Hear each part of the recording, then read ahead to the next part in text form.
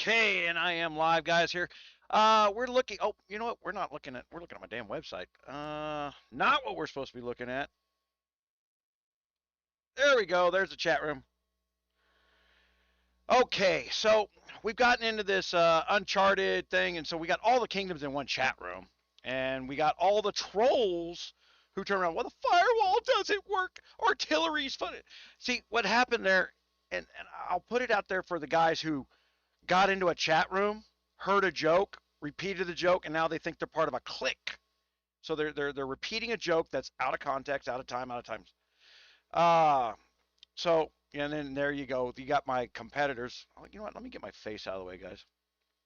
You know what? I'll just turn that off. Dink. There we go. Oh, you talk too much sometimes. Yeah, that's well. And I'm still beating you on all the tracks. So there's that. The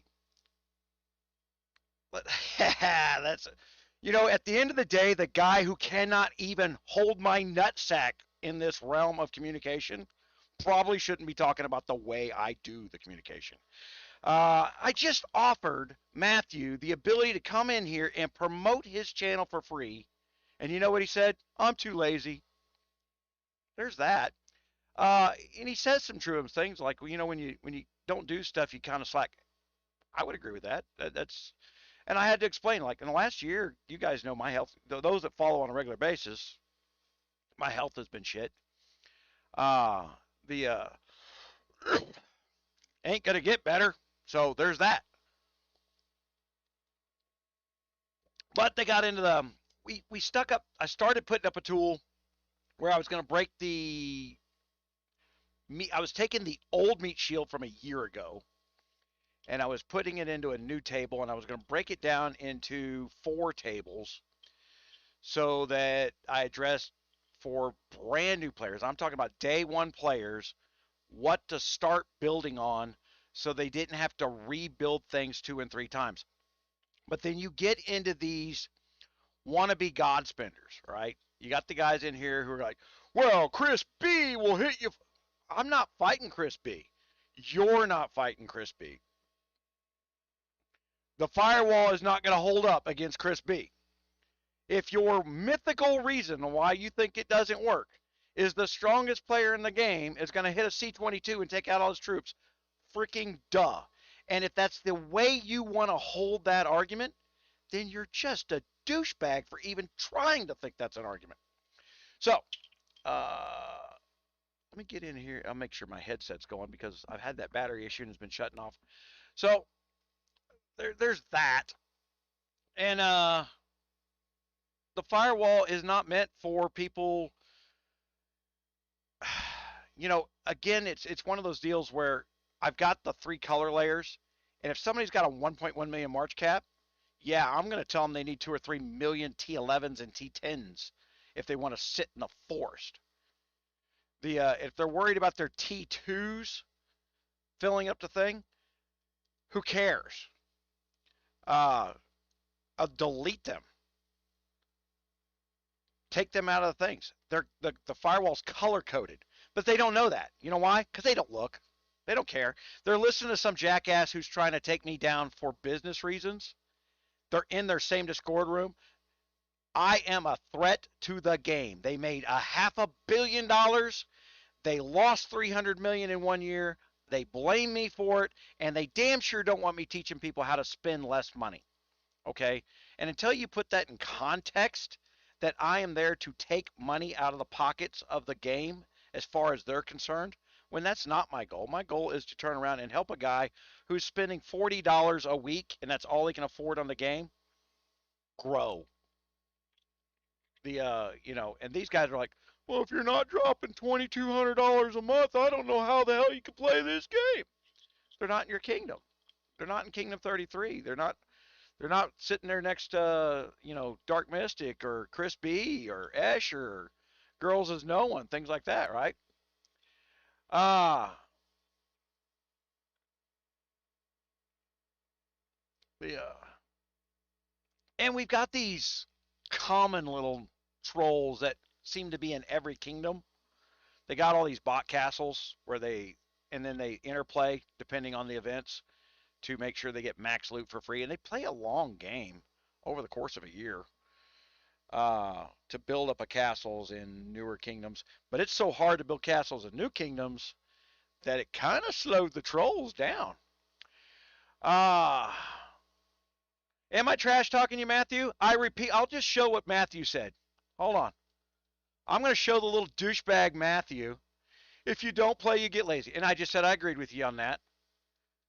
You talked about, you start a trash talk and then you complain that you got trash back. My fucking God. You're a child. You're a big meanie. Why? You do this constantly. You actually go into my live chats and just run your mouth on a regular basis there, Matthew. My gosh.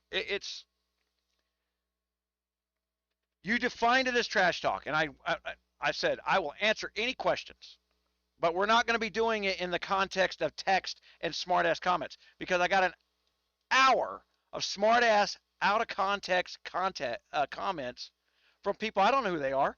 I can tell you one thing about Rookie. He's not a big player. There he is. Had all kinds of things to say. A C-45 with 1.5 billion power. A C-45 with 1.5 billion, not 15 billion, 1.5 billion power.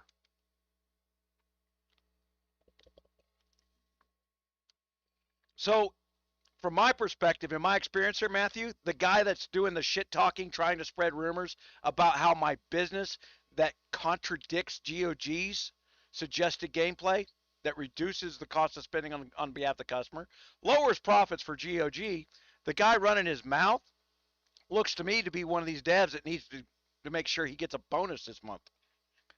So there's that. So you're thinking I'm trash talking you. I am going to respond to you if you're going to turn around and run your mouth. And let's make sure everybody knows that I turned around and gave you the ability to come in here and talk. But if you just want to join that guy's trying to put you out of business too there, Matthew. You need to understand that he's not your friend.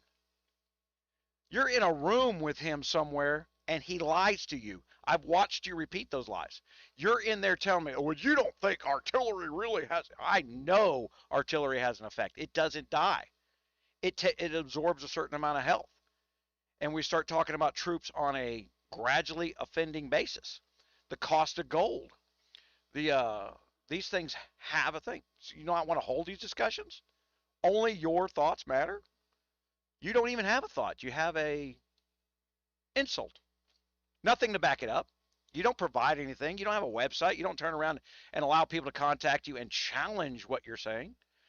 Every single one of my guys, and that's why I have more of them, Matthew, can challenge me directly, and everyone's allowed to see it, and I don't delete content. I'm not in some hidden room somewhere making smart-ass comments.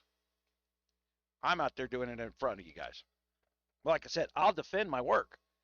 And if one of these guys that plays this game, such as you, Matthew, has a way to prove to me that what I'm saying is wrong, slap the damn math up there on the forum for everybody to see. I'll insert it into the system, and if it's wrong, I'll change it.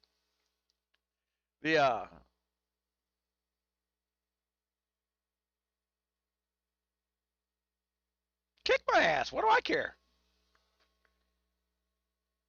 Who put the dumbest fucking guy on the planet in charge of anything? Let's start there, Matthew.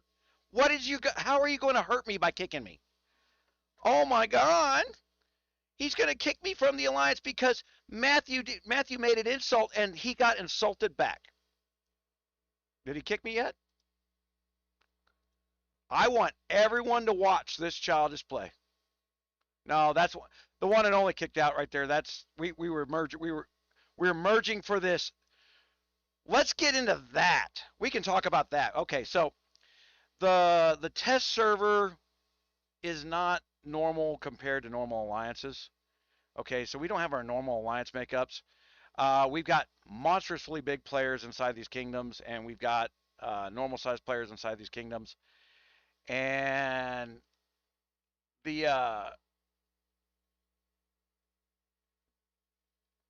I'm not trying to defend my cannon firewall.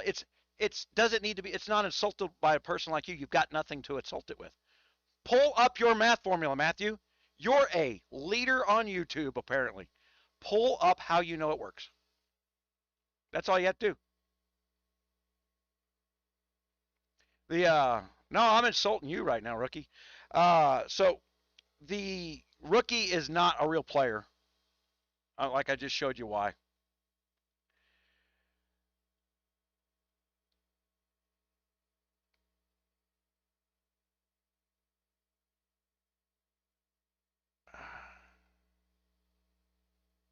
Rookie fought his ass off and kicked many of ours.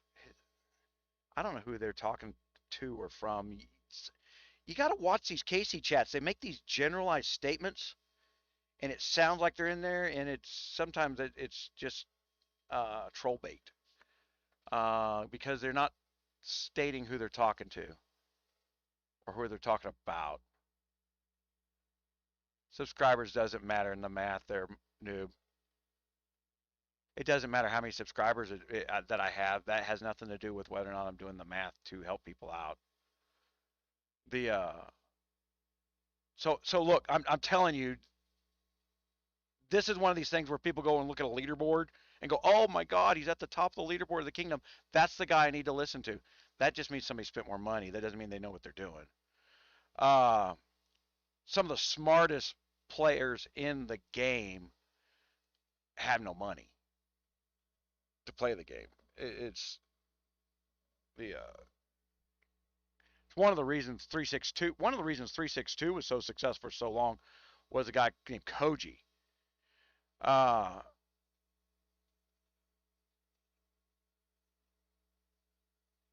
seeing the trollers. All right.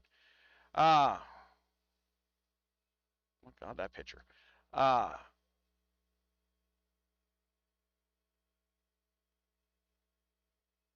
So yeah, we got this little show. They wanted to start an argument and build a click up of an argument here. So like I said, you can't. They're trying to change subjects. Like 8.7 subscriber. Who cares? My subscriber mentions specifically at Matthew, who's not doing the math to get himself the 8.7K subscribers from me. I offered them to him for free an hour ago, noob.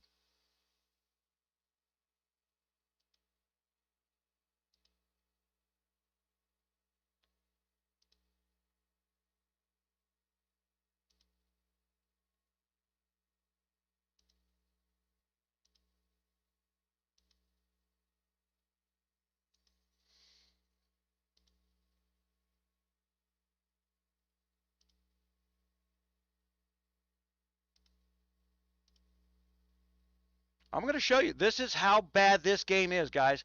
Anything that reduces spending, you've got this troll bait of an internal circle jerk going on there. Not a one of them.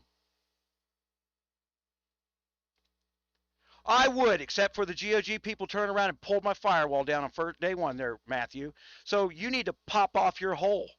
You don't know what the fuck you're talking about. Matthew, right now you are proving yourself to be somebody who can only demonstrate one thing. You can run your mouth continuously without end. That's all you can do.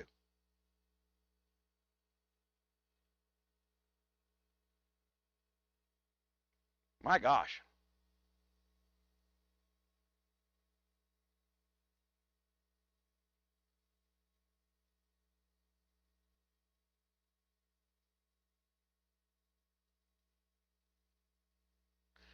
What do you mean by that, Red Leg? Because it sounds like you're trolling me, and I don't want to accuse you of it.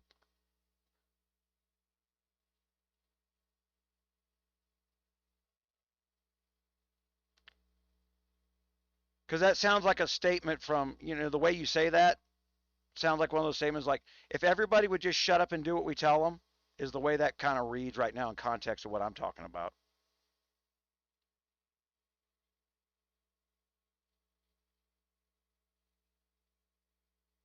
And for the people that are going to wind up listening to this later, it says, after over a year of playing, I've seen that the smart, strong players stay quiet and play the game. Shut up and do as you're told, is what that reads, is the way I'm interpreting that. Well, but I'm just trying to put it in context. I got listeners, Redleg. People, 1,000 people will listen to this next week. Okay, so I got to put it in context to what I'm talking about. And I'm talking fast because it was one after another in the chat in here of bullshit artists. And see, you got Matthew right now who has a business interest in seeing me discredited because he doesn't have the capability of helping his viewers. I do. I'm the only person with a tool that has the ability. Oh, there's my normal fucking troll right there. Right.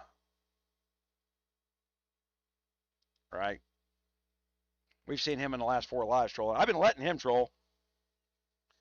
That's one of the RSS sales guys who's got they sell RSS to people. They run the teams.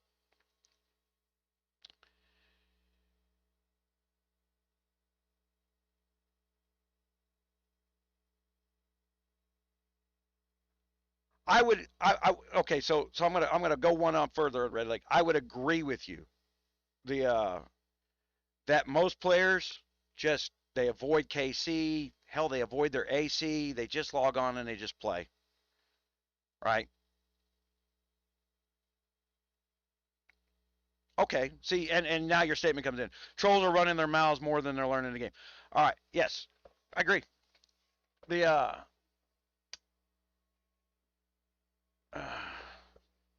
I don't care what you have there. You're a C45. You got a 20% advantage over everybody else. And then you wanted to turn around and tell people, well, your stuff doesn't work against me. Well, nobody should be fighting you. That's the problem, rookie, is you're running your mouth, you're laughing, and you know what? You've got this superior air that you are not part of the context of the conversation. That's what you don't get.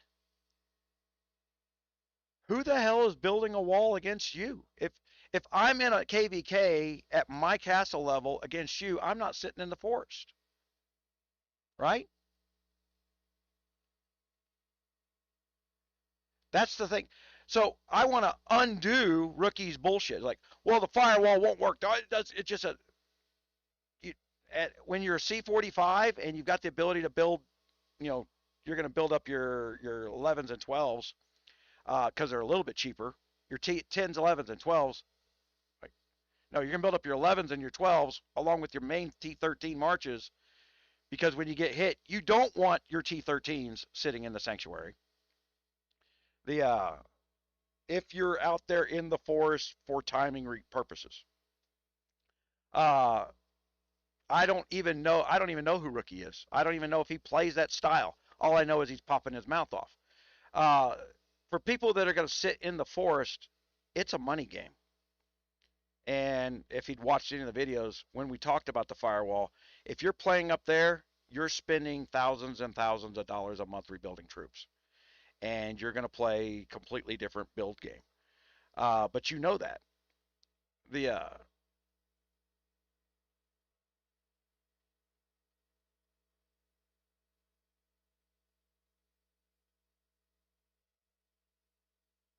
Gave you food. The game gave you food. Check your bags, man. I had over 1 billion food in little packs this morning. Check your bags. But again, you got it all figured out. I mean, 1 billion food for a guy building T13s is nothing, though. I guess that's true. How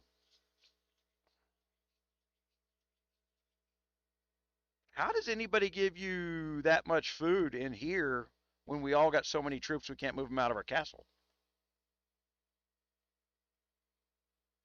Yeah, you guys import some farms into the damn,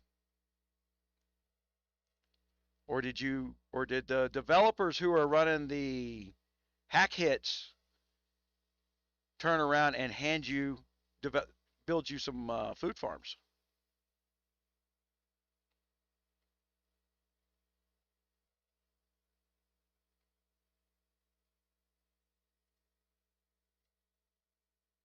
There's a good question, right? How did you get food inside here with such high troop counts?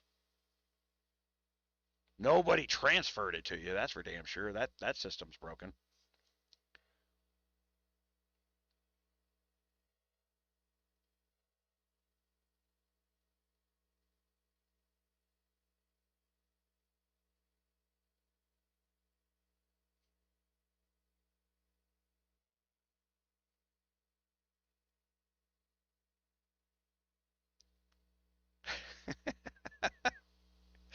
I don't care there, noob. That's fine.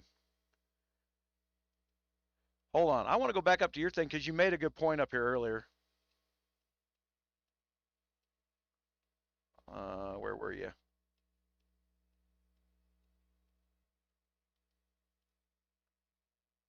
But I want to demonstrate before we get into this. There's one team trying to stop conversation, right? Don't listen. Don't listen. Don't talk. Don't pay attention. We're going to insult him because he's a YouTuber. We're going to insult him because he's got a lot of subscribers. We're going to insult him because of this. We're going to insult him because of that. My math doesn't give a shit what your opinion about it is. And it wasn't a troll bait. I think you joined in on the other side, on the dark side there, noob. Uh, that's the other thing is when people start doing this little peck, peck, peck attack, man, no one wants to be on the outside of it. Man, where were you, man? You had a good point up here earlier. I thought people should see.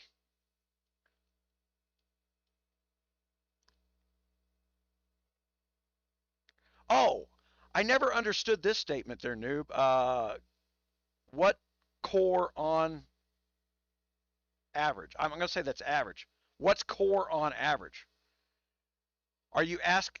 I don't know what you mean by what's core on average. I understand, and I don't even understand the context of what you want me to average.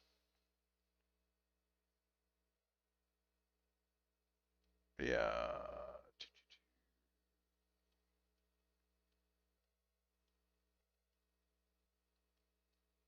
You got to understand the other YouTubers got a little bit of they don't understand how YouTube works. That if I'm not producing content, they don't get viewers. They don't get that. Uh, and I've been trying to get them to get into actually parsing down the math and being useful to their viewers so that I don't have to do it anymore. I'm trying to get out of the Gun to Glory freaking content. I don't want to do it. Haven't wanted to do it for a year and a half. It's just it's a couple million people coming through Rogers Raiders, and I need to support that audience. So I need YouTubers to do it, but there is nobody to replace me. So I keep having to make the content simply for that reason. And Matthew's not wrong. Is like in some aspects. One, my health's been an issue. Two, the my motivation in the last year and a half because I see what they've done to the game. They want to blame me for their losses, but I didn't tell them to change the guards in the middle of COVID. I damn sure didn't tell them to come ask me to explain it to everybody because they couldn't explain it to themselves. And then they got butt hurt when I wouldn't do it for $25. You know, that was literally their or was it $50? It was one of the two. It was well below what I make making a 4-minute video in one day. You know, yeah,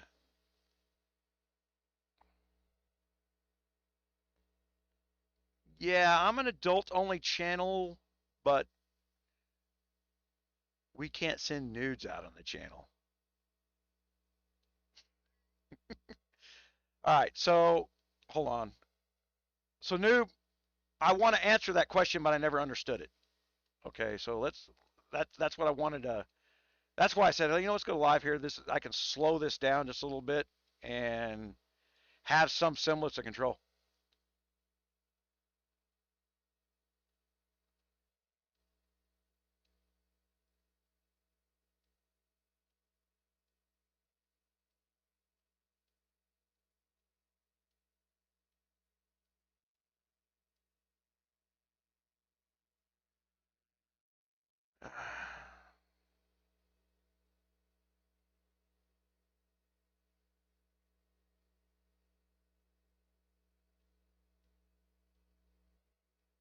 Yeah, take the mega. Hey, Matthew, you want to solo hit me, buddy?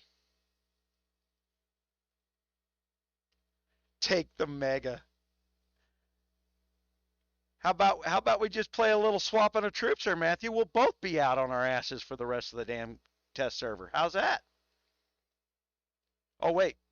Hmm.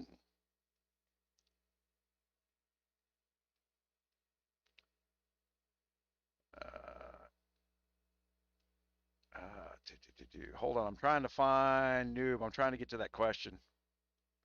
Noob, can you ask it on frickin' the live chat, I guess?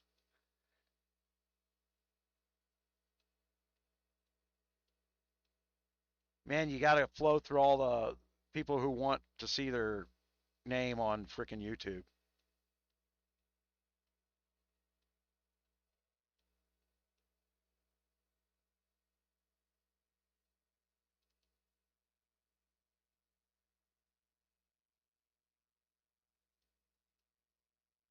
All right, so we're down there.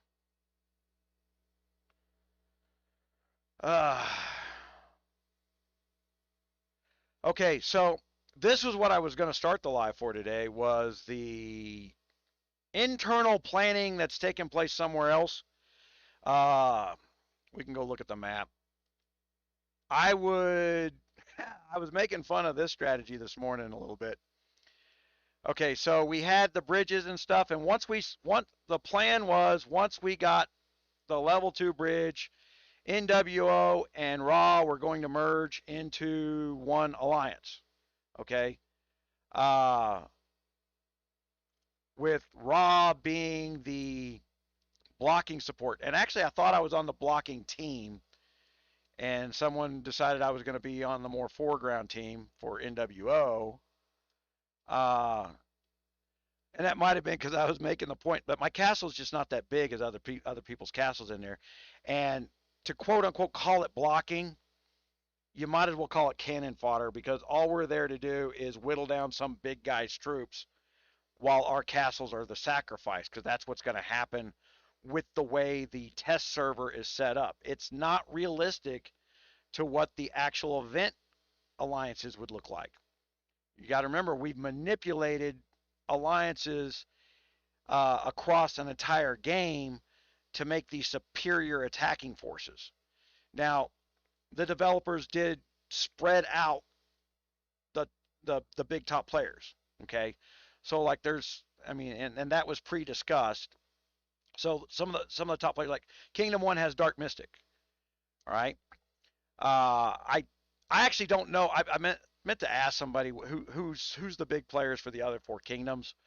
Uh, and it's good that they spread them out that way so the big, that troop count versus troop count there was for the final battle. But man, the leading up battles, uh, no matter what you do, it's overwhelming against the smaller players. Exactly. That's it, Sturbait. Do the job. Be the meat shield. We got some tactical footage on that from the South Park Classic, you know, Operation Get Behind Darky. Uh, that's that's where our strategy plan has come from. The South Park movie. Squad 5, raise your hand. For God's sakes, everybody else don't get yourself killed. Chris B is in K4. Oh, K2. Who's in K3 and K4 then?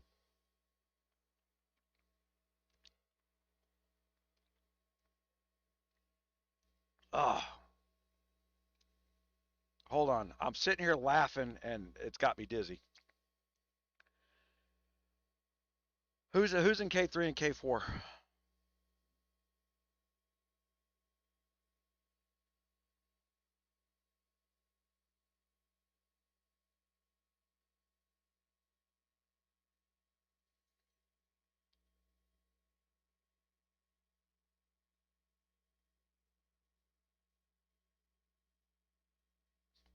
Stupid talk about plans.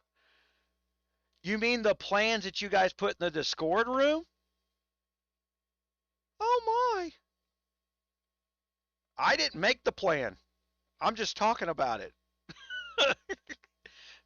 I don't have the power to I didn't build up troops before I came in here. I don't have the power to play Meat Shield. You know, you're not in K3.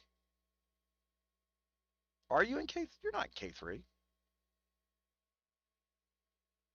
I saw your name somewhere, but I don't remember where. Whoa, that's a glitch.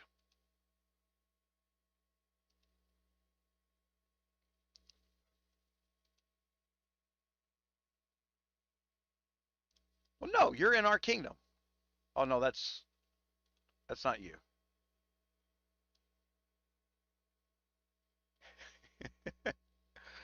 Oh my gosh, Matthew, the plan didn't come from inside your. I'll just shut him down right now. He didn't come up with the plan. He's not in charge of the plan. The plan was done in another room somewhere else, and sticking a bunch of towers that can be taken down easily by one player is not a plan. Uh, Especially if you're trying to hold something in the background with somebody who has large tube counts. We're on a truncated schedule. If you wanted to put a plan in for a truncated schedule, a couple of the bigs probably should have been there to help defend some towers and key points and key bridges so that you could keep troops moving forward and basically use T12s in the final battle for a period of time until we run out and then move the C-44 forwards. That would have been my plan, but I wasn't discussing the plan. I've only been planning for 4 years. I would have done a cascading forward so that the final battle had a constant flow of troops and not just the 44s versus 44s and above. Uh, that's not how this event is going to play out in the real game.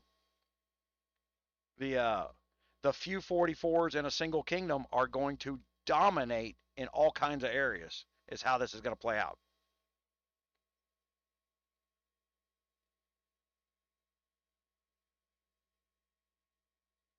Discord boomer. I don't like Discord for very specific reasons. I now, and for those who don't know why, Discord. I have. I live in Artesia, New Mexico. We have the federal law enforcement training centers. One of the still contracts that I still have is pulling viruses off the federal law enforcement stuff. And one of the biggest viruses that we get into computers that are just absolutely devastating is from Discord and Line. They take a hold of the CPU, they monitor everything that goes through the CPU. Anything that comes out of China, we get as a virus before the rest of the world knows it's happening just because of the law enforcement in the town.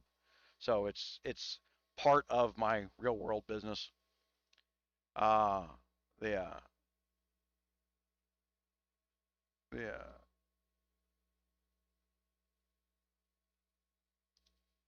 They got the same plan. Holy crap. Your plans.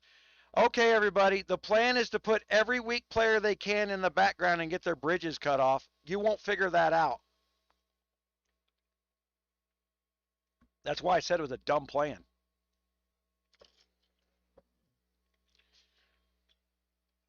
You can't. Well, Matthew, I guess you should have kicked me out of the plan then, huh? Well, that ain't why I'm doing it. I'm just saying this. It's not realistic to what's going to happen. So the test server is about learning what you're going to do in your live Uncharted Seas event. You are not going to be able to implement the plan they're implementing. They are playing a completely different strategy because the makeup of the game is completely different than what it's going to be for real. I'll reiterate that. That's why Matthew is over there just hating, trying to generate hate. Unless your kingdom's got 18 C44s and 45s or 50 of them, plus a bunch of developers dropping food to certain people apparently, because there's no way for anybody to move the troops out of their castle to share food, as they were implying. In other words, they're airdropping castles in here for certain players. But that's part of the sales team stuff, right? Let's go to the map here.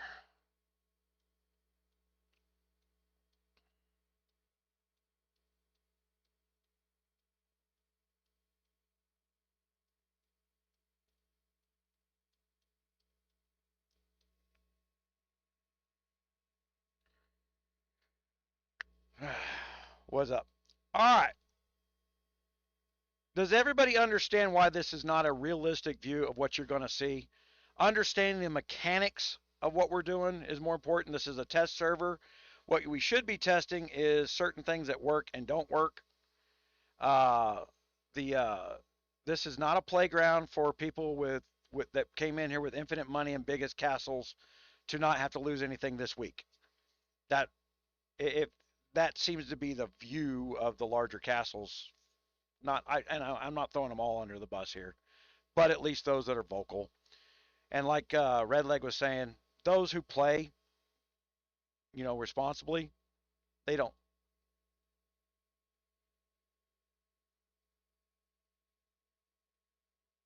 It's gonna be a snail pace speed. Won't be your friend. What the hell are you talking about?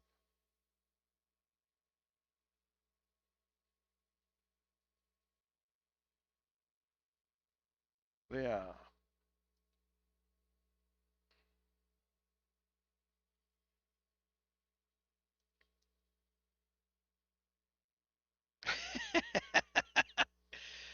He's been trolling for over a year, Redleg.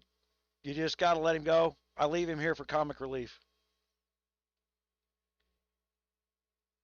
The I leave him here because he repeats what comes out of the Discord room, and I'll counteract it, and then he'll find out he's off or a little bit wrong. Because, like I said, they do put misleading information out in there, and I know that. That's why I never go in there to try to get ahead or be the first guy to put content out. I'd rather take what we see, formulate a plan based on what we're seeing, uh, spend a little money on some test hits, share the results of the test hitting, right? Uh, that kind of stuff. The For those that just jumped in here because of all the stuff that was going on Kingdom Chat, it is called the live fire test. Is the video of the firewall where castles my size were hitting me. C42, C43s were hitting me over and over and over again. We did the video live. The To demonstrate, and that was not the full firewall. I still don't have the full firewall. I got 100,000 troops down in my lowers, but the stuff that hasn't been done on the firewall yet, for those that are, there's, we trickle this stuff out. It takes time to build tools. This is a tool. Uh, we've got to, we ask you for your stats. And the reason we ask you for the stats is because first we get the overall base done. And then the next thing is we look at your stats with another tool that's not done yet for things like your defensive, your estate army stats are a part of that firewall tool. Now I've got my stuff done there, but I would say 90% of the people avoid doing that research because it seems like a waste of time, and it's only a waste of time if you don't understand inside your play style. Okay, and everything's in context to your type of play style. A guy who has T13s and plays in Kingdom 33 doesn't need a firewall. All right, that's not my audience. The uh, the guy who spends $40 a week and just wants to enjoy himself in a UAC or a KR event, he needs a firewall. Okay, that's who the market is for this. Uh, it's the That's just the way that works. And then we'll get and then the kingdoms that don't have, you know, God, to be an aggressive kingdom with more than 2 stars right now. They were talking about stars on K592. To be an aggressive kingdom with more than 2 stars, you'd need at least 15 coiners. We've got 3 in K592. So we can't. That's just a math problem. That's a luck of the draw in which kingdom you're in. Unless you turn around and know which kingdom has coiners and you want to be a coining player, you're gonna have to go join those coining kingdoms. The Like the other, if you go back to the live the other day, I got offered a castle again in Kingdom 33, during the live thing, but I only spend about $800 a month, and I don't think that's enough money to play in Kingdom 33. And my health doesn't mean I can show up every KVK, and or for those events. And me personally, I hate to make a big gaming commitment to people that enjoy playing at that level and then not show up, right? Even for what little support I can throw in with my $800 a month. The I'm tempted just because I like that kind of level of play. I really do. The But like I said, $800 a month is while somebody's offering me a castle for free, it's not enough to it's not that much in maintaining that castle. It really isn't. Uh, T13s are expensive. My T12 marches cost me almost $250 a march. Uh, so if I was playing in Kingdom 33 with my castle right now, uh, I would get 3 marches every KV. I would get 3 marches a month at my spending level. The it's so it's one of those things where I may want to play at that level, but I'm not capable of playing at that level. So know your limitations, and I try to express that to the people who watch. When we're talking about what the stuff does and how the tools work, hopefully the tools help you stay within your limitations. Don't stretch you out. Don't lose your house payment if you can't afford to lose your house payment. If but with the Huawei deal that I did last year, we learned what the average spender was, and it's about $45 a week is what the average coiner spends, and then you fall right back down into your free level spending below the average spender. Okay, so all the new tools are based off that $40 a week average spend, with an overlap that the free spender can take advantage of the tools. That's what they're there. So that's what they're designed for. They're not designed for freaking T13s. Uh, the I'll bet you're getting all kinds of followers there, freaking Matthew, with them asinine contents. Don't say that, Raina. You'll get thrown out of someplace. It it works if it's inside your gameplay. It works for the mass amount of people. There's very few people at that high coining level. I've never liked, we quit putting, when we used to do the Saturday morning KVKs lives, uh, you know, I never put the 362 stuff out live that often.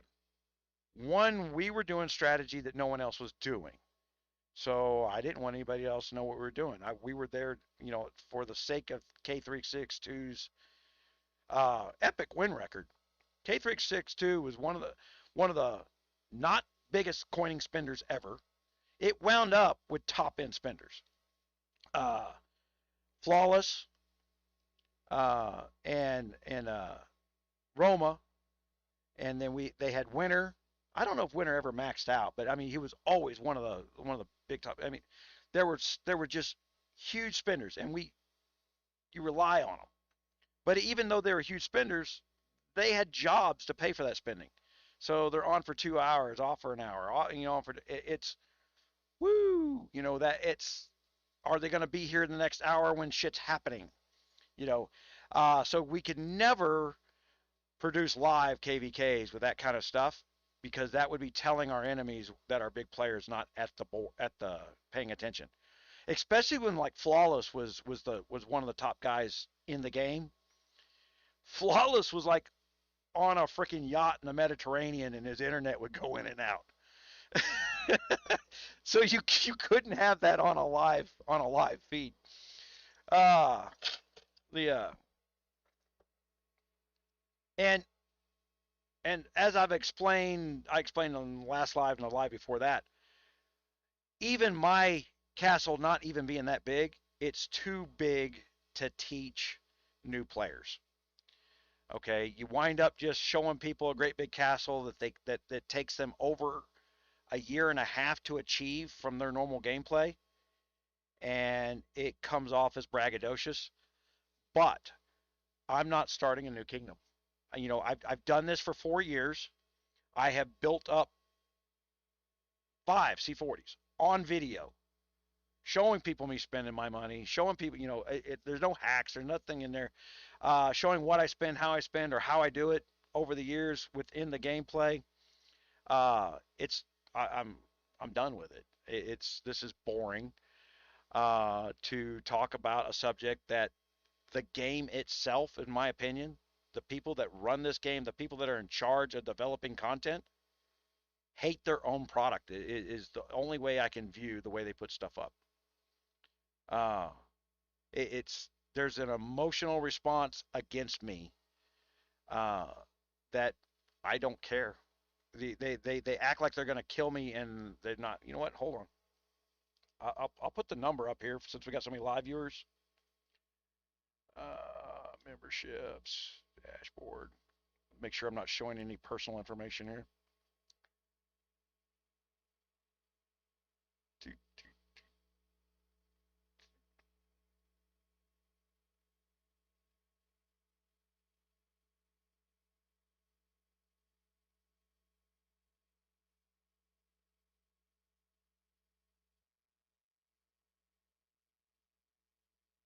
I'm going to cut off. Is that showing anybody's?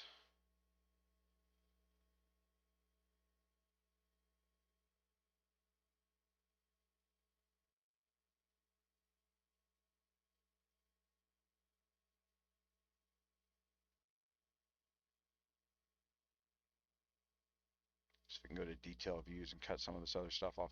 Hold on, I just reset these numbers after I fixed the yearly membership thing. I had such a problem, and I didn't want to put yearly memberships out. I was just going to do the monthly thing. It's one of those things where, honestly, the $2 a month deal was set up to stop the spam, because once you put a paywall up, you can stop the spammers. Uh, but there were so many people who paid the $2, I took the money and threw it into hardcore developers. So I have a software writing team that as we train them up to write tools, they're writing more tools for you guys is what. So like I said, I'm tired of doing the YouTube. I wish other YouTubers weren't such children. Uh, that they understand that the audience wants to know how things work, not what changed in the graphics this week. That's not what people are. If you're getting your money from YouTube, you're not making any money because you're not going to be able to duplicate what I do on YouTube. Uh, it's you can be jealous all you want. You can shit talk me all you want. You're not going to make $250,000, Matthew. I do, but I don't make it from YouTube directly. I don't even make it via YouTube for the most part. You're just not going to make the $250,000 a year that I do on this stuff. It's you don't have the background in it. End of the day, my resume is deeper than yours. There's a real world resume. There's a reason that advertisers talk to me. You know, y'all see the picture. I was a National Deputy Chief of Staff to Veterans Foreign Wars. 1.3 million combat veterans under me. I have business insights. I got 2,500 press organizations who follow me. Long before I was in the Guns of Glory stuff. This was just something that I fell backwards into when I got sick. All there is to it. And now you got guys that are jealous because I shot to the top of it. But I shot to the top of it because I brought a resume to the table, not built a resume off this table. All right? There's no way for me to show this thing, but this month alone, 609,000 people over in Rogers Raiders. Okay? We feed viewers to YouTube. We do not get viewers from YouTube to us. YouTube is not my advertising tool. YouTube is just for the people that don't want to read. Most people want to get a little more in-depth understanding of something, and they absorb it better through reading. I've run magazines for 2 decades. This was the preferred format, the website. It's what I'm an expert in, is this format of advertising. The market on YouTube for Guns of Glory is way more limited than what Guns of Glory would want anybody to believe. There's a reason I outview them while they have to buy views to outview me so that they don't look silly in their own market. My 8,000 subscribers outviews them in the first 24 hours over their 100,000 subscribers. That's not mathematically possible if YouTube is working as everybody thinks it works. And I can tell you, after having done YouTube for 2 years, nothing about YouTube, what people think happens on YouTube, happens the way you think it does. It's about lead-in time and bounce rates and all kinds of other little math that no one. It's boring as shit. You got to sit down and spend 2 days calculating what time you're going to drop a video. And then I have finally just said, I don't give a shit, and I drop it whenever I'm ready. And it hurts my views that I do that. But what's worse, it hurts the other guy's views. If I don't drop my video on a peak time, they can't drop their videos on a standard time to get max views. So I'm hurting them by not being consistent. And I know that, but that's not my business, and they're not cooperating. If they want to get to where I'm leading in and getting them more viewers, which is making them more money, you come over, you talk to me, you cooperate with me. I will gladly hand you money. The money's there to be had. The But I'm not going to turn around and buy a $400 advertising plan to Matthew because I know his audience isn't worth it. It's not worth $400. The Let's get over here. See what the babbling's been going.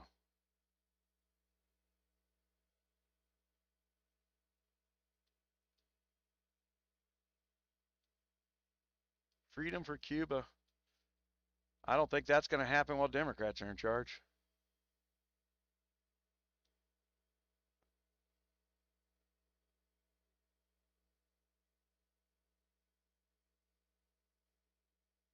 See these people that want to change off subjects. Like, no one told you to come here.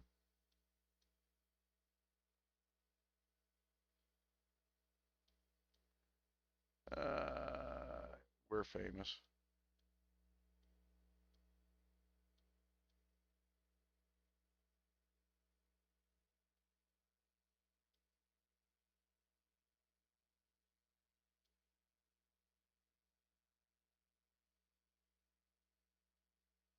Your gold is my gold is dwindling. Well, that's one of the things I put out. All right, noob, you're on there, man.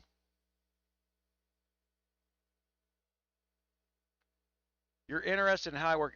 See, you were asking something about an average, and I wanted to answer that question because that's an actual question other than the other trolls. But at some point, you keep joining in with them just to be a douche. I can't help you. I can help you. I just gonna choose not to.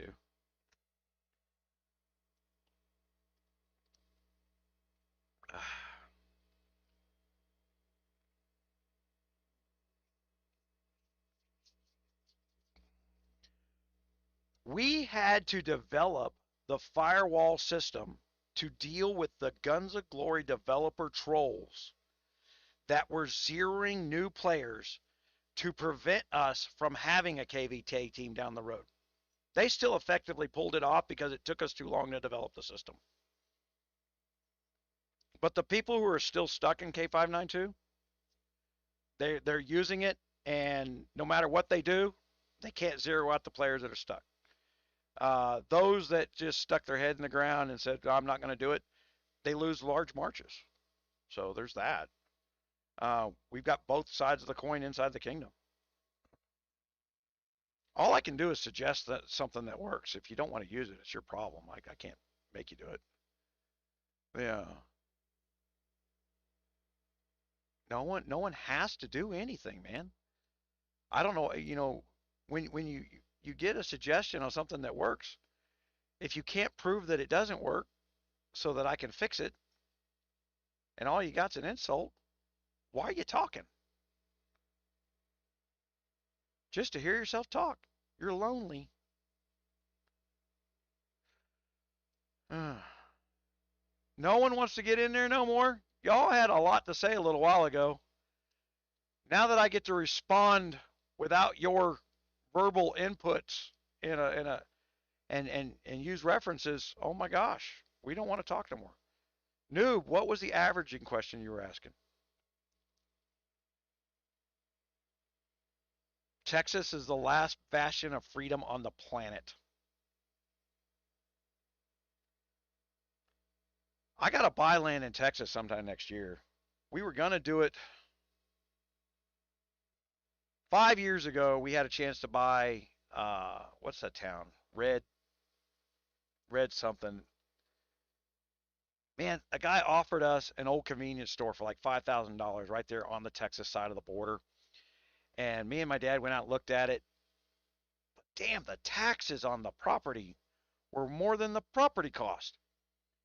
And it was one of those things where we just wanted to own land in Texas so that we could be citizens of Texas, and we just we didn't want to pay that much just to be a citizen of Texas without having a way to recoup the cost.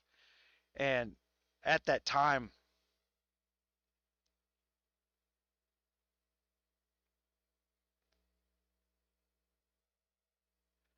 I own a lot of land in New Mexico. I buy land like people buy shoes, like women buy shoes, man. I am I hide when I buy land from my wife. The one big purchase that I couldn't hide from my wife, she come back from Afghanistan, and I bought a dump truck, and a big 12-yard dump truck.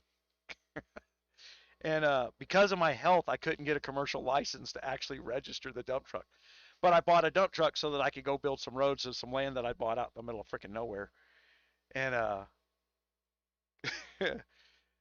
and I spent 30,000. I bought the dump truck for like 3 grand, and then I spent $30,000 getting everything fixed on it, so that I could use it every day.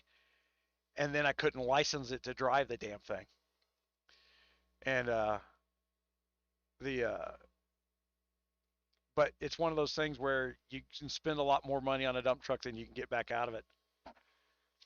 So it's one of those things. I spent $30,000 on it. It's worth about $8,000, but I got it sitting out in my property out south of town. And once a year when it rains real heavy, and it's been raining real heavy for the last 6 weeks out here, so I'll get some use out of it again this year. I'll go rebuild our road.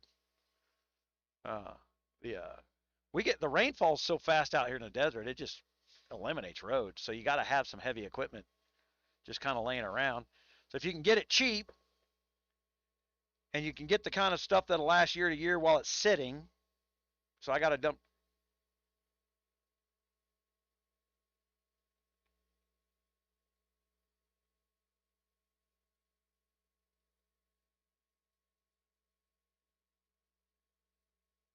Bo, I can't eat it. Well, okay. The only T13 March. Well, that's not true. I did eat one in KR, but I didn't save that video. Uh,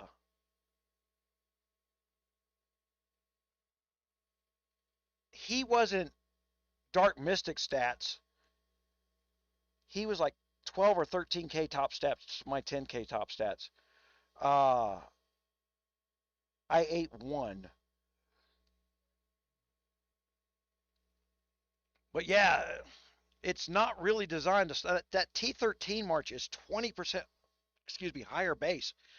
They've got a monstrous advantage. They paid for the advantage, and they've got the advantage. All right.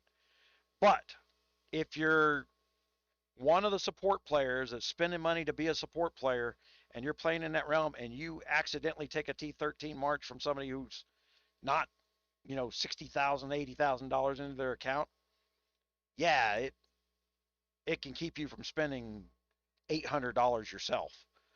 Uh, the but yeah, that and especially in the no loss events. In the no loss events, at least there, wow, if it does eat your stuff up, who cares? You get all your stuff back, right?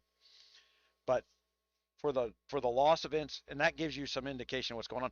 But since the Lieutenant Guard patch, the ability of anybody to penetrate deeply inside the volume of troop walls has reduced greatly. I've got to rework the volume math. It's completely a drastic change. Uh, the I would say that the change in the Lieutenant Guard system, even for the guys like Dark Mystic and Crispy and things like that, there's no need to spend as much money as they spend on troops, simply because that kind of strategy is going to keep. Well, I guess at some point you're really going to prove how much money you can spend to take somebody out, if you're going to go that route. But I don't see that as gameplay. That's not a strategy. That's a tactic. I hope that people understand the difference between that. That's if you can afford to do it, then it's a tactic. It's a tactic that's in your wheelhouse. It's not in my wheelhouse. I can't jump $12,000 at a guy on a Saturday morning. The That's not an arrow in my quiver. Never has been. The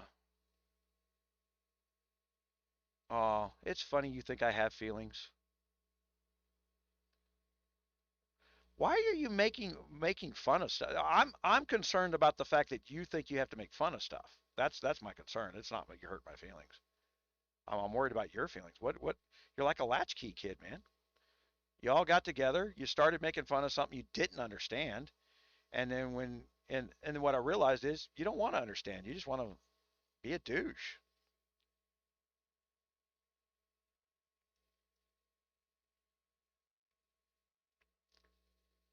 Lion, they did send speed ups.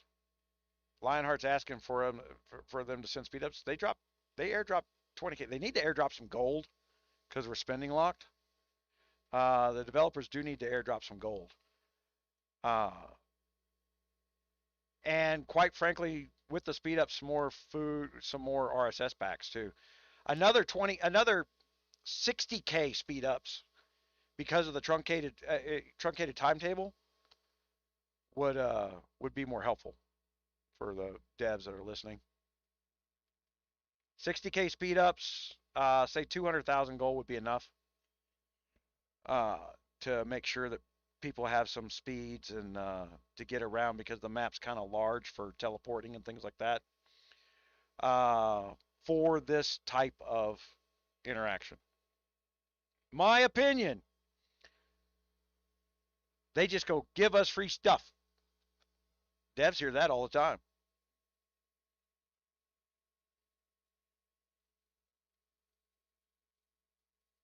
Look up further, GM. Ouch, I'm a douche.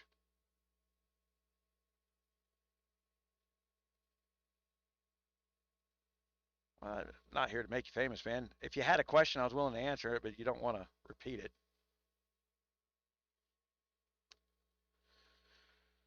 Uh,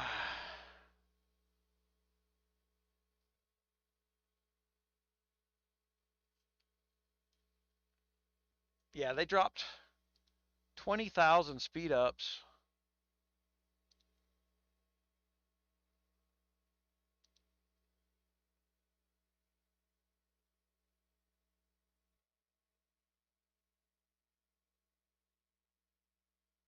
$20K training speed ups and 150K of the RSS from the catacombs. What do you mean? For completing the catacombs or just doing them daily?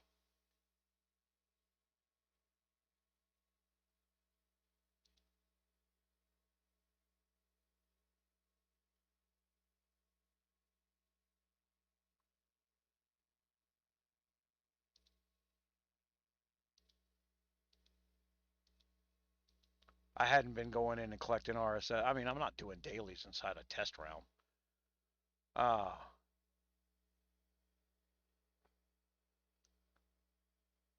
I don't know who that is, Goff.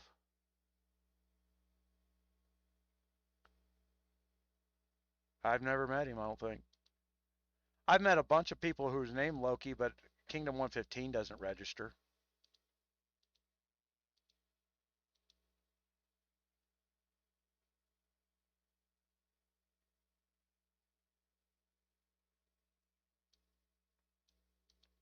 Uh, I luckily had a couple billion food in my bag. I built up some. Devs hit me first thing for first day. First day, first thing they hit me. I have been all week behind the bubble on this heal thing. This is why I'm trying to explain stuff, and I got jackass freaking T13 guys over here running their mouths about shit they don't know about because they got a volume of troops supposedly. The and then they got a strategy where player castles like mine, which are on the upper end of a level, are going to guard their back door. We're going to be the weakest looking thing you've ever seen in your life. It's a dumb strategy. It's a not a strategy. It's go over here. Those of us who got bigger castles are going to be in the center. You they need because of the hospital delay in here.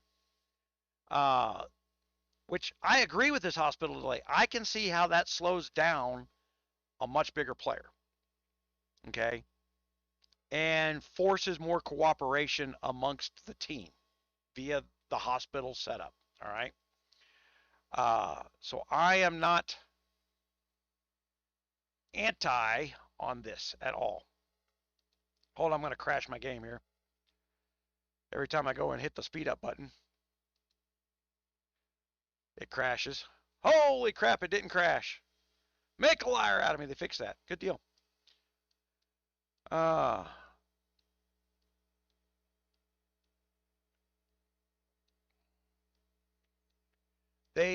you've got to get, and you can outrun your team in this event was one of the big things. So that's one of the notes I got over on the website, right? You can be outrunning your team. Yeah. Here's the thing, Thantos. I'm running this through our filter where we're at for our kingdom. No way in hell can we do what they're doing. It's not possible. There's no way there's no way to do this right now with everybody running their pie hole and bribing our trolls. You guys set out to bribe the trolls to play with you, and it made an artificial tower fill. Hey, looky, our towers are filled, and we only had to bribe the people who don't want to play to make our towers look full. That's not preparing us for what's coming. It's not realistic. And pointing that out somehow was running people's names through the mud. Actually, they didn't even want to listen to me pointing it out. It's just a math problem. So just like in here, they're not applying the math. They're not doing the work. They're not accomplishing anything. They don't have any standpoint or education to argue. At least you, Thantos, do try these things. I know you apply a firewall. Thantos, for those that are looking at the chat there, is a free player. I dare you to hit his fucking castle because that little free player will kick your ass. I won't hit Thantos. He built the firewall. The firewall protects people from me. I built a system and told people how to play so that I can't zero them at will.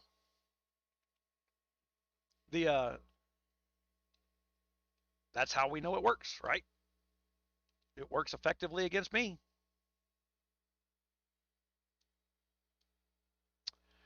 I don't know that I need. I damn sure need some of these. I'm going to do a little more speed training here shortly.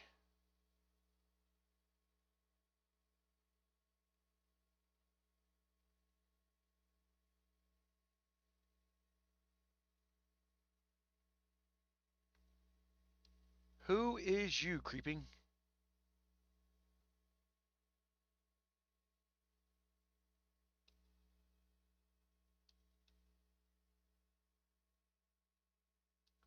Are you talking about me healing so fast? Man, there was nothing fast about that.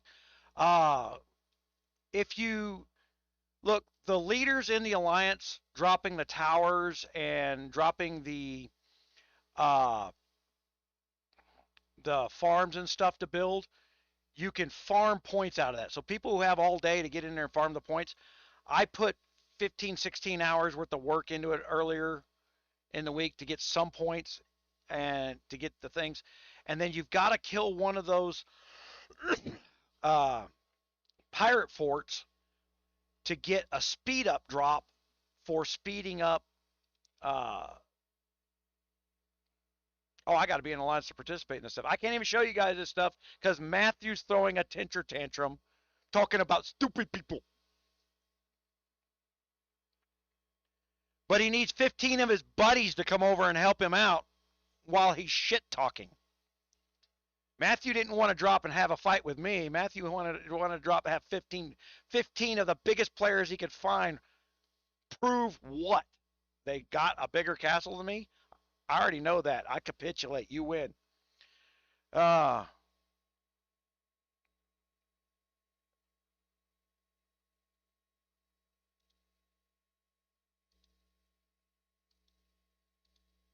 can't do that there.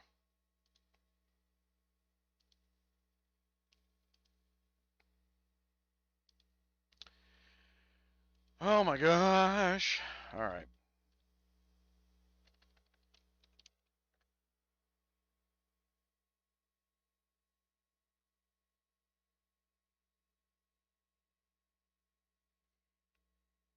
Are you in the test realm, Thantos?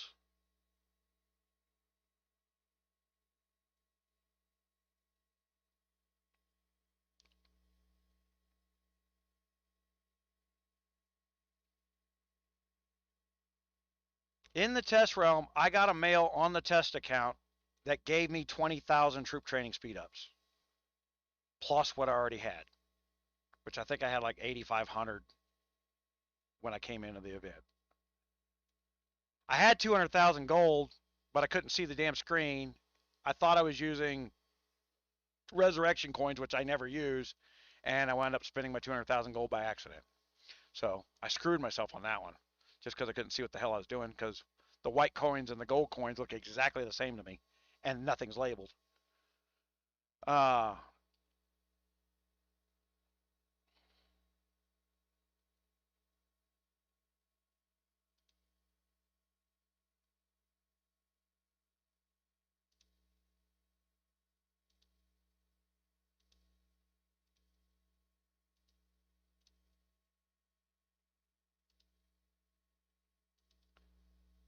I wish they just had let this alone. I had no intentions on swapping alliances for this bullshit for this reason.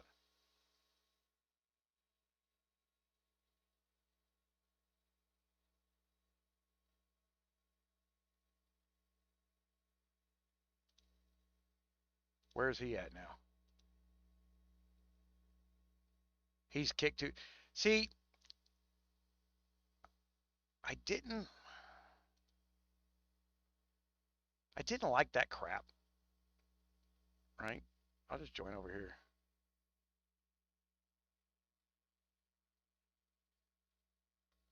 Okay. There's that.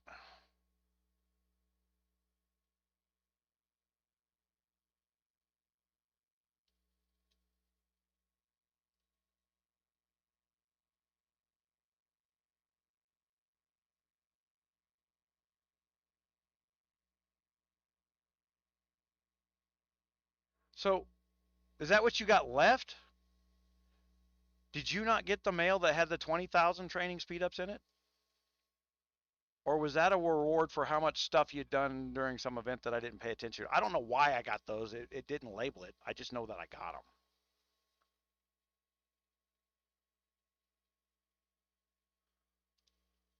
How am I doing my healing so fast? I did look. I got a whole bunch of speed ups for the uh, hold on. I got to be doing battle stuff at this point.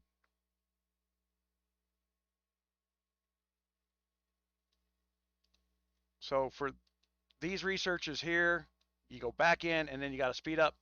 I don't have any more because I used them all, but that came to me in a pack. If you're asking how I got that healing done so quickly, I went and maxed out that healing because recovery of the march. I've only got so many troops, right? I've got 2 top marches. That's all I got to put in towers. I lose one of them. How fast I can recover a top march becomes the next issue, right? And so I'm out with this strategy that I'm going to be in the back guarding a tower. You're all it takes is one big castle to turn around and take your entire back door out. So that's why this is not realistic. It's not smart, and you've got to have a team that's got a little more diverse power for both defense and offense. It can't all be one offense. They're acting like they're going to the center and all the big guys are just going to start slapping stuff each other. Glorious, sit there and jerk off about imaginary troop kills, but that's not strategy. That's a tactic. That's not a realistic tactic that's going to be employed by anybody else in these events. And I'm not here to make the guys that aren't in our matchups happy. The rest of us that play this game aren't running T13s.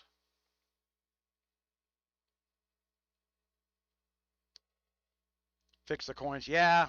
Well, it's I knew I knew that they weren't probably going to drop gold coins into this test realm right off the bat like they did the last one. Simply because I watched what they did to the last one. Everybody got a million coins, and then they went in there and jerked off about speed hit and everything. They didn't get any testing done. Uh, everybody used it as a free playground. It was free money to play for free and not hurt your castle for a week. That's not testing what they needed to test before they go and, you understand that employing this event into the business of Fun Plus can cost them 50, $60 million if it's hated.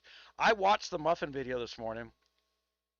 Uh, uh, Muffin made the statement that uh, all the people agree we didn't want this. I don't agree. So I believe I'm a member of the all, except for I'm not in your room of VIP. Come talk to us. I'm on the outside of that because I'm seen as the guy losing the money. When I actually try to help them make money, it's just try to help them make money by not stealing. Uh, they're still interested in anybody that spends $1,000 a month. That's all they want to talk to me about. And after they coordinated with Huawei to dink around with stuff, I cut them off. I've got no interest in how much money a company will pay me to cheat somebody. I've lost every nickel I've ever owned 3 times in my life. I will not steal from somebody. And I will not tolerate somebody who is stealing. I don't care how much money's involved. You cannot entice me to do it. And the that's what's going on with the Huawei stuff. We talked about it in the last live. It's called breakage in a marketing plan. They literally teach it. I don't like it. All right, who's messaging me?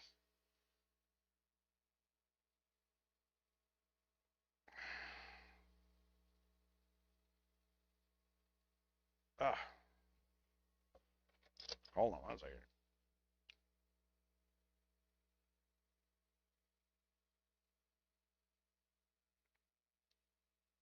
Can I use your name, boss?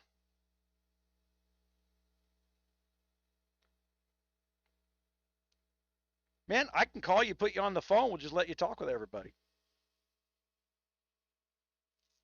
Oh, shit. Can I do that? Man, Windows updates my software, and I don't think I got my phone tied into my recording system anymore. But I can put the mic over a Teams a speaker. You want to come on here?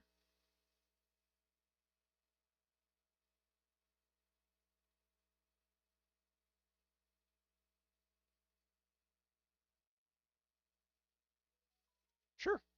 Let me call you. All right, guys. On the phone is Dark Mystic. Hold on. Let me put you on speaker here and see. Oh, I don't know how I'm going to do this, to be honest. What's happening?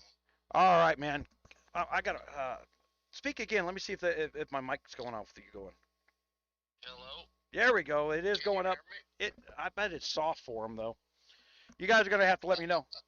I normally have this phone tied into my recording system, but Windows updates, and hell, I just now got it back to where the headset, what I hear in my headset's being recorded.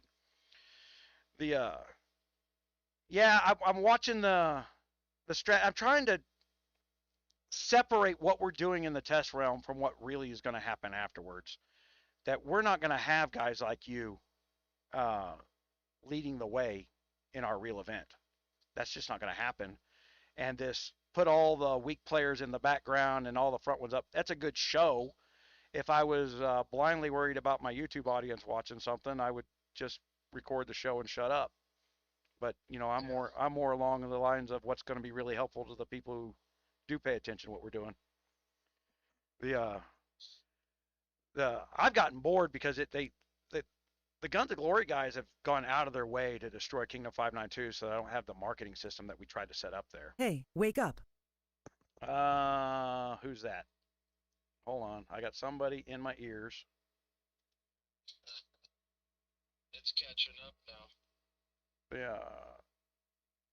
Player one, player two. All right. I don't know who these people are. Good friend, could you create permanent channels for me? Who is me? And this is not the time for that. Uh, yeah, I got people in the team speak want me to make. I don't. Yeah.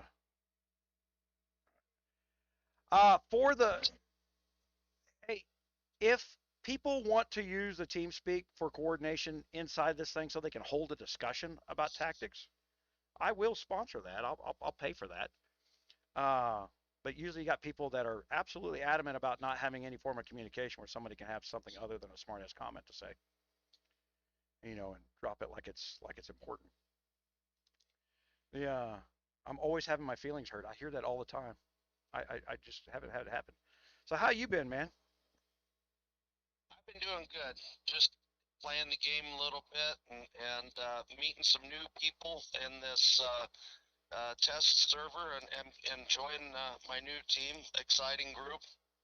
I've met more good people than I've met shitheads, and Yeah. I'd say at least 5 to 1. But you got the guys who just that have always been around GOG acting the way they act, and now they got a hold. Now they don't have a suppressed shout out button. Oh. The team I'm on, Kingdom One team that I'm on, DHR. Yeah, I've got a good group here. They're a fun bunch to play with. Very knowledgeable too. I wish we could have this size of alliance for 200 mil power alliance. I wish we could have that for KVK. What do you think about me talking about the not having all the bigs set up on the aggressive attack right off the get go, but they need to spread out some small teams to support the filling troops of the T12s, which are what we're calling little troops at this point, is T12s.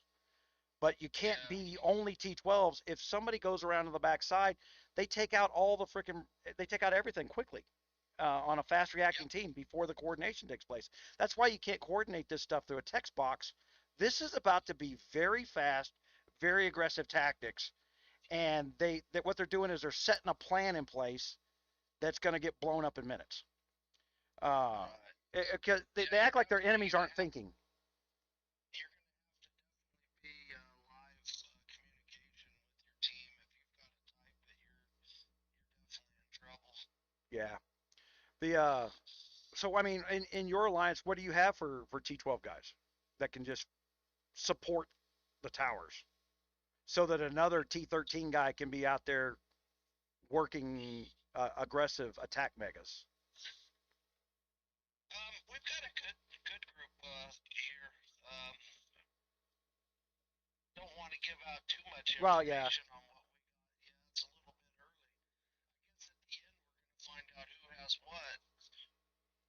Well, the alliances are what at 120 members now. We can build the alliances up to We've got ours. We can go up to 130 right now. 130, and then Yeah, now my understanding is once we cross a level 3 bridge, we can up that number. that's yet to be seen. But yeah, that's we're waiting to see that. Okay. So it's about. Okay, let me do some exercise. We take bridges inside here, and once we do the bridges, the alliances can merge into a larger March cap. The so first day in the test server, everybody was hitting everybody like a bunch of dicks, and it's it's taken me all of 4 or 5 days to get my March back because I got hit by the GOG test team Oh, while in my farm gear. So they wanted to come over there and prove a point, but I'm like, they didn't prove a point because had my gear been up, I'd have just ate her March. She wouldn't have killed 1,500 troops. I thought, it told me at the top of my list, you're bubbled for 2 days. So I was like, I saw the red light and I went, I'm bubbled. What do I care? That was a lie. We weren't in a safety zone like it was telling us that we were. yeah. I was confused about that too. It kept saying I was Yeah, but in a nobody's hitting bubble. you. Yeah, I didn't have that tested. I've been telling me I had a weird name on one day, but I hit you in the New World and you sent a march back at me, and then you killed me like 5 million of my troops. The and but I was like, man, I killed 60,000 of his troops with all my littles, against his T13s, and close to 6,000 on the top stats above me at the time. So you're probably way above that now because I stopped when they started releasing one thing after another this last 6 weeks. I quit. I went, whoa, Yeah. this looks like a last minute money grab. From I was looking at it from a business perspective.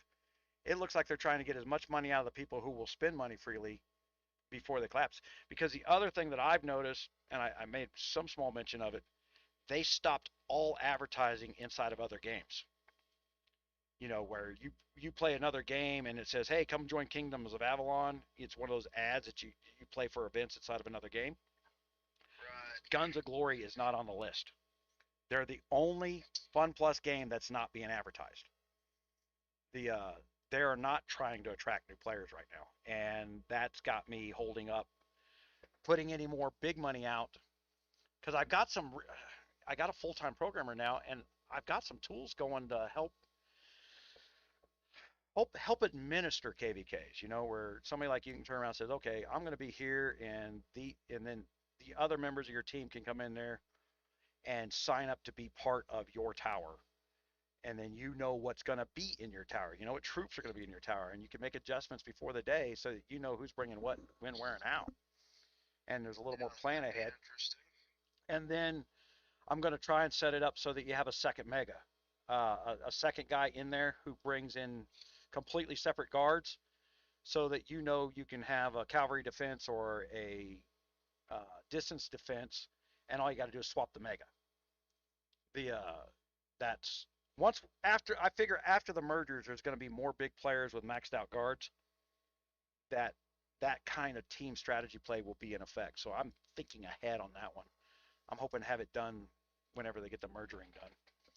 The What do you think about the merger? Do you think 7 weeks is enough time to, play through this whole uh, sequence here?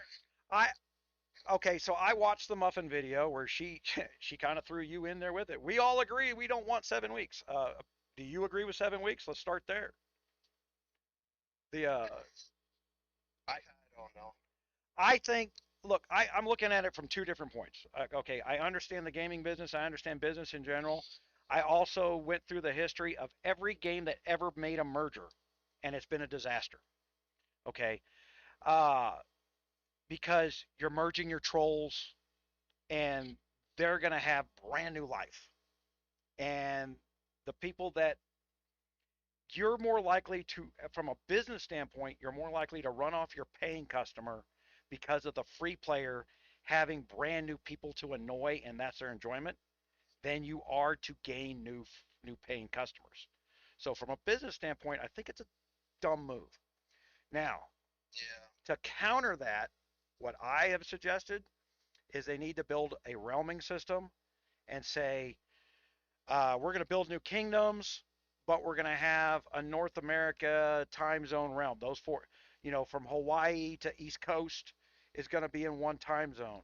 And then from England, you know, and they need to build up a system to where individuals can choose to just go into the realms and then their kingdom, and not be trying to keep kingdoms together. I think people got to remember one thing: the kingdoms were random to begin with. It was random play. It's all. You didn't choose who you were in your new kingdom. You just got thrown against other 15 other random or 1,000 other random people, and the trolls whittled it down to 300. COVID hit and we all jumped on a game, right?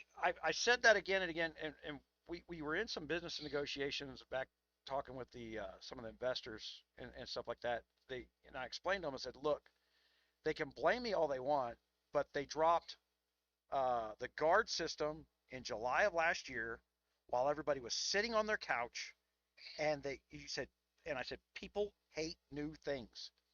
They didn't understand it. It didn't make sense, and I'd already quit. And I saw on the YouTube channel where people were going, and I saw line rooms and things. I'll just wait till GunMuse gets it done.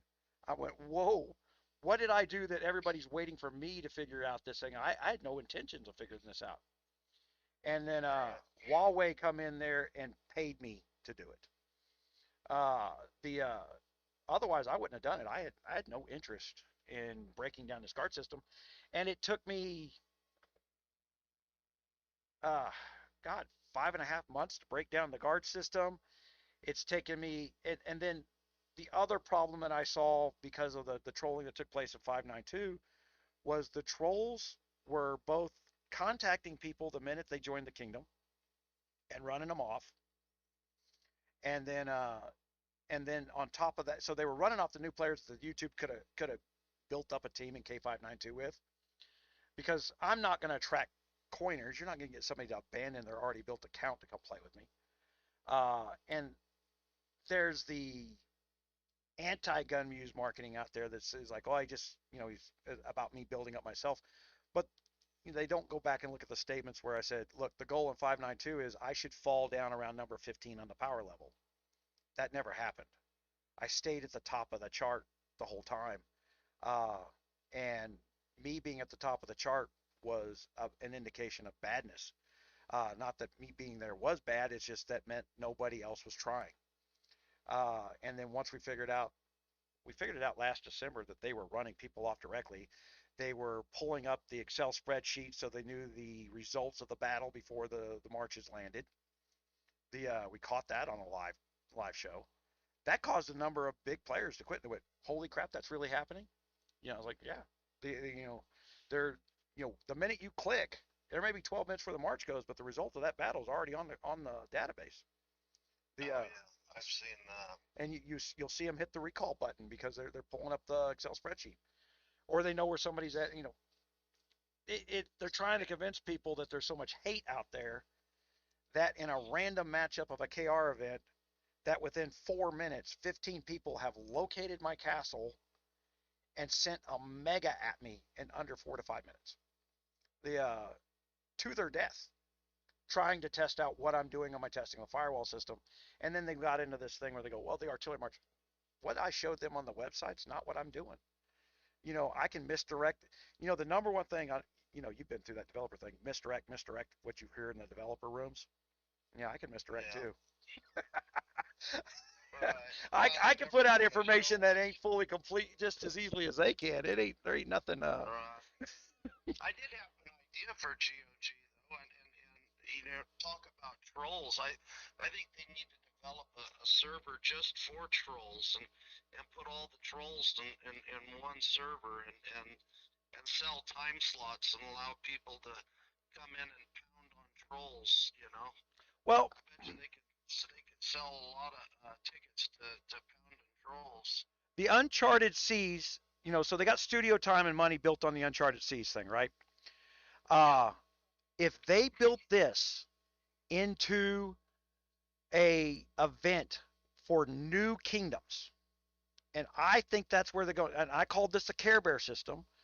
Like we had in World of Warcraft back in the days, you had the places where you weren't playing PvP, they had Care Bear kingdoms. So that all the brand new kingdom startups had an event like this, and then people got to choose where they go from a list based on where they ranked in this system. I think this would be the fix to filling old kingdoms by having this type of an event in an overlay, and it would be exciting for new players. I think they got something here, I really do, but I think they're mismanaging how they're using it. Or maybe they're going to do what I'm saying they're going to do, and like it's just taken them a year to come up with an idea for a Care Bear system. But this event right here has possibilities to fix this game. They could fix it. I mean, they could be back up to a $500 million a year company within, I'd say, 18 months if this was put in the domino of places before. But they, you know, like your kingdom, I can't spend 2 years and $12,000 building an airship that you got for free. While you spent some money, while you spent money on your airship, what it cost you to build your airship ain't near what it's costing me to build mine. Right. It's 8 times what it costs. I've lamented before. Said, Just man, depends on how fast you gotta have it. Because that airship, if the time you get it the size mine is right now, that'll be too small. right? My old castle in 362, my airship's still bigger than my new castle in 592, and I have spent 4 times the money on my airship. The uh, it, it the they slowed down the grind, which I didn't disagree with. The game was trying to push too fast, and then you got the trolls rolling from older kingdoms and new kingdoms trying to push people too fast. They roll into new kingdoms and they set up these rooms and they tell everybody, "Oh, I got all these. We're the government and we're telling you what you're going to be doing next." I'm like, we shut that down in 592 first day. We just killed everybody. Anybody that declared themselves in charge in the first 2 weeks got their castle zeroed day one. Wouldn't Yeah. tolerate it. Uh, the Yeah, I'm just excited for this event. It's something fresh. It's something new. We're still trying to figure it out. There's some bugs, little bugs here and there, but the, you the know, bugs to be that were expected. I'm not upset with any of the bugs. yeah, The I I mean, people keep seeing me crashing every time I heal. That's a test server bug. Uh, you don't see me yelling and screaming and throwing stuff across the room. You know, it's a test server. You're there to find that kind of stuff. Uh, right. And I think it's going pretty good. I mean, I'm having fun. I've got a lot of new teammates here, and it's fun. You know, I've made some new friends. Black Swan's a great R5, and Jimmy, you know, he's been doing a lot of work, and I've got to say really good things about. Hold on, let me make sure I get his name right. I don't know if this is his real name in game. Uh, one and only Jay did an outstanding job, and he passed it off to Lisa and oh my gosh, I'm forgetting somebody. And they all did an outstanding job keeping the stuff going. When we were in our first little starter firm before the first merge, they did outstanding management skills on both their parts. People do not appreciate enough the people who have to manage the alliance. yeah, There's a lot of stress and bullshit, and there's no reward for it. Uh, right. A lot of stress, and I'm 100% with you on that. I mean, and the leadership group we've got here is top notch. I think Swan has done a tremendous job, and everybody likes what she's doing. So, well, I and it keep getting makes for asked about players, big players in older kingdoms. I'm like, guys, it's not part of what I do. I mean, my focus for what I do in the teaching is is the meat of the market, which is the guys that spend $40-50 a week and want to play the game. It's right, not the guy who spends $2,000-3,000 a month and for that. That's a different game. And I was just explaining that's the difference between strategy and having a tactic, an arrow in your quiver, to where I can beat the crap out of that tower until it's dead. Uh, you know, I remember when I had that capability because the game didn't cost so much. But I'm still spending the same $800 a month that I was 3 years ago, but I can't do near as much with that $800 as I did 3 years ago. The it's just that capability is just not there. The yeah. the and it's Yeah, I've seen things definitely accelerate, especially in the last month. It's kind of surprising, but when you're playing maxed, I mean, maxed is maxed, right? Nothing. max is max. There's well, that's one of the things I was trying to point out where they said they go well after the girls interview and they said well girls is using the two infantry guards now for castles. I said okay I've been using them for 6 months, but girls has never had to punch up. You know, Yeah, there's nobody bigger than girls on a stat. So he had his play style, which for the longest time everybody watched everybody use the two cavalry guards. And to this day, I still don't know how to beat the two cavalry guards on defense with a punch up.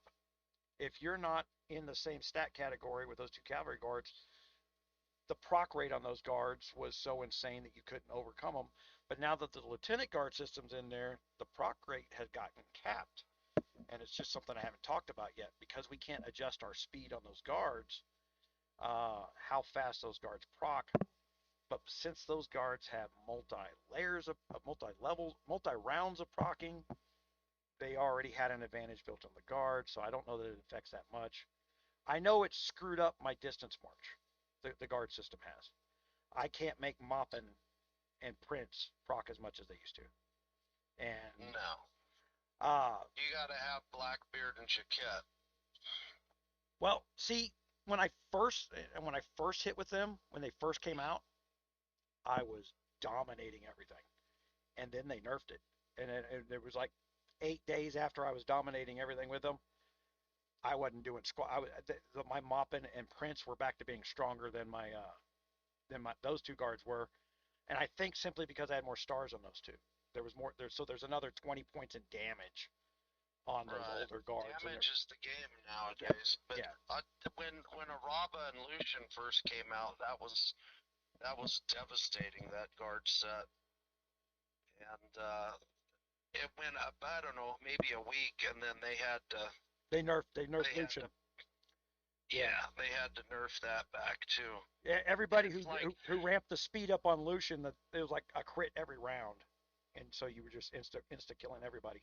But then while they were nerfing that, again, that was one of those things where they were pressuring me to come in there and explain it, but I couldn't explain it at the time because you had to break it down. I think I tried to explain it where they tried to pull a tactic from another game where guards were acting like team play because there's like five little areas of the guard all acting at one time, and one was doing one. The speeds were acting as one thing, as one team member, and they tried to be clever and make it seem like one card, but they were stealing a tactic from Marvel Strike Force. Was where I broke down Marvel Strike Force to figure out the guard system. That's how I figured out the guard system. Was they literally stole that style of gameplay where you had five players on the screen for that gameplay, but they had built it yeah. into one guard card. And once I figured out what we were doing on that one game, I applied it to the other game, and that's how I broke down the guards. You know, no original ideas out there, but you got to have a knowledge base of what you're going to steal from. Right. the Yeah, and just being a gamer for a long time, I mean, you've got a broad knowledge base, that's for sure. well, yeah, going back, There's but mine is so diverse because I don't stick with anything more than 3 years because I get bored. The high intelligence problem causes a boredom issue. But I built these chips, I built these servers, I built this software. I understand what the IT department's telling the studio time, and I understand what the manager at the company is doing when he turns around and says, "Okay, I'm going to build this." Well, he's got to schedule a budget to get this built. So when GunMuse goes on there in 15-minute video and shits all over their work that they spent the last 3 minutes doing, they're not going to like me. But then it's it's not my job to make them like me. If they wanted me to be more responsive to what they're going to do, then FunPlus only needed to do was to develop an influencer program like other games do.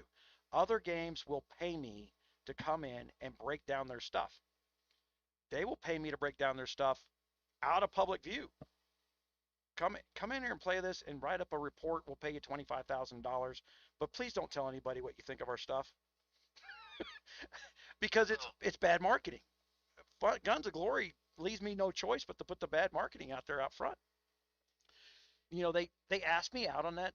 I'll tell you where they pissed me off was that ambassador program. I was the only person qualified for it, and then they didn't pay anybody. I've got a teammate that's on that. Yeah, but they did. Keychain. Yeah, but Keychain Gaming. where's he He's listed? been doing it for a while. Or the ambassador thing, Yeah. but they're not. They don't pay.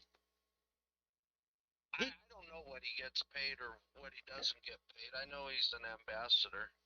Yeah, they pulled a quick one. They wouldn't let my picture be uploaded like four times to keep me out Oh, of that. Yeah, they did everything they could to keep out of that. Because at the end of the day, when it come down to votes, all I would have had to do is put out a link, and I would have got all the votes. So they've been trying for 3 years to figure out. They think if they can replace me with somebody who would be more amenable to taking a paycheck and saying nice things, which is about most people reviewing products. Your advertisers pay you to say nice things. Uh, I've not been kind in the background meetings because I'm not going to lie to. At the end of the day, my market follows me, and there's a trust relationship there. They can trust that I'm not going to lie to them, and they can trust that I'm going to do what's best for them. We're building an API system so that the gallery stores, the apps, Amazon, stuff like that. So when they offer discounts and things like that, that there's tracking going on there because we learned from the Huawei deal they went in there to they went in there and tried to generate a list of people that spent $1,000 a month based off of me, and then dropped everybody else that wasn't worth the marketing dollar for the promises they made, and tried to go around it straight to the $1,000 a month spenders, who, to every one of those guys' credits, dropped the Huawei app when I sent out an email. Just dropped them. And that's why they came back and finally paid me my final balance, and were trying to make nice again and get me to go it again. I said, we're not going to do that way. I mean, you understand, you tried to cheat me to get to them, but they know I'm going to protect them. Yeah. the Well, there's it, a lot of people that are trying different angles, trying to save money. I know there's a lot of people pushing the Amazon and well, the I Amazon don't know. works straight up. I mean, you can go to the Amazon store and get the 20% I off. Amazon doesn't work for me well at all. I mean, it just blew their mind. I know the the first lady I spoke to, she said, "You just tried to buy $10,000 worth of coins,"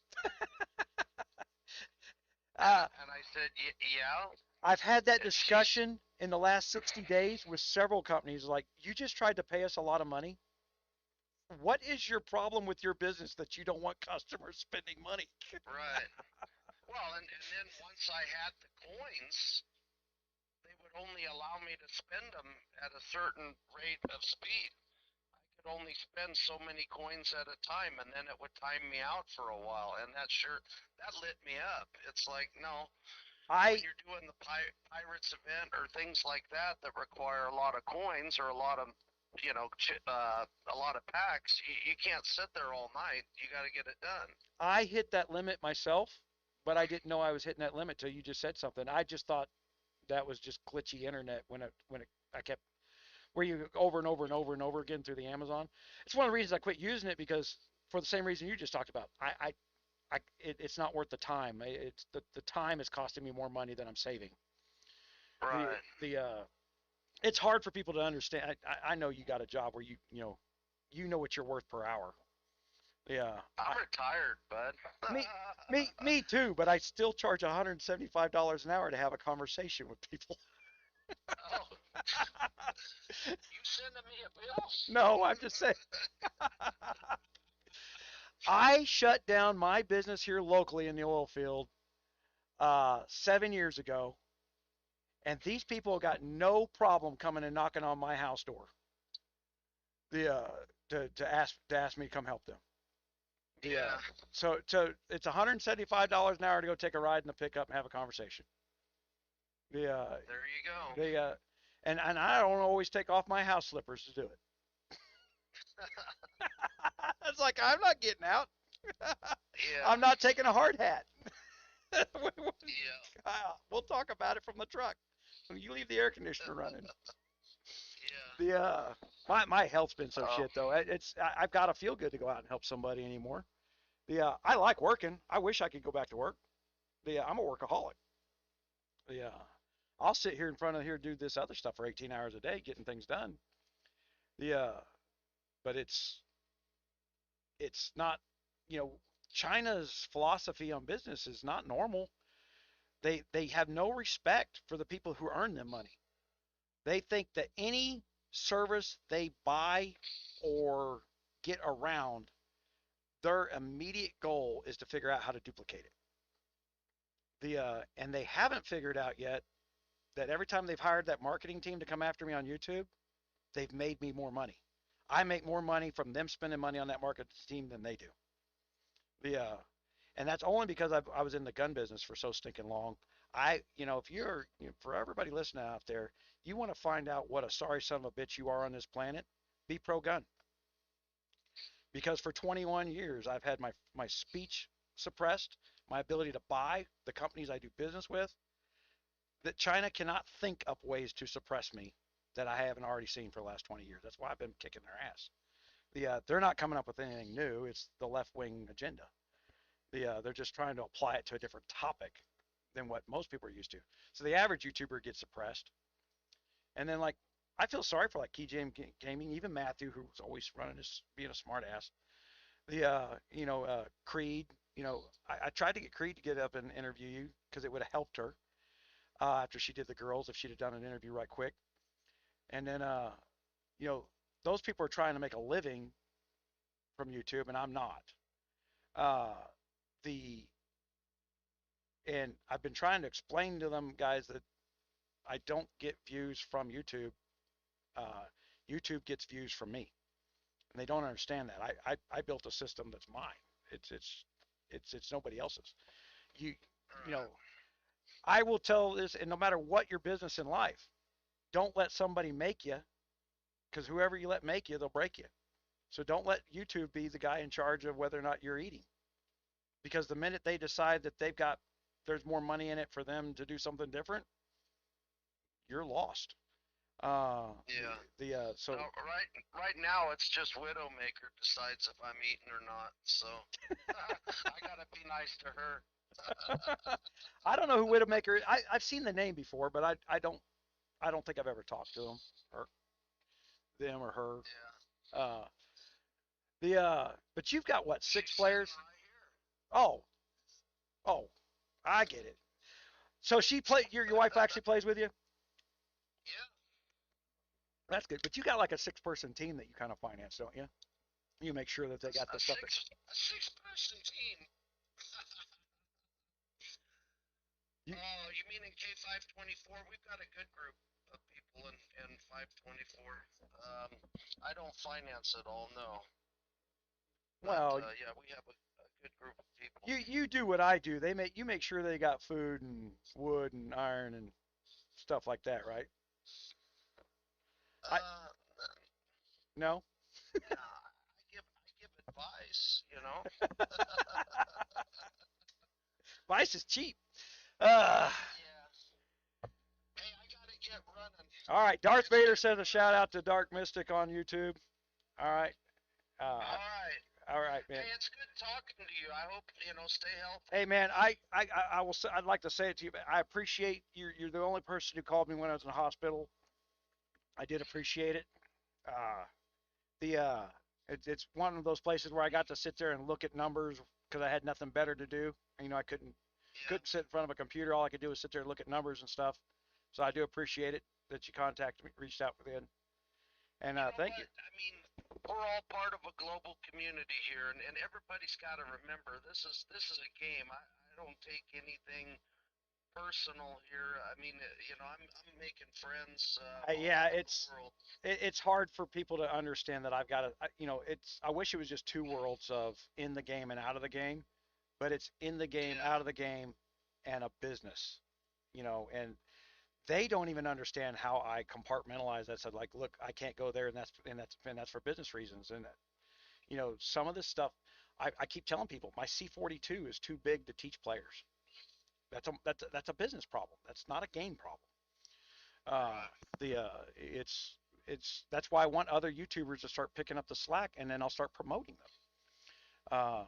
The tools are there to promote them. I just now got to the point where like people like Keychain could be handing out free memberships over my website if he'll start doing things that I think are helpful to the $40 a week player, because that's where the market's at. Yeah. And it would help him too, but I'll it's tell him to give you a shout out.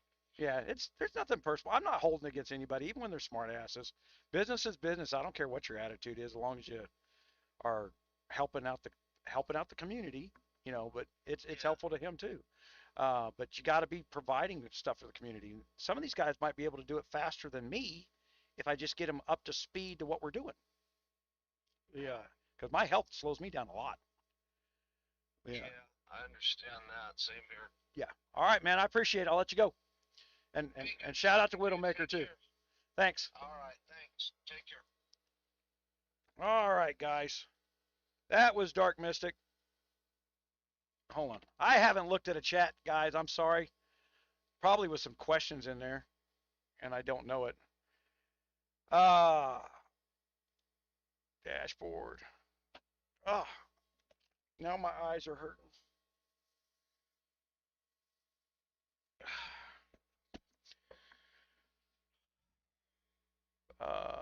YouTube, no.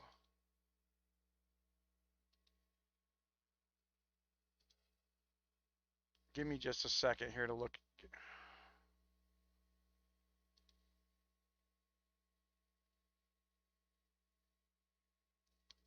Hold on, guys. I'll get caught up on the chat here just a second.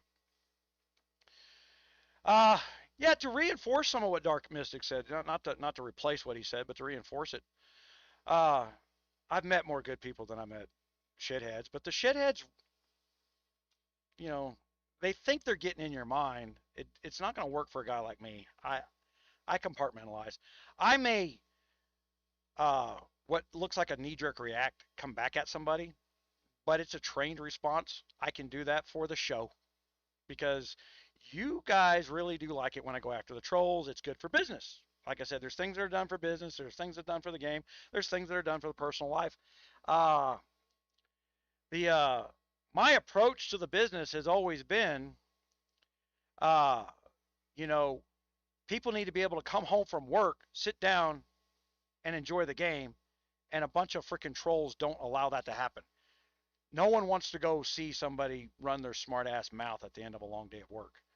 And that's the guy that pays for Guns of Glory to exist. And the fact that they refuse to acknowledge that that's a downfall of the chat box, that moderators don't moderate, that trolls are trolls, and their trolls are actively trying to hurt people that are trying to grow the game. You know, at the end of the day, you want to break down what I do. I'm trying to help grow the game so that I can have a more enjoyable game. I want more people to go to 524 and play with Dark Mystic so they have a good team, right? The the game has an acceleration point. When you come to an old kingdom like that, you can boom slam in, one or two events and boom, you're up there with T10s or T11s filling towers and T12s within 6-8 weeks, and you can play on an epic team like that. But the if you think you're going to be that T13 spender, you just heard like I'm trying to buy $10,000 worth of coins and they won't let me because I want to buy $10,000 worth of coins for $8,000 because just because you're spending $10,000 doesn't mean you don't want to save two. All right, so let me get in here and create, go live.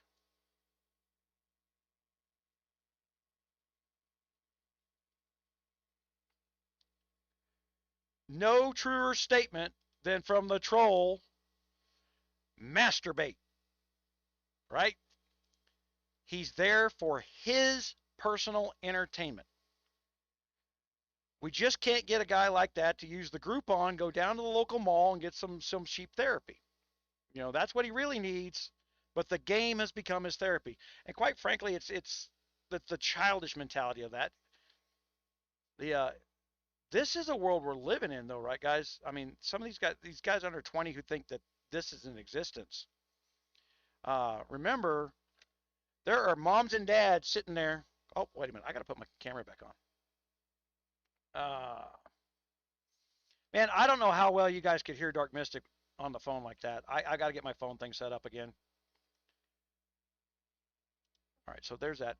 So there's moms and dads sitting there with a phone in front of the thing, and a little kid on their knee going, "Mommy, mommy, mommy," and they're still looking at the phone. It's like, just a minute, just a minute, just a minute. You're teaching that kid that this is more important than they are. So when they grow up, this is more important than other humans. It's a learned response. So that's the generation we're living in. If you watch a news channel, it says, well, too many people are sitting in front of the screen. Too many people are ignoring life because of the screen is what the real problem is, and we're teaching a learned response. It's not good for society. Because the only thing comes from this. And this is a dumb terminal. We explained this not too long ago. This is a dumb terminal. This doesn't have any information in it. That information is coming from somewhere else. It's centralized. So on the Idle Tools thing, to do a little self-promotion for my other project, Idle Tools, we are going to be talking about decentralized blockchain technology and how it's used in many forms other than just Bitcoin, which is all anybody knows about those words. Because I'm getting pretty hot and heavy on this stuff because as I've started to research some more companies, one of the ones I'm looking at right now is called Helium. I really think Helium has got some traction. I'm going to dump about 10 grand into Helium over the next 2 months not into their coin, but into the hardware to produce helium coin, because I think they're tied to what's called the Internet of Things, to where people can find a lost dog or something like that on a tag. And I think the technology is a good idea. They've got a 60-year plan for their business and their growth to keep expanding the Internet of Things, and I think it's a good idea. So uh, I'm gonna put my money there. I'm not a financial advisor, is what everybody says on one of those channels. If you think I'm a YouTube financial advisor, you're just crazy. I'll go to court with you. Me and the judge will laugh at your ass that you thought I was a financial advisor. that, that's how that'll go. I will entertain myself in court. I swear to God, Your Honor, I lost money because I thought he was a financial advisor. Okay, so let me go back here in the chat here. Uh,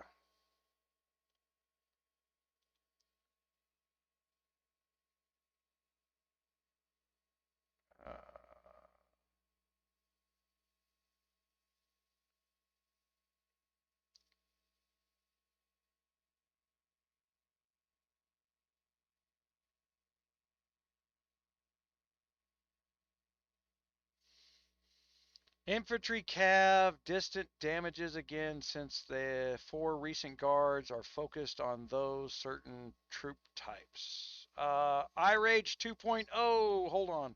I'm going to want to go back to what you're talking about there.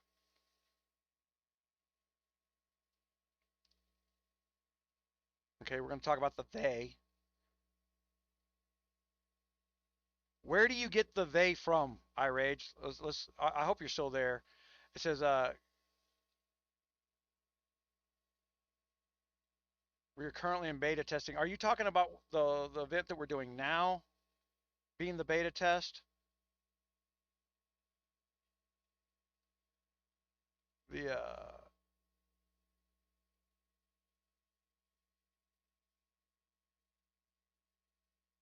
They robbed us off our strategy by taking away. Well, okay. So the troll has a point, but not really.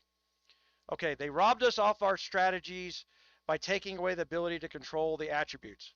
Not really there. If we're heavy coiners and we got a lot of guards built up. Now I got guard stars. Okay, so there's that. I've got stars on my guards. Not maxed out because I'm in a newer kingdom. It's harder for me to get guards than it was for Dark Mystic. My Kingdom 362 castle that I have not played in 2 years has 6-star guards everywhere before I gave it away. When they come out with the star system, I start up everything because my guards were maxed out before that. I've been playing with the old ones where you could just buy a bunch of packs and get them all. So I think, but back then I think Santa was a new card, right? So there's that. Now I don't have a defensive cav system. So everybody that gets a look at my account knows what I can and can't do. I have not maxed out my defensive guards for the cav. So I don't have the ability to throw up a defensive cav. I made the conscious choice early in Kingdom 592 to get my distance march up early enough because it still had more damage early on because of the airship lockouts. So distance is better early because of the airship lockouts. And then once you get above, is it leg 7 or leg 9? Anyway, up there, then the cav damage comes back into play. Uh, Airship 7, cav damage comes back into play. Okay. But Airship 6, distance is better. Airship 7, cav comes back into play with equal damage numbers, but the guards have more rounds per turn, giving that half of the math an advantage. All right.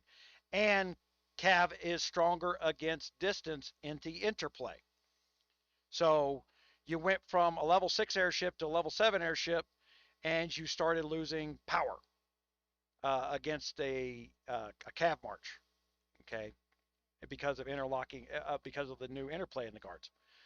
And that didn't start to be fixed until you could spend money in the research category. All right.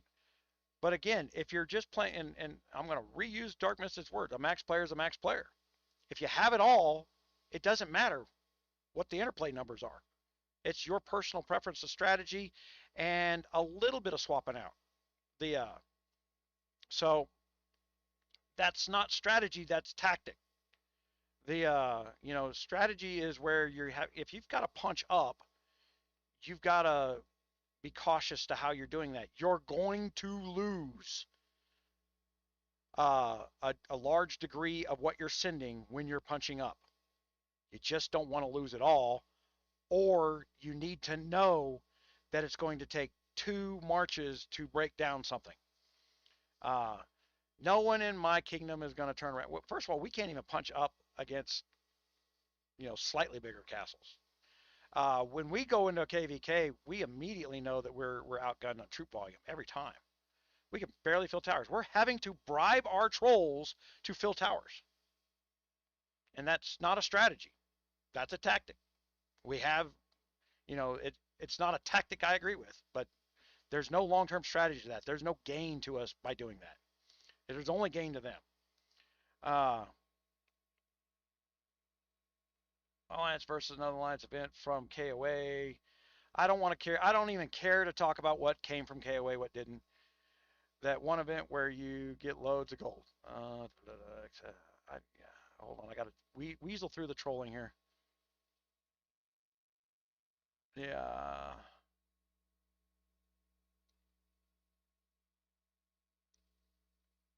I don't like or dislike anybody. I will point out when you're acting like a shithead. I mean, Matthew went in there and acted like a big. I mean, does he not know he's a public figure?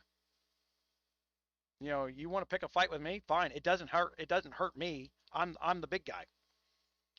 In this world where there's a video in front of us, I'm the big guy. They have to go inside that game world to pretend to be big. But out here, I make money. I do this. I do this. If people are doing what I'm doing, they're buying nice cars and making house payments. But they're not doing what I'm doing. They're shitting on what I'm doing. And it's not to their benefit, so I don't understand it. And I get this disconnect where I go, why would you do that to yourself? I don't get it. It's your job on YouTube to make a little money. They're not making money, so they don't think it's their job to make money. And this is one of the failures for anybody that's ever thinking about, I'm going to go do YouTube one day. I'm going to do it as a hobby, whatever.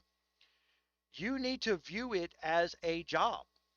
You need to put effort into it like it's a job. And when you do that, the audience responds and you get paid. But if you keep going in, I don't know and I don't care, they know that. They know you don't care. All right, so I'm going back to the chat here again. Player KOA for a bit quit. I really should have gone after the KOA market like a year and a half ago, 2 years ago.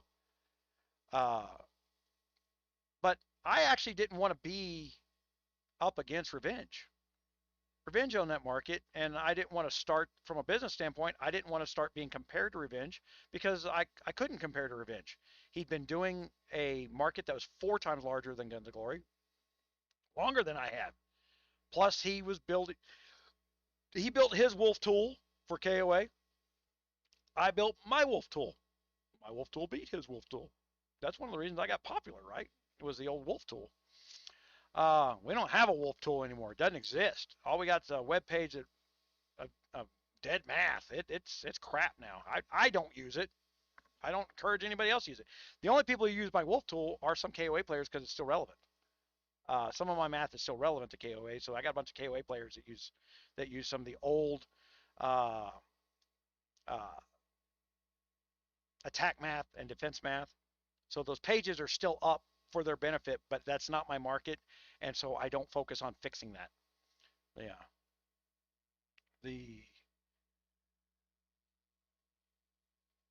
Who else is taking or talking? Yeah, that was Dark Mystic on the phone.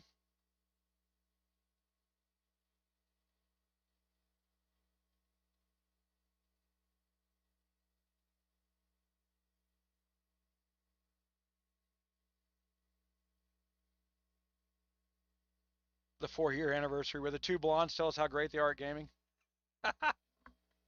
I miss the two blondes that are telling me how great things are. Where are they at? Oh my gosh.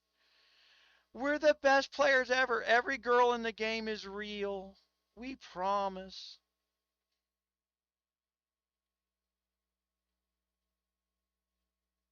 Ethan's other. So? But why don't they like me?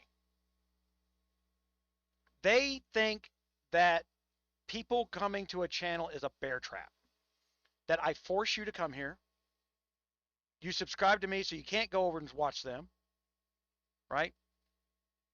That's but that's not just YouTube. There's people who believe that about websites and everything else. I built a website, you come here and you're mine. The web does not work that way. People have the ability to just sit there and not like you and go away. You've got to approach your business when you get on the web in any form or fashion with some realistic views. It's about conversion rates. If you don't know what your conversion rate is, if you don't know what your conversion rate should be for when you're doing something so that you can figure out where you're wrong in what you're thinking, then you can't grow. So uh, I'm capable of doing that, Ethan. It's a limited number of people out there can do that. Usually you got to go out and hire a company to do that. But I've been doing it for 20 years before there were companies that were existed to do that. I had to do it myself. So it's a skill set that I taught myself back in the day. So there's that. Uh, as you know, other YouTubers don't like me. And that again is just a blanket statement. Other GOG YouTubers don't like me. I got a lot of YouTubers who love me. the the You see what I show you, okay, inside this market to what's relevant. Okay, you don't see the other stuff. Yeah, you don't get to see the whole picture. It's none of your business. Uh so there's that. I'm going through I'm still scrolling back to the lecture. I see this thing scrolling in my left eye here, but I'm going through the ones on the right here. Uh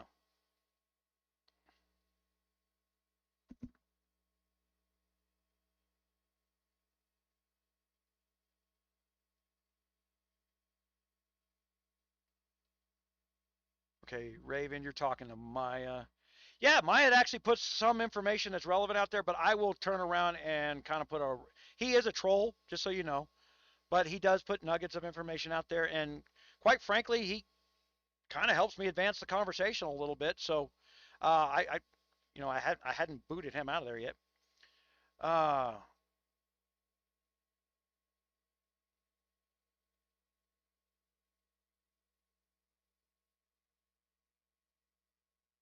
no, I don't want to send marches at anybody in the test server, man. I really don't. I, I'm not in here for that. That's every one of these other YouTubers trying to take me down so that I cannot produce content for the viewers. Do you understand what they're doing? It is literally shooting themselves in the head because every topic that I'm going to talk about, they get to put a keyword in their video and their video pops up next to mine as the suggested next video. These idiots are literally trying to reduce their own advertising that they get for free. They don't know how to run their business. They should shut up, walk in here, and try to kiss my ass. I don't respond to ass kissing, just so you know. I'll probably get rid of you for that. But they should understand that I'm the guy that makes sure they have a market. I'm the tip of the spear. I can pull off of Google. They cannot. They only can pull YouTube search traffic. If there's a keyword to be made in the Guns of Glory topic, I create it. It gets brought back into the Google market. And when people Google it, they find my stuff. And then when they get to YouTube, they find keychain stuff. They find Creed stuff. They find Matthew 208 stuff and Paper Matthews stuff. That's how the process works. That's why the 2 million people going through Rogers Raiders is more important than the number of views on their YouTube. Because when we're generating a keyword on something that's never been talked about before, if I'm making up a word, no one's searching for a word that I made up. I hope that makes sense. No one is finding me when I make up languages unless I have the tools to teach YouTube that that word is important. And then the other guys get to just hashtag and then they get, because YouTube doesn't want it to be the only video on the page, right? All they got to do is hashtag and boom, their videos are there. I make it so easy for them to do their job. The minute I shut down Guns of Glory content, they're screwed because they don't have the ability to make up a word. And I can tell you right now, Guns of Glory is constantly using words that belong to other games with high volume traffic, so you cannot use their words to bring viewers in. You've got to. You guys wonder why I change things up a little bit when I. It seems like I'm being a clever smartass because I'm changing a word or something. I'm being a clever businessman when I'm changing a word. This is how I get the traffic to follow along. Is I got the viewers that do watch everything I do, and then I've got the words that I made up, and then YouTube goes, he used a word we've never seen before. Add that to our lexicon, and then these other guys use this software that tells them how to rank against a video, and it will suggest the hashtag that I have. And all they got to do is click a button. It inserts it to their video automatically. They don't even have to type. And then boom, they're ranked up there with me. It works well. But if you can build better content to me, then build better content to me. What you can't do is build a traffic funnel like mine. You're not going to be able to do that. I promise you, the dollar investment that I've got in hardware is insane. It doesn't make financial sense. No one else is going to go out there and spend $250,000 on hardware to build a Google search funnel. I already had one for other purposes. I just moved it over to GOG when I fell backwards into this. I use it on completely different subjects. Yeah, that's how I know how to do this. All right. So, because a lot of you, I mean, people out here, they got jobs, they got work, and hell, you work in an office, and you're like, well, let's get the IT to get something up on the website. When you hear that kind of stuff, you probably don't want to be turning your marketing department over to the IT guy. Okay, all he knows is how to get stuff from point A to point B. He doesn't understand how business works. He doesn't understand how he can lose customers. I mean, simple things like, I talk about it all the time, and I don't know if I iterate why, where we're 2-3 clicks into stuff. The number of clicks you are away from the main content, you lose audience. That's a problem with any web business that you build.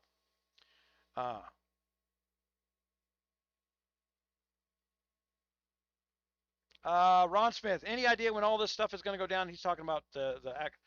No, they're going to have to parse back some of this.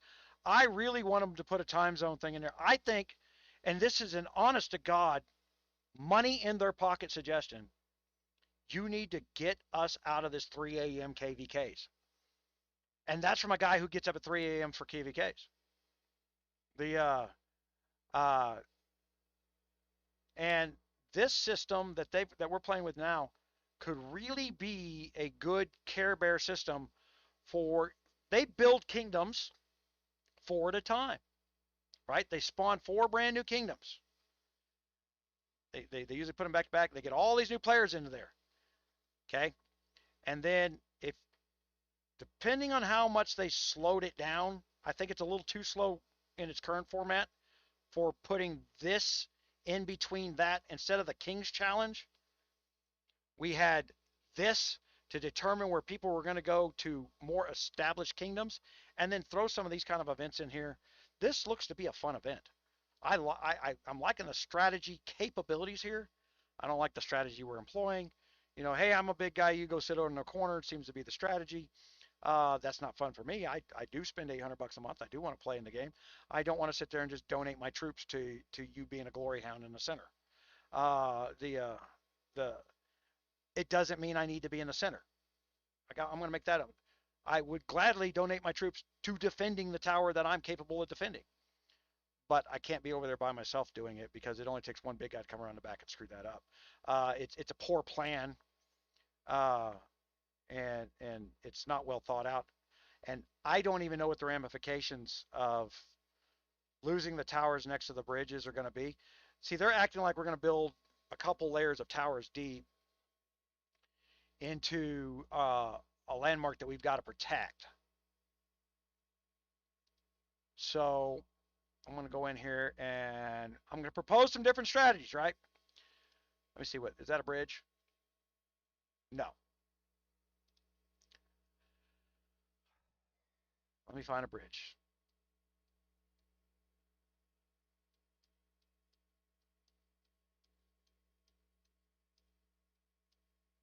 Ah, there's a secret to this map thing where it's dropping.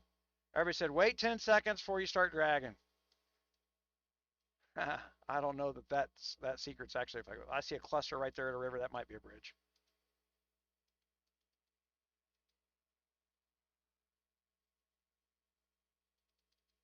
There we go. Okay, so there's a bridge. All right.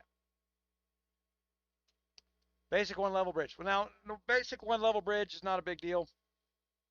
So we cleared a basic one level bridge. That increased our alliance cap. Okay.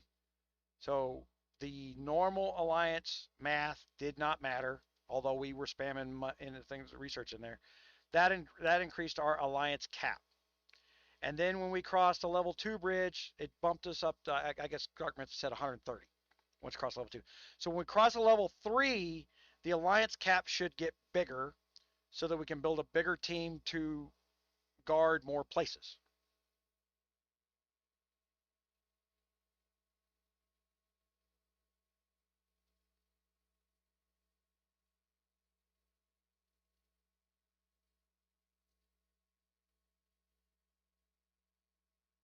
Yeah, well, Blair, bribing people to freaking play with you is kind of bullshit too, but it didn't stop you guys. Yeah.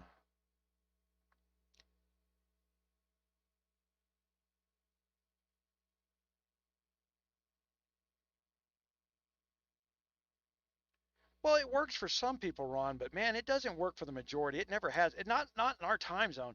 So if they look, Guns of Glory has been begging me from a business side through the app stores, can we talk to your $1,000 a month players? I am not going to the people who spend that kind of money playing games and telling them that it's a good idea to play Guns of Glory, because I don't believe it. I don't believe that's a good place to spend $1,000 a month in gaming. I got 15 other games and I can spend $1,000 a month on all of them and come out with more entertainment value. There's a strategy capability here, and this new event for the Uncharted Seas has got some great strategy there. I mean, you heard the enthusiasm from Dark Mystic. I don't hope I'm not putting words in his mouth, that he sees the benefit to what we're heading down towards here. I see it too. I really like what's going on here. And this is why for Kingdom 592, when I read what I saw was coming, uh, and I looked at it and I went, this is going to be good for those of us who do spend. We're going to get to merge up with some other spenders and we're going to get to play the game again. And I have said it since January to these people. I would like to be back to playing the game and not being in charge of anything where I could just log on, have fun, and enjoy myself. But it becomes about, we've decided to do something and you think it's a bad idea, but you're not even asking me why I think it's a bad idea. I do know what I'm doing. I have done this for a long time. There's a reason I know this. Uh, it's because I look at more levels than what's in front of me for the next one day. This is coming. This is going to happen. Now, this is going to happen in, like I said, we don't know where they're going to put this because it is their policy to lie to us about what they're going to do. It's policy to lie to us about what they're going to do. All right. Even in those VIP rooms, which I'm not invited to. I could be civil in those VIP rooms. Other people cannot. And because they cannot, they call it drama. They, you know, yeah.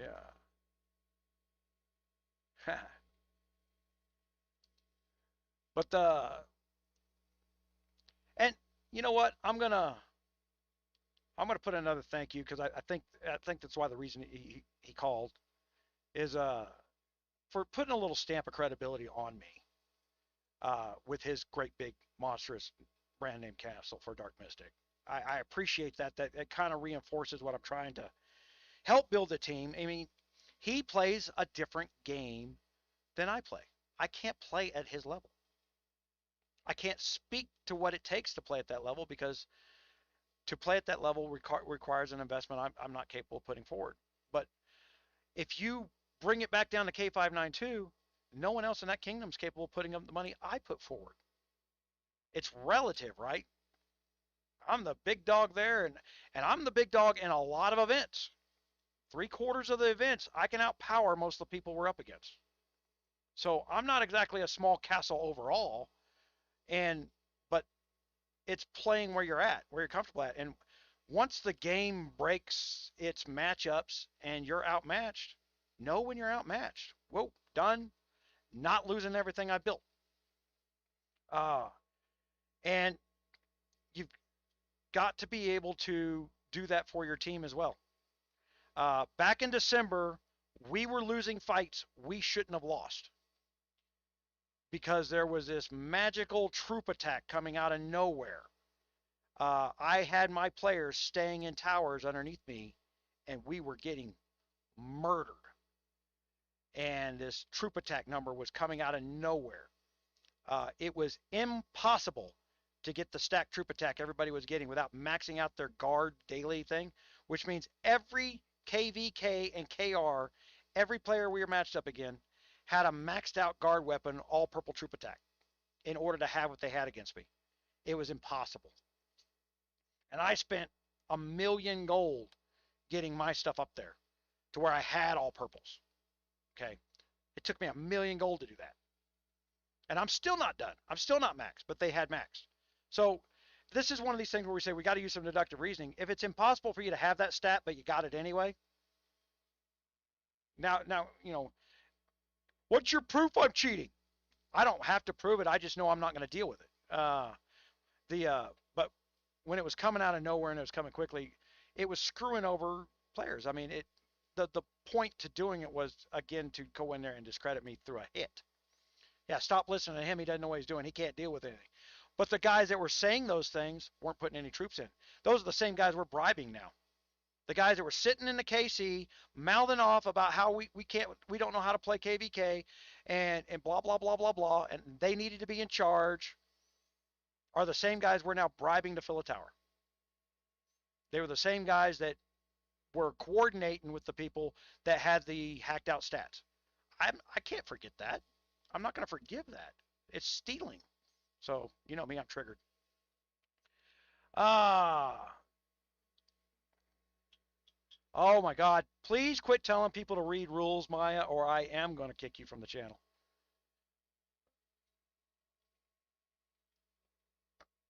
When GOG starts following the rules they put forward, then I will concern myself with the rules they put forward. How about that? That's my stance on it. They literally announced they were going to have people in here agitating and stirring shit up from the developer team in the test server. They made that announcement. To think that I'm not involved in that shit stirring is just all you're doing is making, thanks for all the viewers, guys. This is that's the way that works. I break all kinds of rules, Ethan. Yeah. But at the end of the day, I'm better for the business than I'm worse, but they don't like it. Like I said, if you're a guy that goes out and spends 8-10 weeks developing something, and then your viewpoint is I broke it in 15 minutes, or I'm shitting on it because I found flaws in it, but that's what people watch me for, and that's my job.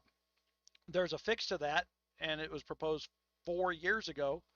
Build a proper influencer program where I am held by contract for inside information, where I get to see things before they happen, and I get to comment in private about where I see breakage before you launch. Instead of waiting 8 hours after you launch a product for 8 hours after I post a video about the product you launched to go fix it, and then going into my chat box and saying, yo, no, you're wrong. It's on film. And since nobody reads the comments that you're trying to rewrite history with, they don't care.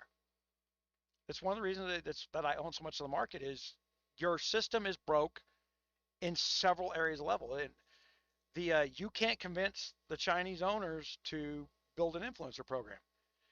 And the money they wanted to pay me when they asked me directly from the studio, I'm not working for. As far as the studio concerned, Muffin, Matthew, Keychain Gamer are equal to me. And that's just not true. And I don't mean to say that in a belittling manner. The As I said, they don't get traffic on new words until I create the word in the database and pull that word from my website where I have millions of people going through there, and I can have people wash over a word just watching a video, even if they don't play the GOG game, right? Those embedded videos don't get views on YouTube. They don't count on the viewer. So you don't see that. But they do count in some of the backwards math on how the video is ranked and placed and what the video's content's about. Uh, it's I'm in a different portion of the machine than other people are. I actually own two parts of the machine. I own the YouTube channel and I own the feed YouTube machine. So they're keep comparing their machine to my machine. But I own two machines. I actually own a couple layers above that machine. I've got my own DNS servers. I got my own, uh, you know, uh, naming service. I own all those products up above me. I've been doing this a long, long, long time before there was Guns of Glory. Uh, the I know how to defend myself on the web from bad actors. So that's then we call them trolls in here, but they're just bad actors. They're trying to figure out how to make money for them. I'm trying to figure out how to make money for me, and uh, I make sure that they don't have the ability to affect my money. The YouTube has had more effect on my money when they turned around and let all the advertisers, when they started putting ads on unmonetized channels. Exactly what I said happened. We got a big YouTube group that where we talk about exactly what I said happened. Uh, Little spring ups out of nowhere is where the ad money winds up dropping off. I went from $75 a thousand to $45 a thousand overnight. Uh, the But the advertisers uh, that were paying that $75 per thousand pulled their ads from YouTube completely because their conversion rate fell through the floor. If you guys remember back, my God, the side-by-side company, not Kawasaki, but Polaris. Polaris was one of my big advertisers there for a long time for the side-by-sides because I am the GunMuse, and I actually get a lot of people who just watch because it's me. And Polaris was selling side-by-sides, and when we had to talk with them about it, say, "Oh man, we're doing good with you guys. We're tickled." So yeah, we spent like $300 last month and sold 420 units. We couldn't be happier.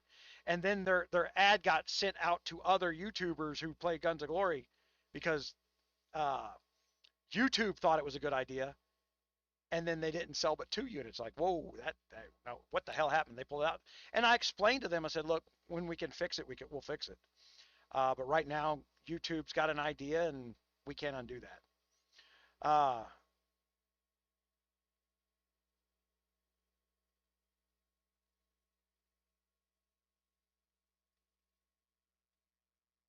Uh, Ron, odd tiers are your power tiers.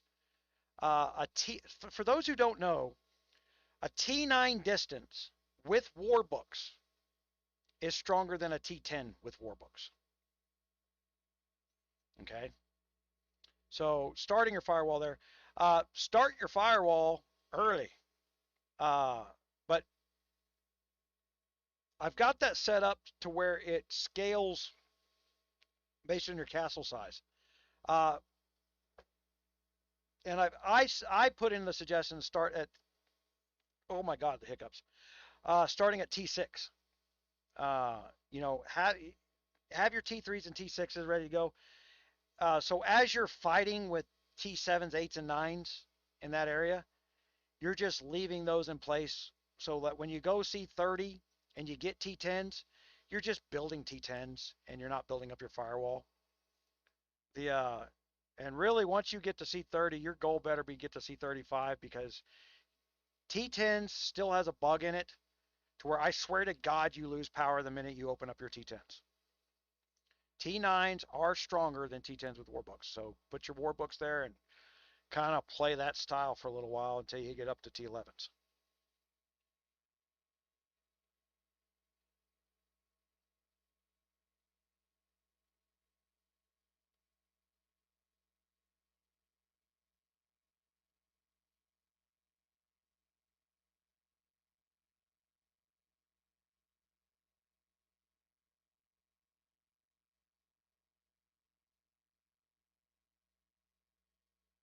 T10 defense. I'm not seeing it in actual test results, Ron. T9s are still stronger. Uh, Kind of to jump on Maya's point there, spending money on the things that never grow, war books, uh, you know, all your banners, things like that. All those are base stat. Everything that he just talked about there is a base stat number, not guards. Guards is not a base stat number. I think the lieutenants are, but no one can confirm or deny that, and I don't have any way of testing it. So I think lieutenants are base stats and guards are show stats. Uh, but the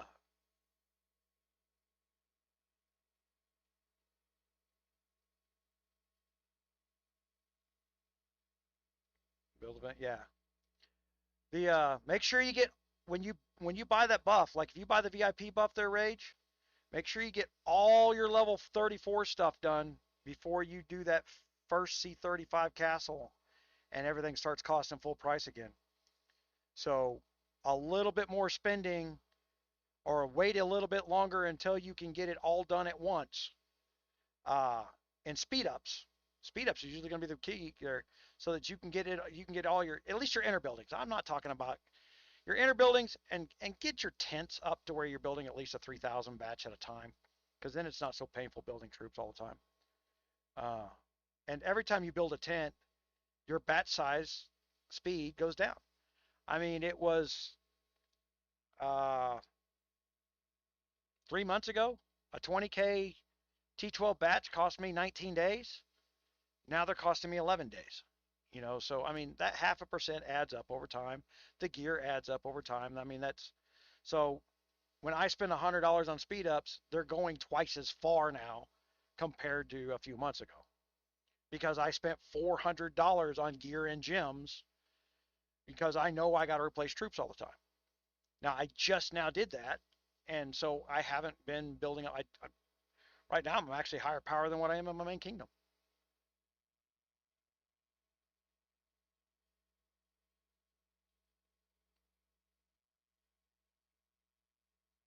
Now remember one thing there, Ron, on the KR.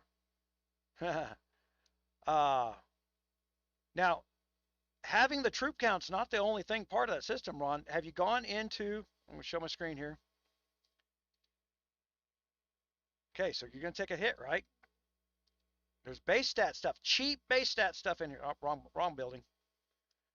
Ah, look, man, we're talking this defensive tab where they built all this stuff in here at the same time that they made those changes, right? You see where I got like 10 of 10 on these things? That boost of 50% on base stats is boosting my T3s. My T3 is now 50% stronger because I bought that boost right there. All right, so get in there and get that stuff done. Uh, I make, if you compare buff stats to base stats, my T3s look like T9s. So somebody who's not doing the research, not putting banners on the buildings because the damage, look, the glory banners, right? They go, well, it's only 2% and it's costing me $20. This is base stat math. Uh, it's exponentially stronger math. So you got to keep going on your banners. Uh, that's why they put them in the War Aid Center not too long ago. But they didn't explain to everybody why they're back in the War Aid Center because everybody stopped buying banners at C30. Because once you got the damage numbers, nobody cared. Now you have to care again.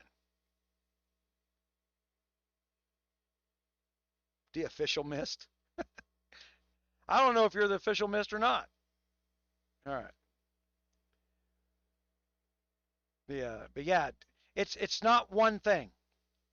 You got to understand, Ron. I don't have all the content built yet. This is where the other YouTubers hate me. Well, then why isn't Keychain Gaming coming over here and getting $100 worth of free stuff from me that he can hand out to his viewers, and then go and explain the stuff that I don't have explained yet? It benefits him. I don't get it. So I'll hand him $100 worth of advertising gifts. I'll let him give away freaking $100. I'll let him give away $200. I don't care. The so there's that. Uh,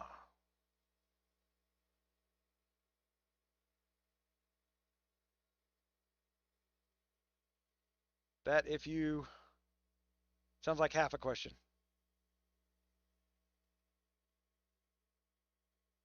Research. Yeah, all kinds. Everything in research is base stats. Okay, not just there, but we're talking about the firewall is castle defense. It is not tower defense.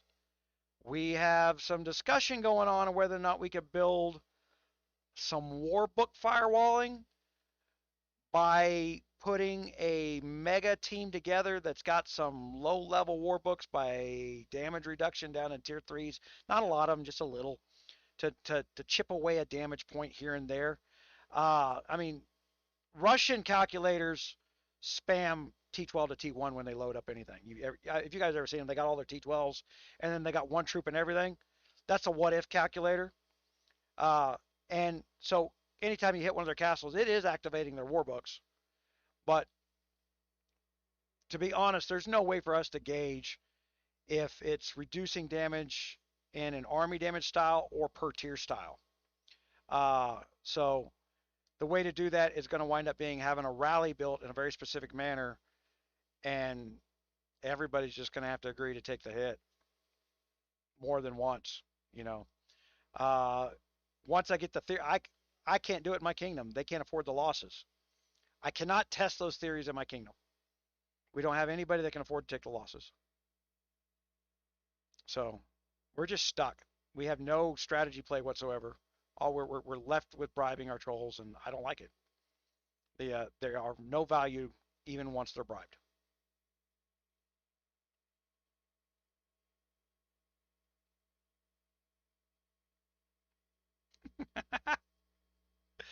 Says a troll.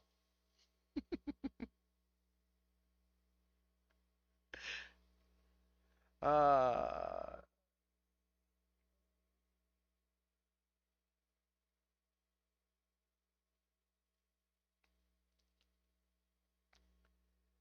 hey, Ethan, don't contact him on Discord, man. That's a bad idea.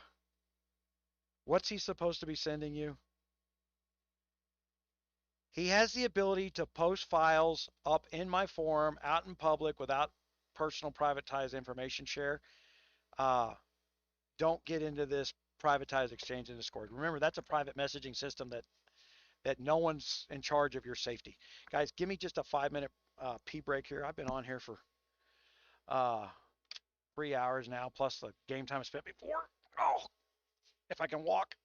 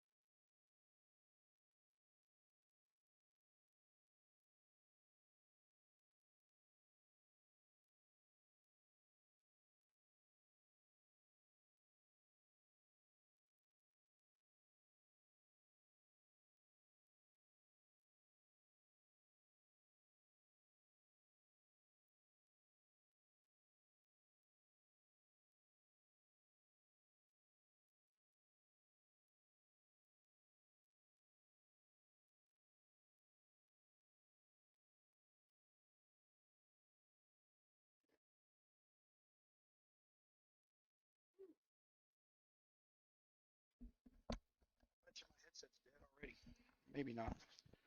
I need to plug it back in. Restart the cycle, get another water here.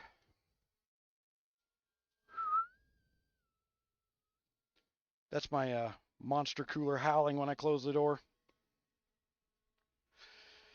Oh, how many of you remember back when I had just a shot of my office in here and had the monster cooler in the background? Yeah, I haven't been around that long.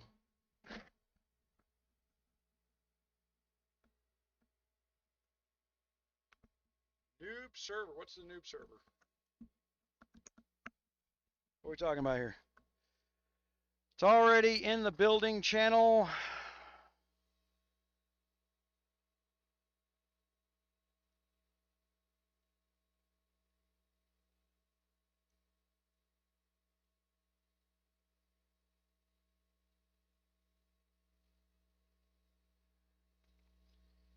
Yeah, Maya, that's because we're not here to promote you. You are a dedicated fucking asshole, and nobody should be handing their private personal information, contact information to you. It's not safe. But I'm not in charge of you, Ethan. You can do whatever the hell you want to. I wouldn't do it. Yeah, that's one of the problems of line groups, right? Creed lost her entire. They had all that research that they'd done over years. One troll turned around and deleted it all. Kicked her out of her own room. Set up bots, got her kicked out of her own room. Destroyed it. So, I mean, it takes weeks to do that. Hey, he's giggling. He had fun. But now 4 or 5 weeks to restore information that should have just been there, been left alone. Because somebody had a thought and somebody's trying to slow down the tubers talking about stuff.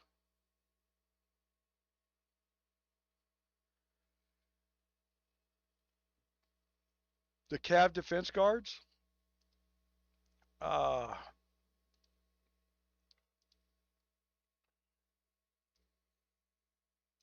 you've got Gaston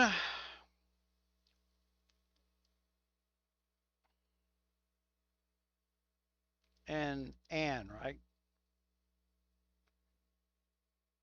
I don't have mine done yet, so, and I can't beat these with a distance march one-on-one at my level. So, because of the interplay. Gaston and Anne, yeah, last for 3 rounds. It's the round rolling damage. But we can't adjust the speed anymore for the proc rate. But because it's lasting for 3 rounds, she's going to stay in proc because it's a 50% chance. It can stack 2 times and last for 3 rounds. So when they did the Lieutenant Guard update and they did this update to where we can't adjust the speeds anymore to counteract some of this other stuff, it took a lot of power out of us. Everything leaned cavalry. Cavalry is, you know, the march. Uh, so anybody wanting to, you know, smack somebody, cavalry's the march to do it. Infantry is too weak to defend against cavalry. There has never been a fix to the infantry problem, not in my opinion. Yeah, so I've never liked what it cost me to use an infantry march. It's expensive.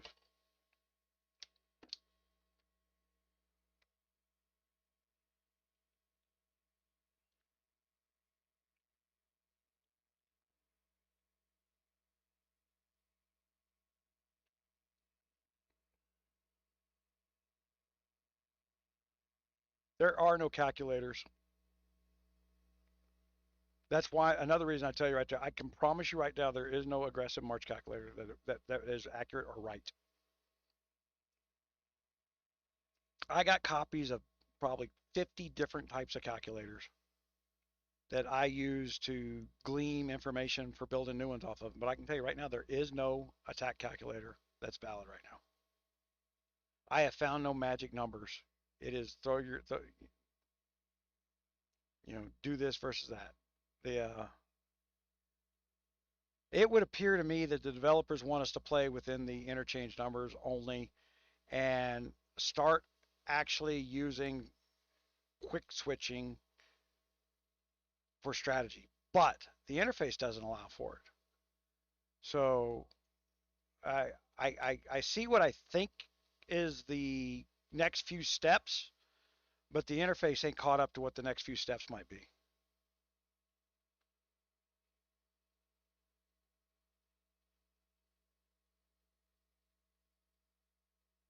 That's defensive on those, iRage. Those are defensive cav guards. I don't see a, yeah, that's for defense.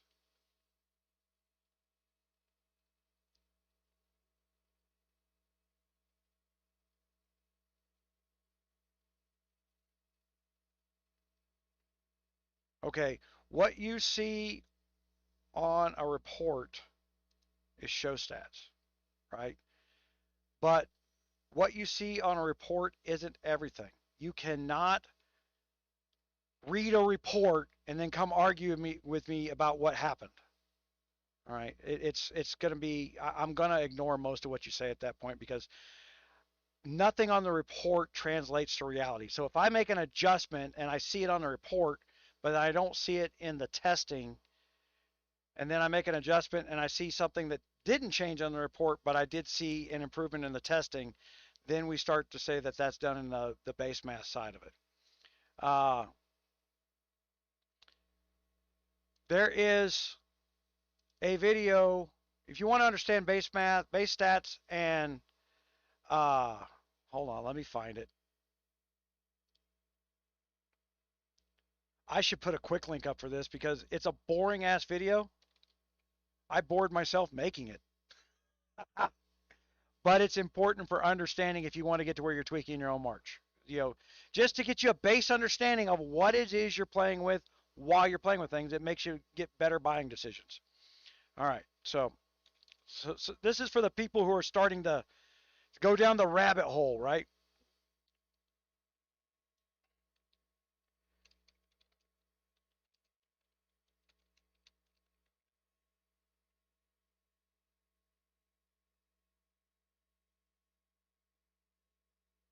All right, you can type in GunMuse, math, and other problems on YouTube. That is not the right thing.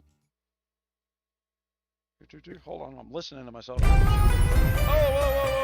whoa, what the hell? All right, hold on, I'll put it up here for you, and then that way you can save it for later. Okay, guys.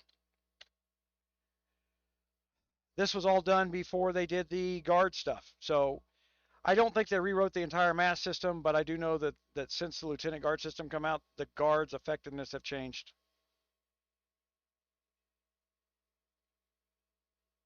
Best guards for the wall.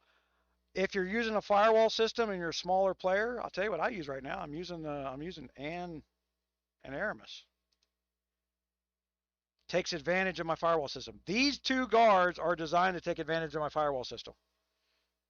These two guards bring artillery into play.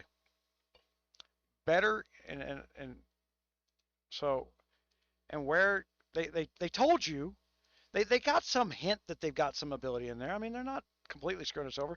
You just got to understand what they're meaning. Grant your infantry the block effect. All right, that's a good thing. So 20% less damage on the infantry overall, random choice, and increasing survivability and coordination with other units where both attacking and defending. Okay, so there is coordination between two different troop types. Artillery and infantry coordinate. Distance and cavalry coordinate. And so there's a weird math going on in a coordination balance. And then that's why there's got to be some even type balance on it, but then there's not even balance in the calculator between the tiers. The lead-in tier for the artillery, which we started off this video with everybody running their smart ass mouth about the artillery. Artillery is very high health, and it doesn't die. Health absorbs damage. So before your next tier gets hit, you want as much damage absorbed into a troop that you don't have to replace as possible. It works. It's not gonna kill a bunch of stuff. but it does kill some stuff. And when you start adding up what all your artillery does after you get your firewall built, your artillery will take out about 15% of their March cap capability. That's an advantage to you. But those are castle only hits. It's got nothing to do with towers. Now, I'm sure it could be applied to tower math, but I don't think it could be.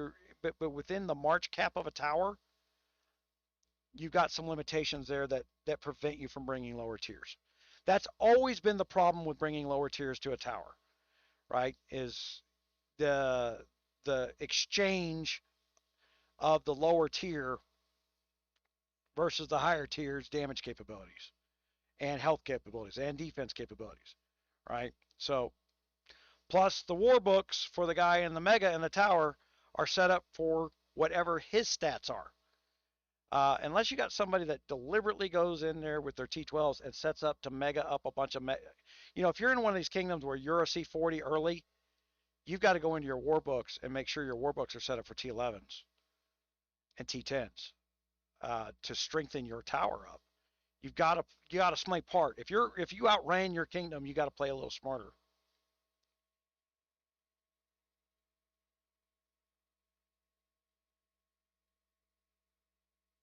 No one's talking about attack except you. You are in your own little world. This is a defensive measure. Your top tier is your attack march. While that one big, very expensive tier is outside the castle, a very cheap tier can defend it. While that one big, expensive tier is in the castle, a much cheaper to replace tier can defend it. If I lose a T12 march, if I lose 800,000 T12s, it costs me $250. You kill a million T3s, it costs me $25. What do I care? I can put all my T3 march system back together between events for free, just from expedition speedups. That's where you don't know what you're talking about, but you're just trolling to troll. Why let hit people hit your castle? I'll tell you what I don't do. I don't bubble. I don't have to buy bubbles. You'd be an idiot to hit my castle. There's one thing. I don't spend gold on bubbles.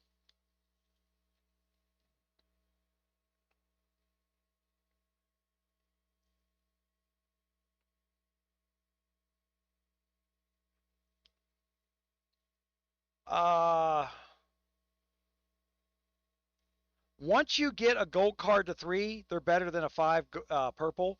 So I would, if you're just using those and you're not doing a specific, if you don't have the interchange ones like I got, then use the 5-3, the 4-3 combo there, Maddie.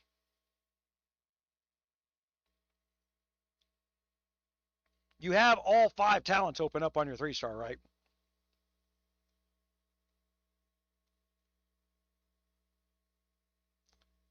Inez and Aramis. Inez is strictly infantry there, Ron, and Anne does all 4. I want to put up the number 4 there. Anne and Aramis work with all 4 troop types.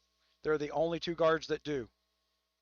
Not even the wall guards work with all 4 troop types.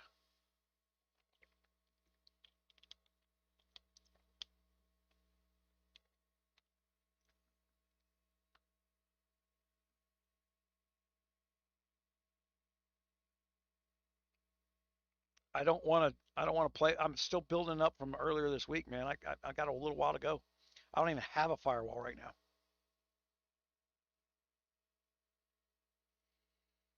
Look, I got stuff in the damn healing bins in here.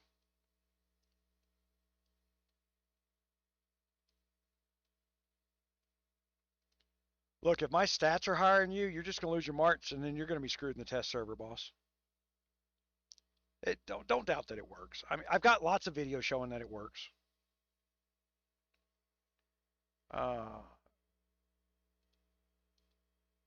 That's why the guys are deliberately ignoring the proof. There's video. Hey, go watch it. Here it goes. It works. Hold on. I'll put the video up in there.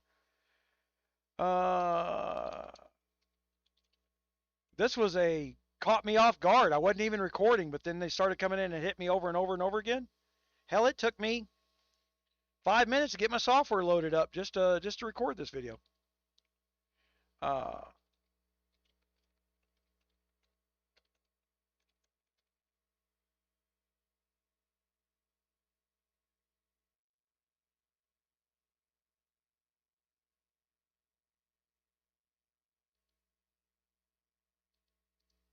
We've got a brand new iPhone 12 in a mouse case.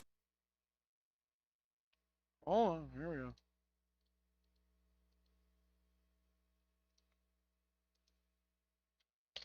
There it is. You want to see the firewall actually working? There it is.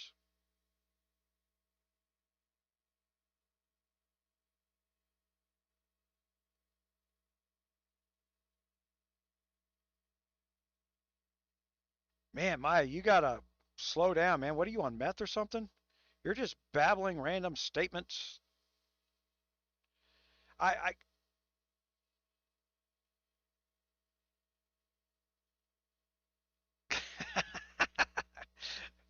yeah, man, and this is why they hate. But see, here's the thing. He should be promoting it. He should have shot video of that and went, "Holy crap, the firewall works. Here's your code to go get your firewall for free from me."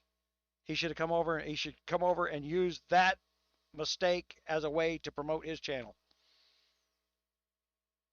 Yeah. Usually you get the T1 to T3s done and you can survive quite a bit. But it's all look, the blocks are important as a block. The color code in there is important as a color code. Hold on, let me show everybody what I'm talking about in the color code. And then, like I said, there's a bunch of other stuff that I haven't explained yet where we'll pull them off your stat report. And then on that page of the firewall, I will start turning around and saying, and you need to do this research and this research to be able to defend against this much castle. So that there's more math that needs to be done. We've got the base stuff in there, and we can get that math done. And so let me go here. So here's screen one. This is my website, guys. And there's the firewall calculator up there at the top.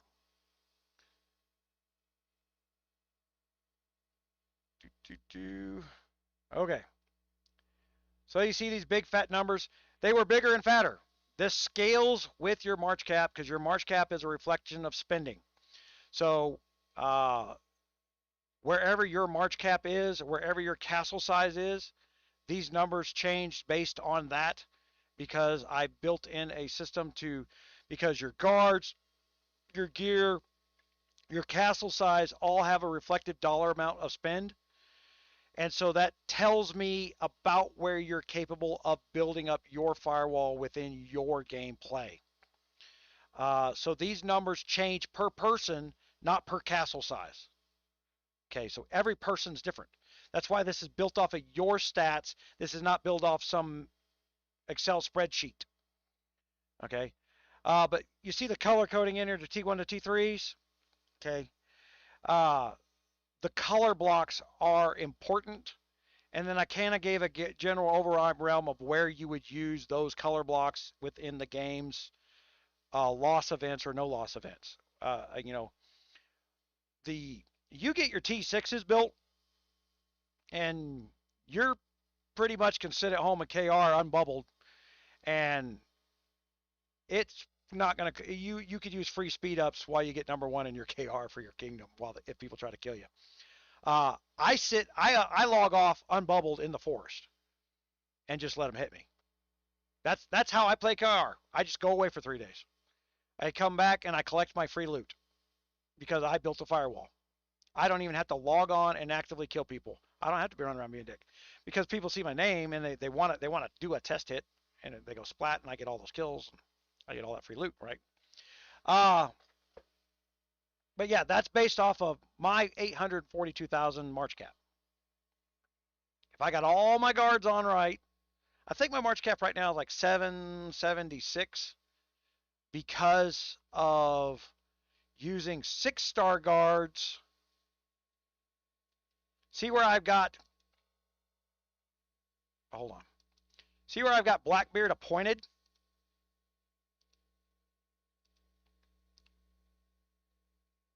If I go click on Blackbeard, I got Blackbeard appointed so that I could use Santa as a lieutenant.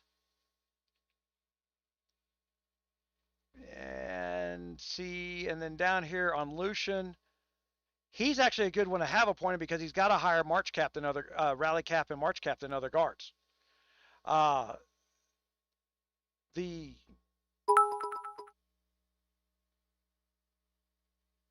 I appreciate it, Rocker. Thank you very much. He's got a higher march cap than other guards. But you see, I don't have Moppin appointed. Now, she's a better guard. Or, I'm sorry. I probably will... I don't know.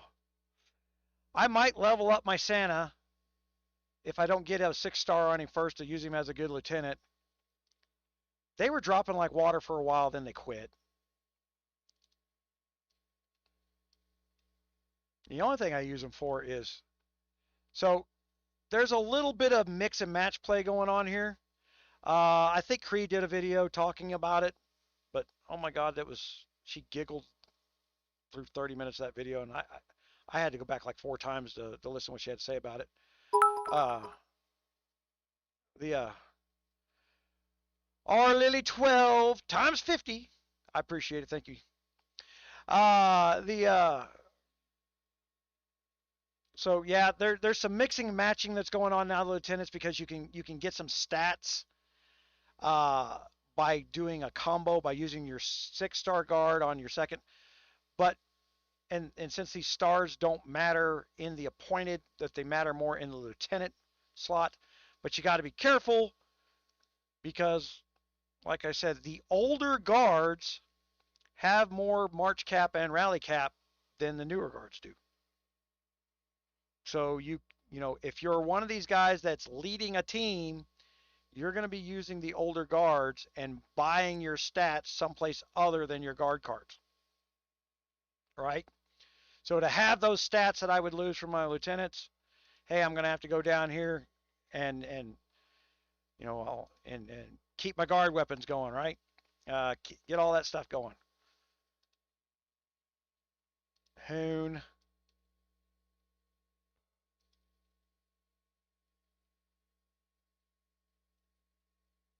Well, hell yeah, replays. All right. If you guys have never seen me do this, 0.6, 0.4, 1.2, replace. The overall count is better. Don't worry about the individual stat. Look at your account's power. So 1.8, but we're losing there. So retain the old one, even though I would have got more troop attack. Doesn't matter. My count loses. That's a no-brainer. I can't see squat without my glasses. 0.811. Okay, retain. All right. So it's about making your account stronger, not making one stat stronger. Don't be a one stat thinker. Oh, crap. I just did that without showing you. Oops, sorry. Looked over here. Oops. I was doing the guard weapons. If you hit that little button,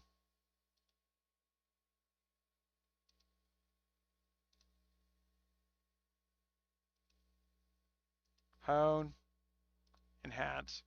Up here in the corner, you turn that off. It'll put these green and red numbers here. If you add and subtract, if it's the 3 of them together, that's what should make your decision whether or not to keep it, because you can replace any of these other stats anytime. Just costs gold to replace it. So there's that.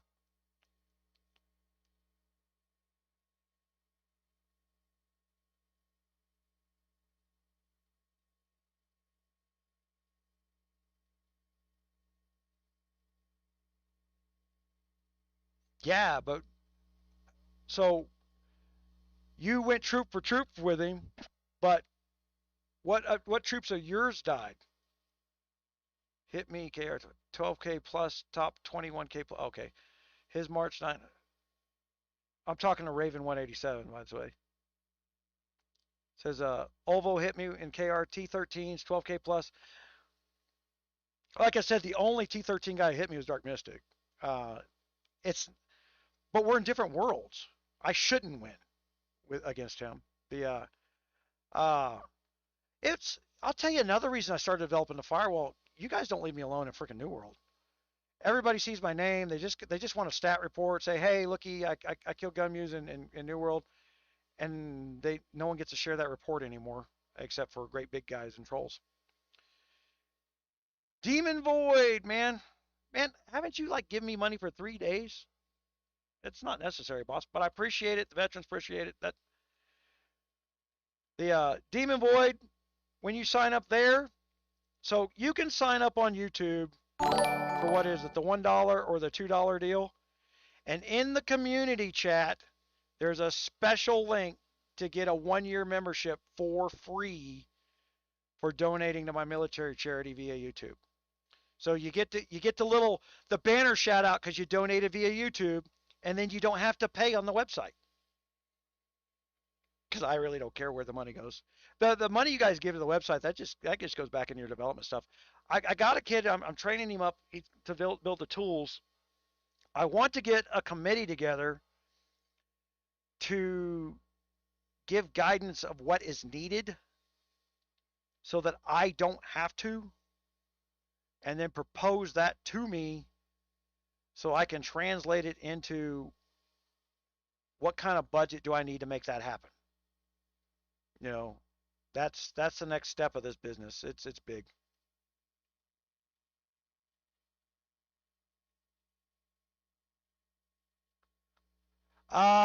It's easier, Elsazier. I can do off the cuff because I don't have to dig deep to know what I'm talking about. I've been doing this for a while. I know where my stuff's at. I may forget it, but this is a little easier. I need to put a couple videos together because YouTube treats them differently. They treat live differently than recorded videos. And as I was telling Dark Mystic earlier, and for those who are just joining, Dark Mystic called me during the live. You can go back and listen on the recording. We'll bookmark it.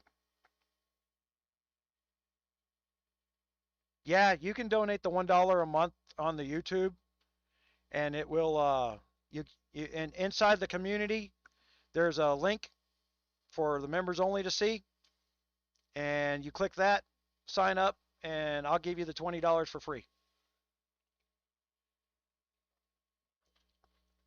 These lives are probably the only time I'm ever going to talk about it. Anybody else that donates will just find it by accident. I'm not. There's a join button below where it says join. All that money ever since I started YouTube has gone straight in. Right now we're doing the purple. We're sending money to the Purple Heart organization. God damn. Sorry about that. I pinched the nerve in my shoulder. Oh, that hurts. That shoulder is a mess. Yeah, right below the video, there's a join button for any YouTube channel where you're giving that YouTuber money for making content.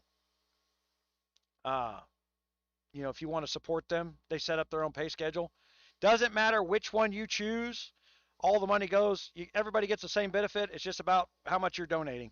It's not even about anything else. Yeah. I tried to get YouTube to let me put my corporate sponsors into the YouTube platform. They won't let me do it. They won't let me build an account that big. People like Monster who spend like $15,000 a year and Home Depot who spend $20,000 a year. I would like to have them be able to come in there and thank them for what they donate, but we can't. So they know. You know, I was gonna pull it up the other day.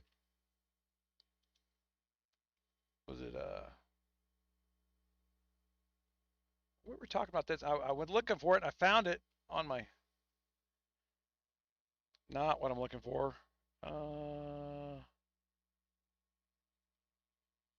I got so many freaking hard drives full of stuff.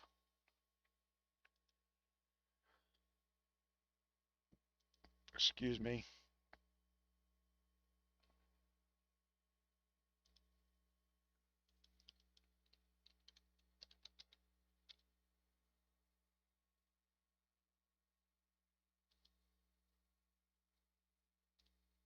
Okay. And then we're going to turn around. Doot.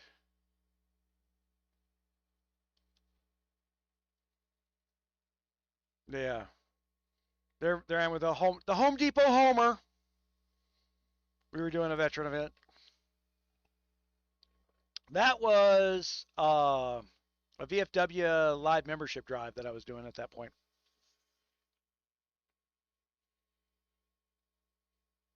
I'm in Kingdom 1, Igor.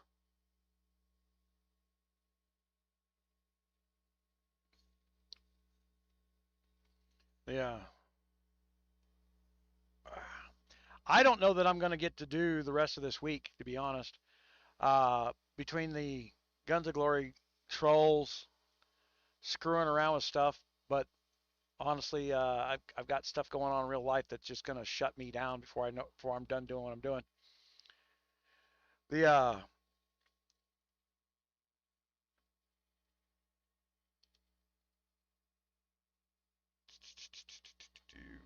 man, where's my freaking get out of this button? We'll get rid of that. All right.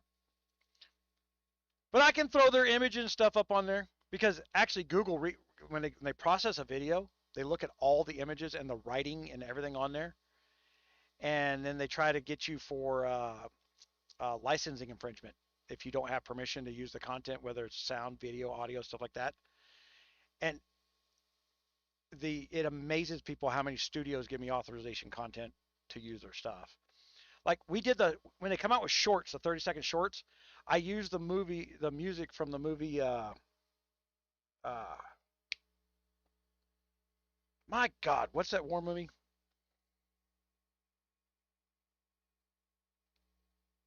Where Gomer shoots himself in the bathroom. What's your problem, Gomer pal? Did your mommy not love you enough? What's that movie, guys? Anyway, I used the music from that, and YouTube tried to flag me for it, and they it just shocks them. I swear to God, when the studio gives me permission to use the music. The only time I didn't even try was we did that live video where we had like 220 music violations in one night because we were drunk off our asses for like 14 hours doing a live drinking party during COVID. And we were just playing music from all over the world. Whatever, just we were running this rotating jukebox between the 6 or 7 of us, and it just, I said, there's no way I can get permission from everybody, so I'm just not even going to try. I cut the video. Full Metal Jacket, yeah. The guy that made the music for all that stuff is I didn't know till I went to go get permission because I didn't ask permission first. Man, all that stuff was original music score, all of it. I would have thought it'd been Danny Elfman. If you never had to go get rights for music that's been played in a movie, you better kiss Danny Elfman's ass because he's made damn near every song for every movie. Uh, the if you've been around me for long times of years, we did the Discovery Channel stuff back in, with the when they were doing was it 2007 when Greensburg got wiped off the map by an F5 tornado, and I was doing all the Discovery Channel was just now getting the home building programs, and they kind of launched off the Greenberg tornado. They had all these film crews in there, and that's where I met like Pilgrim Films, which does Deadliest Catch and all that stuff. Pilgrim Films does all the blue collar movie studio stuff. You'd swear but the guys that run the cameras, not blue collar guys. They don't like to get dirty. The dirty jobs guys are they're used to it, but they don't like it. The Mike Rowe's got new stuff. Those of you who think Mike Rowe's gone and off the TV, Mike Rowe's got some new stuff. He's got the six degrees with Mike Rowe. Good stuff if you guys follow Mike Rowe. But he also has a podcast. That's the way I heard it. Really good stuff there. Uh, uh, my wife's got a man crush on Mike Rowe.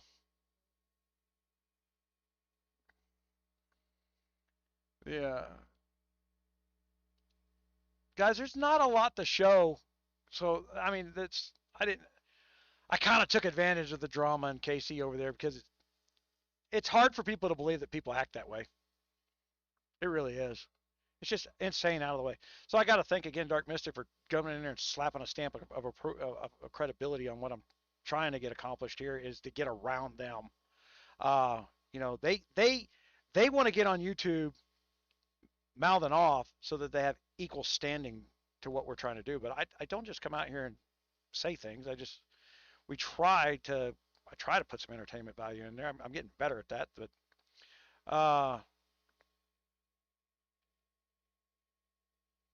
T1, T3 is the best way to start. You'd be amazed what your T3s can do. If you've got your research done, your T3s are really equal to T9s. They'll get some killing done. They'll take some T12s out. It's all base staff math. That's why some of the first charts on the website that we put up, we inputted base math. And then we went to all the trouble of taking every single tier, every defense thing, every health, every attack, every damage number, and sticking it in a database as an individual piece of data.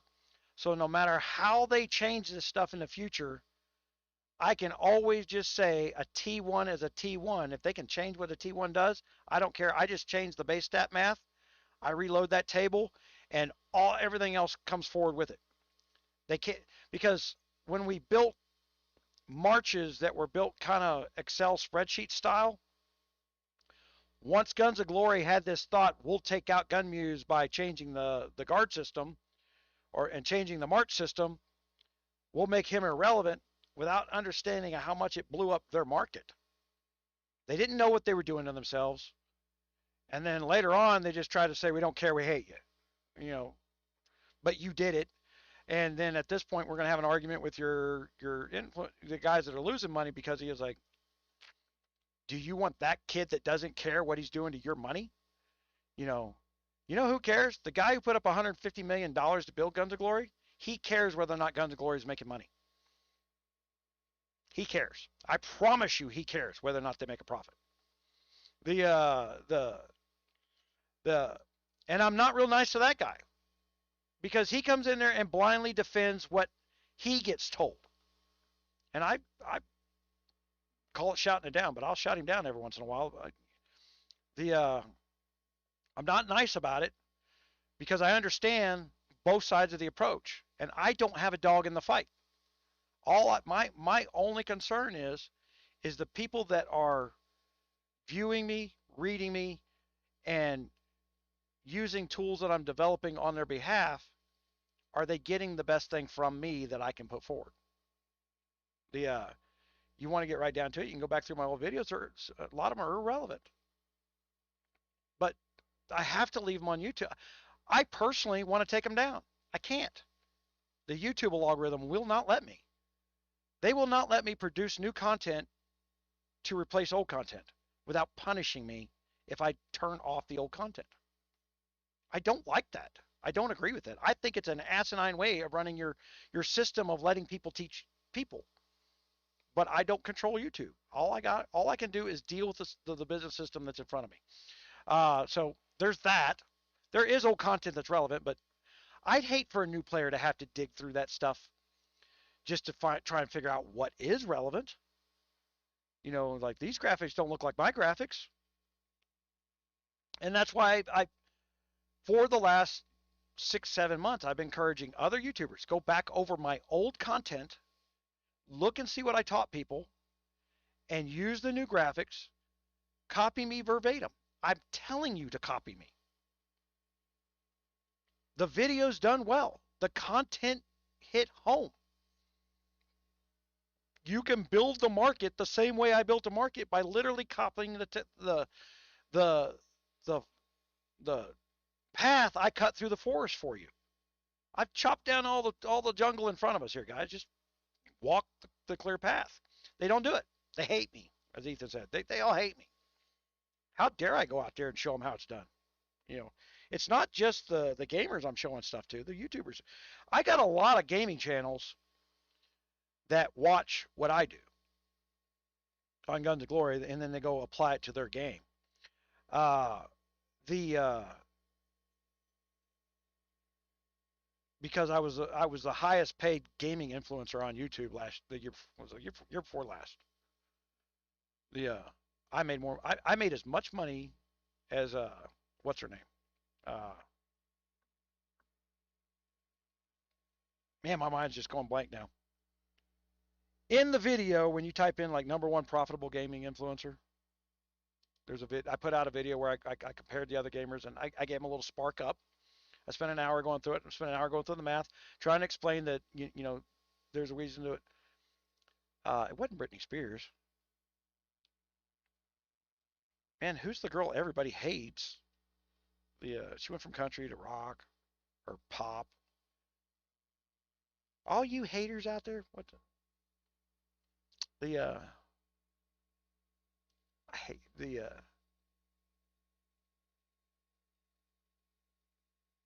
but anyway, we know we could look and see what she made. She makes about $250,000 a year people playing her videos on YouTube, and I made that with a fraction of the viewers. Because it is about what the advertisers will pay for the view. People listening to a channel in the background is not the same thing as people watching an ad. You know, they're just listening to it. Taylor Swift, that's right. Taylor Swift made $250,000 from people just listening to video Taylor Swift channel on YouTube. And she's got like 5 million subscribers, something like that. Me and her made the same money. It's about a fact. And I'm trying to teach that to YouTubers that are. Look, when the kid made what, $1 million, $3 million playing the game, and everyone went, oh my God, Mom, Dad, I'm gonna be a gamer when I grow up. You know, I went, oh my God, there's a whole world of kids out there that think that they're trying to convince their players, look, you can make $3 million playing video games, and I'm gonna be that kid. No, you can't. There's a business aspect to this. You know, there's there's agents running that kid, making sure that $3 million is, you know, the company didn't give $3 million away. They made $300 million giving $3 million away. You know, your kid's probably one of the kids giving up $20 to that $300 million they made. 43 million subs. Yeah, but she doesn't make that much money on YouTube. You would think like, oh my God, $43 million. She probably makes $40 million a year. No, she makes $250,000. But it's gravy, right? It's like just an extra $250,000 for stuff she's already done. YouTube wants her on there. They'll pay the bandwidth. Yeah.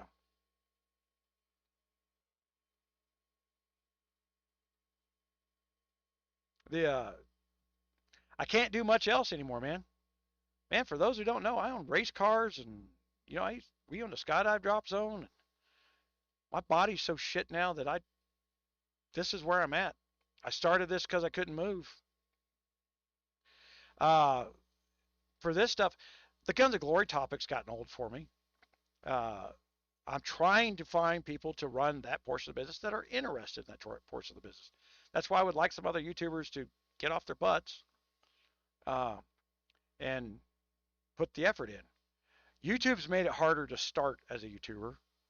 The Guns of Glory market is small. It's very, very small. And on the Idle Tools project, much bigger market. Talking blockchain, crypto, math, things like that. And math is more my forte. So and there I've started surrounding myself with other YouTubers who know way more than I do about stuff that I can't even figure out why I should care about it yet. So there I'm interested in the learning process as much as the teaching process.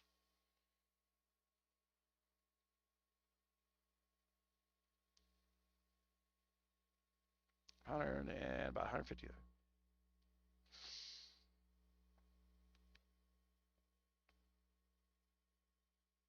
Guns of Glory is not my living. All the money that's ever come from this has gone right into my charities. This is, uh, I am kind of an expert in everything. Hydro, electronic, software. I can go into a company and talk about systems integration in a way that they can't even dream of. Uh, my customers wind up being like Japanese robotics systems. You ever seen the car vending machines where they vent the car vending? I, I I I did I helped them, you know, integrate some of their software hardware stuff. I don't do any of the software writing. I don't do any of the design on the mechanical stuff, but I come in and see where the problems between those two systems talking to each other are going to be. Uh, I'm a Pythagorean thinker. I can see the unseen giving the data that's in front of me. And since I've worked on systems that date back to the 1940s, quite frankly, you got everybody talking about hybrids and electric cars and all this stuff like it's this new state of the art stuff. Well, we were running around in submarines in the 1940s. That's a hybrid. You could run it on diesel and get 2,000 gallons. You could cross the ocean in a multi-ton ship efficiently. We've been running hybrids for a long time. Uh, but the colleges keep getting money grants to build two-seater Honda Civics. Well, when you're replacing a 50 mile per gallon gas car with an electric engine, but the electric engine costs $30,000 more than the gas version, no one gives a shit. It's not financially feasible. So why aren't we buying electric big rigs?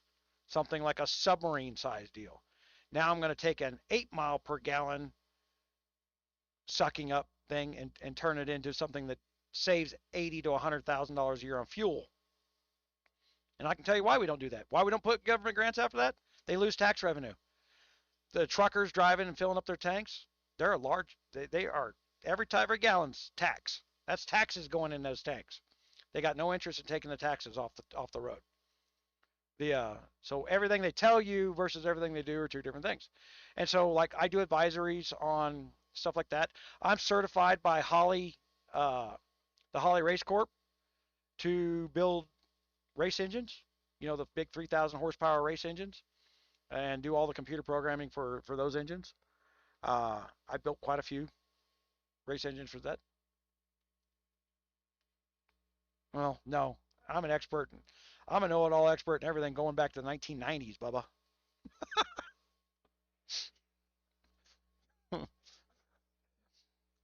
If I had some of my Navy guys in there, they'd have turned around and said, "Yeah, don't mock, he is." Even when I was in the Navy, I got flown all over to other ships loaned out to solve problems that weren't in my rate. uh, it's it's a math thing. I just understand how certain things affect other things. I understand what the room temperature and the layered temperature. Like right now, I'm doing crypto in here, right? I'll show you an example. So we talk about variety of education. Okay, so here's this machine. It produces money. Okay, it also produces a shit ton of heat. All right, the reason this one's not plugged in, I'm waiting on a power supply. So I'm not actually waiting on a power supply. I'm waiting on a card to convert a power supply because I'm going to use something different than what the industry's using. Because while that's been running for 10 years and everybody's got a YouTube video on how to power that, I just changed it in the last 4 weeks because I'm an expert on everything, being a smartass, right? That's going to create heat in the room, but it's also going to create a thermal layer in the room. And I redesigned my room in here because I've got 2 of those running, and now there's no heat in the room. So I don't have my air conditioner trying to cool my room because a machine heated the room up. I redesigned the exhaust system and took advantage of natural thermal layers. Whenever you have, and the way I did that was by stopping the air from flowing in my room. So I can't show you, but my air conditioner is now pointed more towards the ground, and it cools underneath the air and it pushes the heat up. And then I reworked the exhaust to only pull heat from the upper end of the room. If I stand up in the room, it's 25 degrees hotter than where I'm sitting. So I'm dual purposing my room. Now that's understanding atmospheric thermal layering. And I can create that artificially inside my building to make my energy and electricity use more efficient. So when I'm trying to explain to you that I understand how certain things work in the real world, in a real environment, my brain for some reason thinks about atmospheric thermal layering when we're talking about a fan blowing, right? I don't want the air to circulate. I want the air to go dead so that the heat is trapped at a thermal layer. And then I will cause a circulation up top and down below that doesn't disturb the thermal layer in your house. When you get up in your house, you stand up and you feel it'll be a little warmer in there, and you start walking around, you're mixing that air and you're decreasing the efficiency of your air conditioner. We don't want that.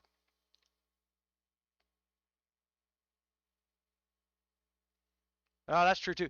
But here's the thing that a lot of people don't do that I do there, Demon.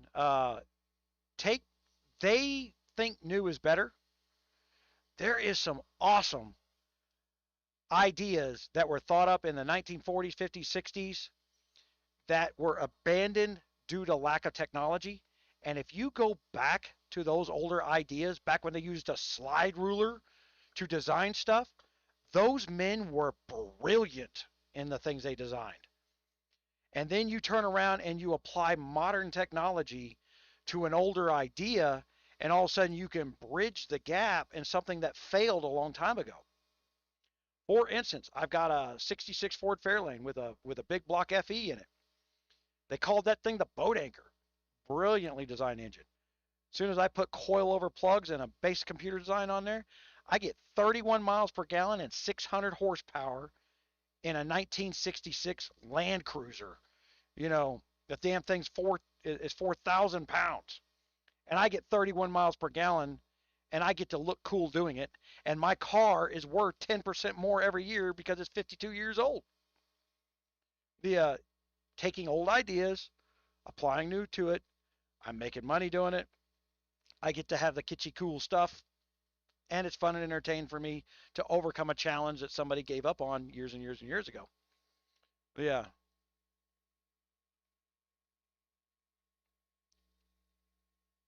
Yeah, that's Raven. I would agree with Raven on that. Do all your slow cooking, and then just have a layer there for to speed up what you need to the last second. And don't use those speeds for more than what you need if you're trying to play in the free. I'm in like 9 different cryptos right now, and then I'm databasing 54 other cryptos. I'm doing a lot of testing for another channel that I'm building.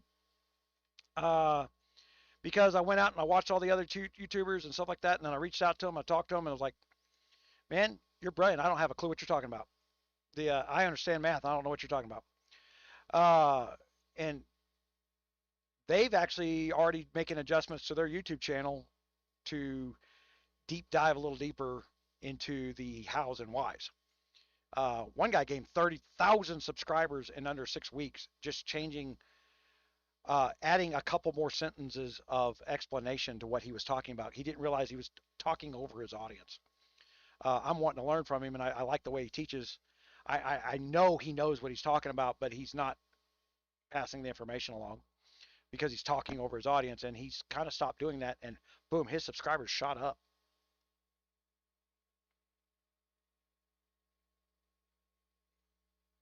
Yeah, once you get the base done, then it's just about adding to it. It it's like a fish. A good way to look at it, Demon, is you're a fish in a fishbowl. You're going to match up against similar people, you know, right in events. Plus, you got the fishbowl environment of your kingdom. Uh, you know, how big does your firewall need to be to stay unbubbled? I don't know the answer to that. Only you know the answer to that. The tool is designed for general purposes, but once you start zeroing people in the middle of the night because you stayed unbubbled, then you're done. After that, you can do whatever you want to. Inter-kingdom events for the firewall, that's up to you.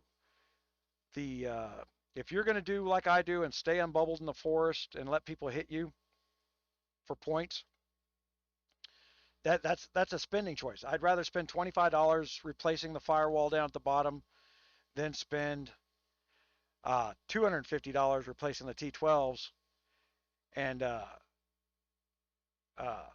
and all that time clicking, right? I generally, I mean, because you're only losing 10% even down there at the bottom of the firewall. So to put it back, it's 50 clicks with my troop building. So it's not a lot of time anymore. It's not sucking my time down. Uh, you know, I build tools so that I can be lazy. When they work for me, they should work for everybody, and I share. Uh, but I'm wanting to put full-time workers on, and that costs money. So there's got to be an income there. And it doesn't cost stupid money. I mean, everybody goes out there and they. This is the other thing I looked at on the paywall stuff was all these other. Somebody like, well, it's like $9, $10, $20 a month. Like, what am I getting for $20 a month? Yeah, you're getting to pay his server bills. That's what you're getting to pay. My server bills are paid for by other income. So I had that advantage of keeping the cost down to $2 or less. The That's you know $2. I guarantee you, the first time you get hit after you build the firewall, you'll never doubt that $2 was worth it. the the sheer giddy joy when you kill all those T12s with your T3s, I promise you, the $2 was worth every penny. The But it's one of those things like so for like you were asking about what I'm mining. Monero. I am about to spend $4,000 on equipment for helium. I think helium's a good project. I see the money to be made in helium. See, crypto projects are supposed to be funding something. They're more it's more like crowdfunding. Everybody keeps acting like they're just, but it's really an investor backs a coin for a stake, and then people support it through the mining operation, showing that they'll spend their money on electricity and equipment to support that theory. So,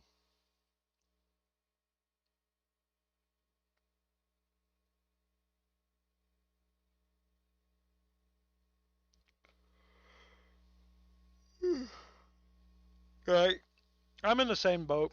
Nobody's going to hit me in the kingdom. So, uh, there's that. The We got KR starting here shortly, or did it start already? I probably zeroed now in the kingdom. The I usually get zero within 3 or 4 minutes of KR if I forgot to go do stuff.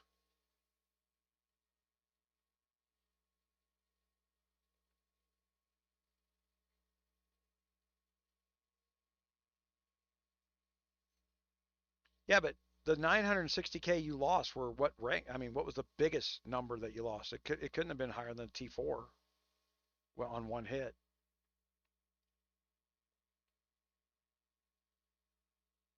If you're within 20% and you have 100,000 down there in that bottom green area, just kind of across the board, you're not listening to the GOG trolls going, artillery didn't take it out of the game. Artillery has no effect in the game, then take it out. But artillery replaced traps. Traps used to be a way of counteracting troop march, and then they started pumping stats at stuff uh, by releasing gear until traps were of no use. When this game first started, traps murdered the crap out of big players.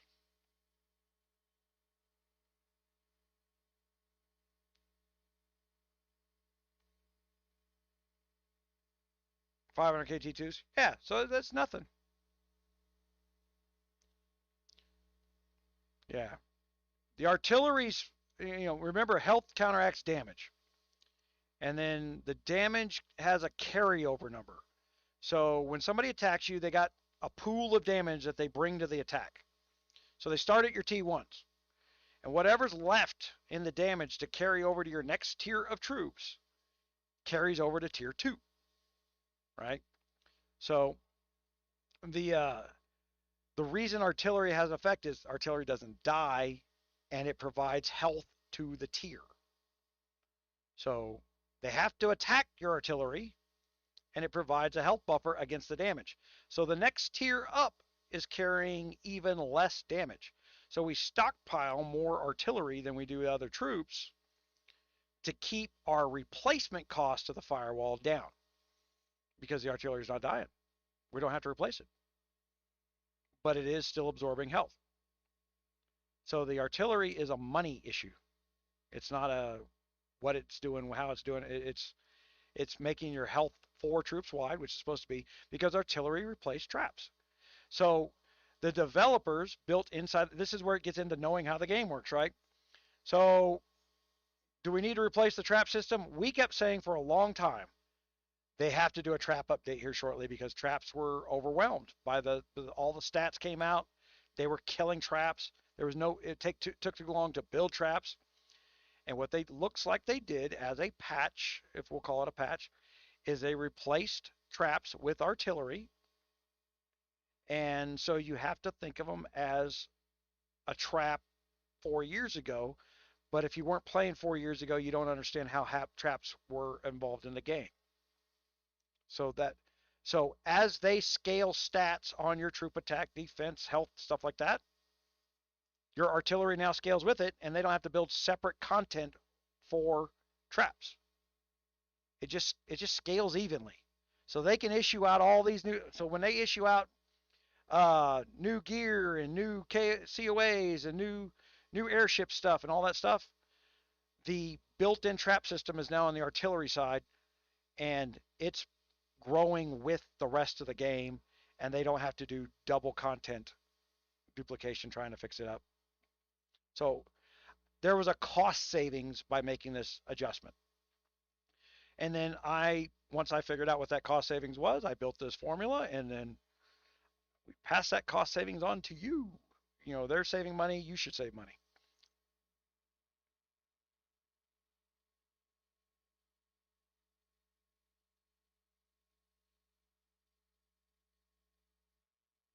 The 300% conversion doesn't work anymore, Igor. There's no gain out of that. They took that out almost a year ago. You're just spending RSS trying to get that conversion out, because they treat the lower tier stuff and the artillery as low power. And you send all artillery marches out there, and they just barely any power loss added up on the 300% anymore. So it's not worth it.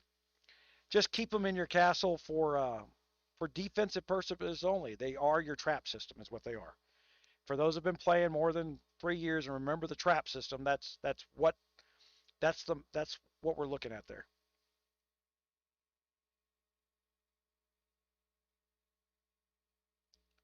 Yeah.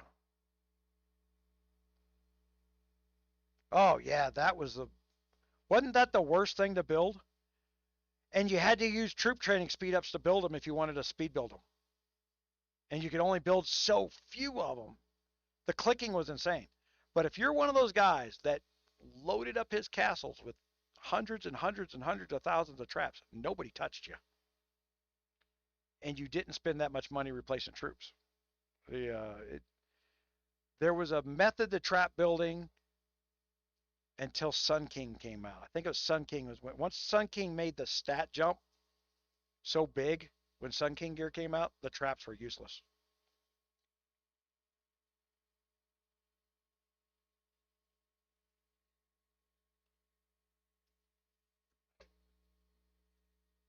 Yeah, just uh man, if you are in a troop building phase, all the free building speed ups and 3 hour speed ups that you get out of the expeditions, put it on a tent every day.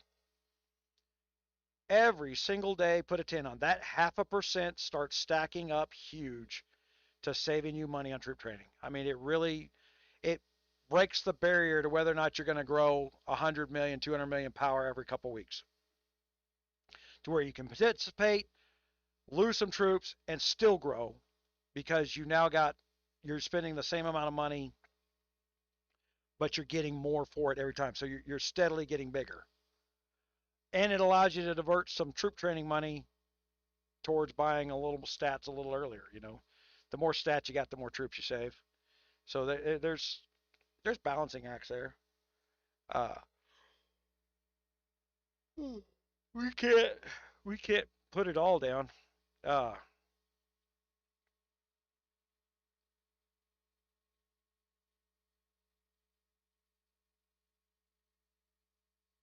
Ursh. Uh, yeah. The were you in 362, Ursh? Is that the castle you're talking about? We had it in a couple different places. We had one in 533. Somebody come over there and did the same thing. They built up a C22, C24, with damn near max stats at the time. Better than most C30s. Yeah, your military tents. That 0.5% sounds like so little, but it's a 0.5% per batch, right? So 0.5%, 0.5%, 0.5%, and all of a sudden 70, 80% comes up there before you know what the hell happened. Get all the tents you can get and keep them growing.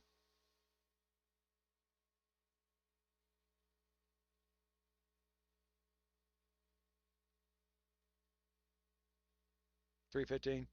Yeah, that honey trap freaking low level castle. It works for a while.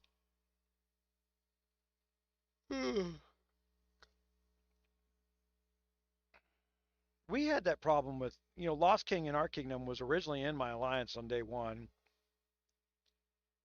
but he was there to stay quiet and troll, and then but he couldn't help himself, and he wanted to run around killing a bunch of little castles and harvesting things, and I wouldn't allow that. I said, look, you're gone. And then ever since, he just trolled the whole kingdom because we wouldn't let him go kill people in the first 2 weeks of the kingdom. And then, it's I, right now he's been silent in there just because of the firewall system. He can't kill anybody else. Anybody who's built up a firewall, he can't troll them. So the first thing firewalling did was stop trolling. The Hopefully I will get some reports back from some new kingdoms that are using it, and back when T8s are your big troops, uh, to see what happened, see if some of the trolls go splat, because usually the trolls only got one march, so they hit something that kills them, they're done. But back then, 130, you have a 130K march cap, and you lose your 130K. It doesn't take that long to put it back, and for the most part, there's handicaps built into the early stages where you don't lose everything. You don't even lose close to everything. You lose like 4 or 5 thousand troops, not much.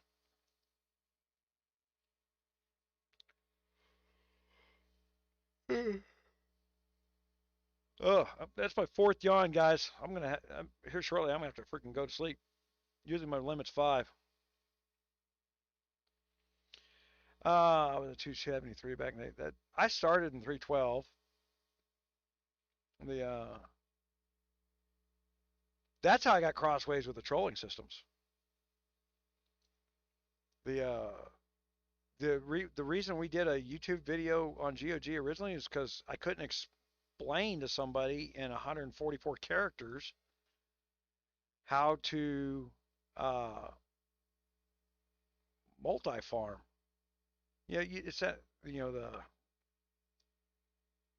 now it's just common wisdom. Everybody knows how to do it, but believe it or not, nobody knew how to do that back in the day. how to set up your how to get your 5 marches out there and be ready for, back when we had kill events and that was important to get the loot. That was like the launching of this channel was to teach people how to farm faster. Yeah, I hadn't even broached the subject. Right now, I tell you right now, buy the stuff from the Indian kid that's telling you his group number. Because they're not farming in your kingdom, they're spawning castles. That's a developer's password.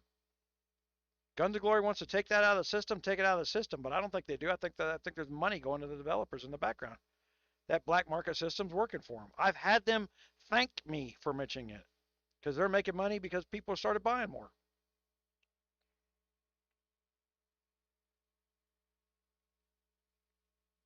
You're crushing it.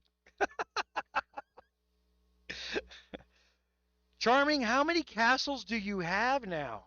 How many kingdoms are you in?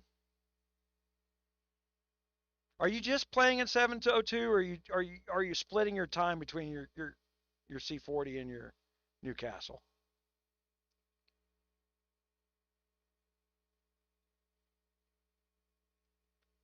My first spreadsheets? Yeah, what's his name? Phoenix tried to call that his freaking March system back in the day. The back when we did the two, that's where everybody gets the conventional. For those who don't know, when they're talking about the T2 wall and the meat shield, Spinebreaker was the original March formula and it was on an Excel spreadsheet. And we had a T2 meat shield built into Spinebreaker. It crushed everything. You have a C29, you make a C35 cry, and not on defense, on offense. You'll bust his ass with that when you use that March blend. That's why they had to get rid of it. They had too many people that were buying stuff. So why would I buy it when my C29 is stronger and it's free? Oh, you were in 533. Well, maybe we'll be merged up with some 533 players here shortly.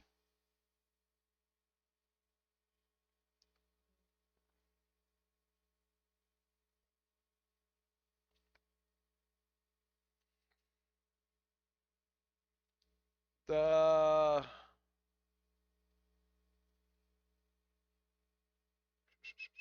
second one. Spinebreaker might have been the second one.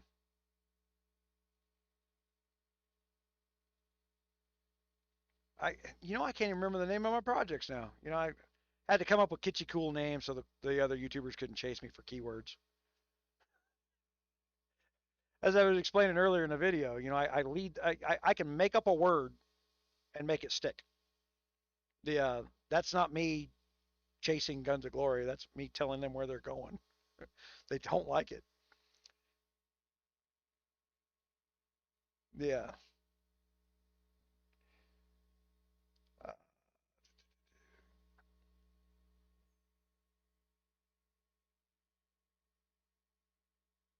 after Spinebreaker 2, and then we had Mayhem, which was a C35. I never, but that was one of those things where when you broke C30, they changed your death count. They determine in the game that you will spend more money, and so they caused you to spend more money. And we never got Spinebreaker results out of Mayhem. The no amount of optimization you could kill a lot of stuff with Mayhem. You'll murder C40s all day long with Mayhem, but it wasn't cost effective like Spinebreaker was.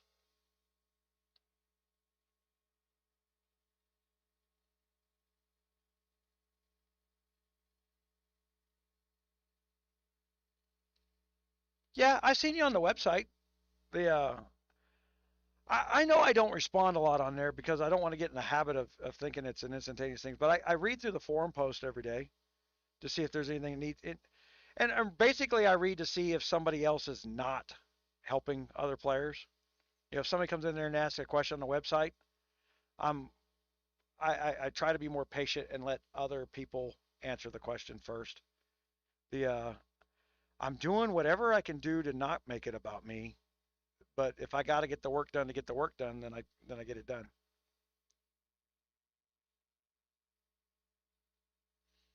Yeah, I'm not happy with this March cap increase more than anything else. that has slowed down gameplay. The recovery time, I don't even remember which video it was, but I did the math out there for everybody to go, do realize it takes you 8 weeks to recover one march now? I am not going to be able to convince people to do nothing but click train every day for 8 weeks for 5 minutes worth of fun on a KV and get up at 3 in the morning to do it. That is not fun for anybody. No one's going to spend the money to do that. That's bullshit. So yeah, that's definitely a problem in business thinking. But they don't roll things back. They just live with it, right? Yeah. They've made some concessions, right? It's a little easier to build troops now. Of course, every concession they've made has been a money grab, and that's pissing people off more. Oh, we'll give you 20,000 per button click. Well, I can click my 5,000s for free. Why do I got to pay you for 20,000? Why are you only giving me 4 or 5 of them for free for loot and this other stuff when there's no gain to giving me a 20,000? I still got to buy all the speed ups to use the 20,000. So they're literally selling me something just because I'm annoyed with them, and they want me to buy it because I'm annoyed of my time suck. And that's a money grab against somebody like Dark Mystic. Is like he's sitting there saying, I don't have 5 hours to waste on the cooldown on Amazon. What do you think? You know, he's got to go over there and buy those 20,000s or 100,000s up there to replace his marches because he doesn't want to spend 7 days clicking train.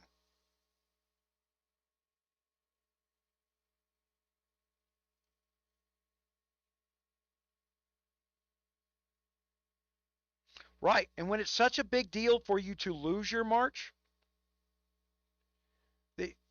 when it is such a big deal to lose your march, you're not willing to risk what you've spent money on as easily as you might be.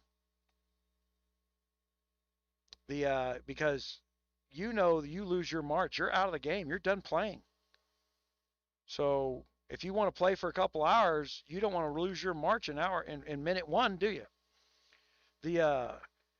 And that changes what we can do with a team in a strategic way. This is the way, and for those in 592 that have been listening on here or still are, this is what I'm complaining about, where you bribe the trolls. They will not put skin in the game. They will not show up when we need them, and they won't stay when we need them. They can't afford to lose a march. They are of no use in what we have to do to move forward. We're waiting for mergers so that we get to, there's 4 or 5 of us that spend money over there. Maybe we can talk later, but we're going to have to wait till after this stuff because we got to get past this line, and that's what we should be focusing on. They're of no use. When we get into where we're doing multi-alliance mergers in this event, can't count on them. I was making the comment that the trolling setups, we got one other C-42 in the kingdom. He has zero damage on his castle. So where am I supposed to put him? He has not one single march in his castle. He has barely 400k troops in his castle. I can't even use him as a tower filler. So that C-42 can only follow me around. That's not helpful. That's a second C-42 in the kingdom. He's of no use to us in any strategy. Why are we handing him marquee badges? The Conqueror's pack. Oh, so he'll show up and fill the tower. But he's of no use in the tower. He can't lead the tower. So growing his castle to be a bigger piece of paper is a good idea? I don't get the concept. And me challenging the concept is me shit-talking everybody. But I can tell you right now, I can argue why it's a bad idea. Failure to argue back means it's a bad idea. You just don't want to talk about it because it was your ideas. You didn't think of how bad it was yourself. And If you guys are gotten that same problem with us, but I think that's problems unique to K592. And I'm not trying to throw anybody under the bus. I'm just saying it's bad. We got a ton of free players that will be moving with us at the current structure that's going forward. We will get new paid players that are worth something after a merger. I'm looking forward to that. I would like to play again. I don't want to go do epic kingdom castles. I don't want to freaking go to an older kingdom that's all about KVK because that's not as much fun either. And I see a lot of older kingdoms that we match up with in like UAC where they're using map hacks and everything else with overpowered castles. And I'm like, if you've got to do that to play, you don't give a damn about any strategy. You just want to get your loot for as little effort as possible, but the loot's of no good to you. No one knows that answer. No one knows that answer. Well, I'm trying to push an idea on top of the merger that they put realming in there and allow us to have uh, uh, a time zone. To pick a time zone to move. If we're going to move into a merger with one kingdom or another, let's first thing turn around and declare that, hey, our kingdom would like to be time zone A, B, C, or D. Break the world into 4 different time zones so that we can have 4 different KVK times. If you're going to consolidate all these players, if you do that, and then you take the event that we just had and you build it into the starter program, and then people can go, and then you have one great big, everybody in the world's in a starter event like what's in here, and then you get to choose where you're going to go out of that event based on how you did in that event. Man, I think you'd wind up with something. I call it a Care Bear system.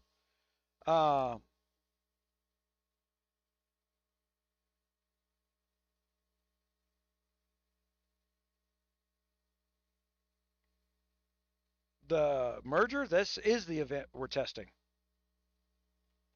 That's the testing event we're working on right now. That's this. All right. But this has got other uses for it. It's what I'm saying. This is not just a merger thing. You don't put this much. I really think that you could bring 4 brand new kingdoms and let them choose where they're going to go out of the kingdoms. So like she's in 722 and then let her leave 722 to go to another kingdom after she's built her castle up a little bit. Learn to play the game, learn some teamwork, and learn how towers work, and learn how before you get thrown to the wolves of the people who've been playing for years, because the trolls know more about this stuff than you guys do. I'm sitting here bullshitting instead of doing research.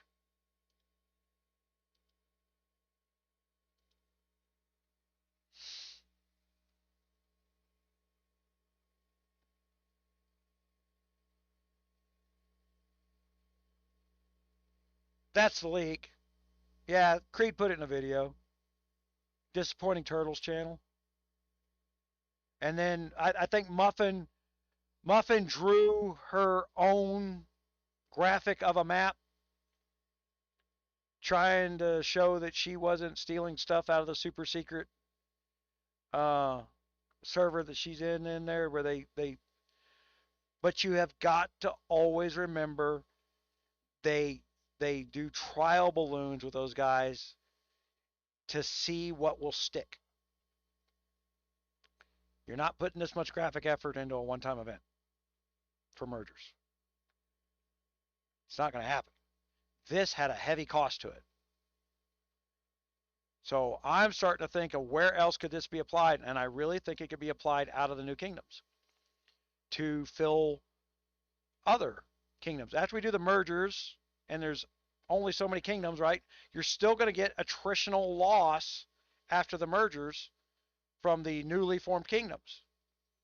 So you've got to build a system to start filling those back up. All right? You can't have a funnel without dumping stuff into the top of it. You know, remember the whole baby small here, but you keep throwing all these new players up in here and they whittle down. Where do they go out the bottom? So now when you get them out the bottom, this event can wind up being that funneling that funnels them towards established kingdoms that we decree out of this event, and a way to keep them as established kingdoms out of this event. I hope that's sinking into everybody what I'm trying to say there. They have got to come up with a structure that makes it so that they're not constantly spawning new kingdoms. And so that the people who want to stay and play don't get bored because they let the trolls run everybody off. You can deal with the trolls. Every kingdom winds up dealing with the trolls, right? You can't deal with the douchebags, the guy who spends just to destroy shit. But if the kingdoms are big enough, you're going to have most good spenders aren't that. You're not. If you've got to take your C-42 to go over and kill a C-22, then that guy won't shut the hell up. Won't stop doing stuff that's aggravating other people. But you don't take your C-42, run around and just kill all C-22s. But if somebody's saying, and I get people that say, well, you killed me. I'm like, what'd you do? I can tell you right now, I can't remember what it was, but I guarantee you that if I spent 4,000 gold to teleport from you, to kill you, you were running your pie hole. You were doing something to somebody else. It's very simple. I don't want to waste my resources and my time dealing with it. But early in the kingdom, I wasn't the one doing most of the killing. We were doing shared killing in there, and I just took all the blame for it.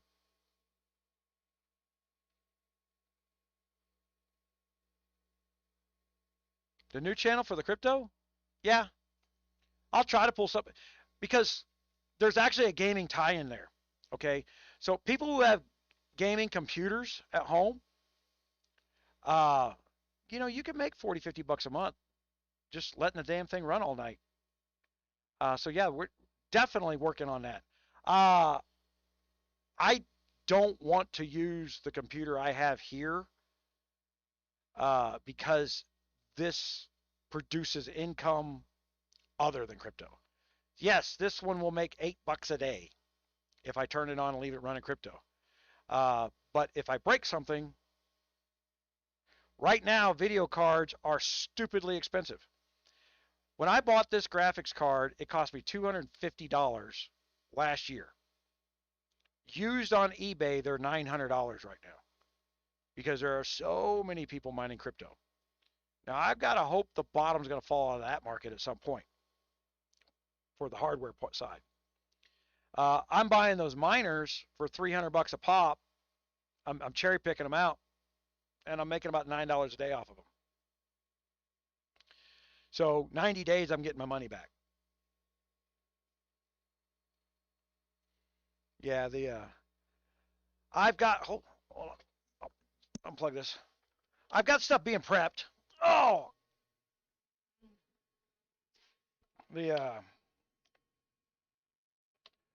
So,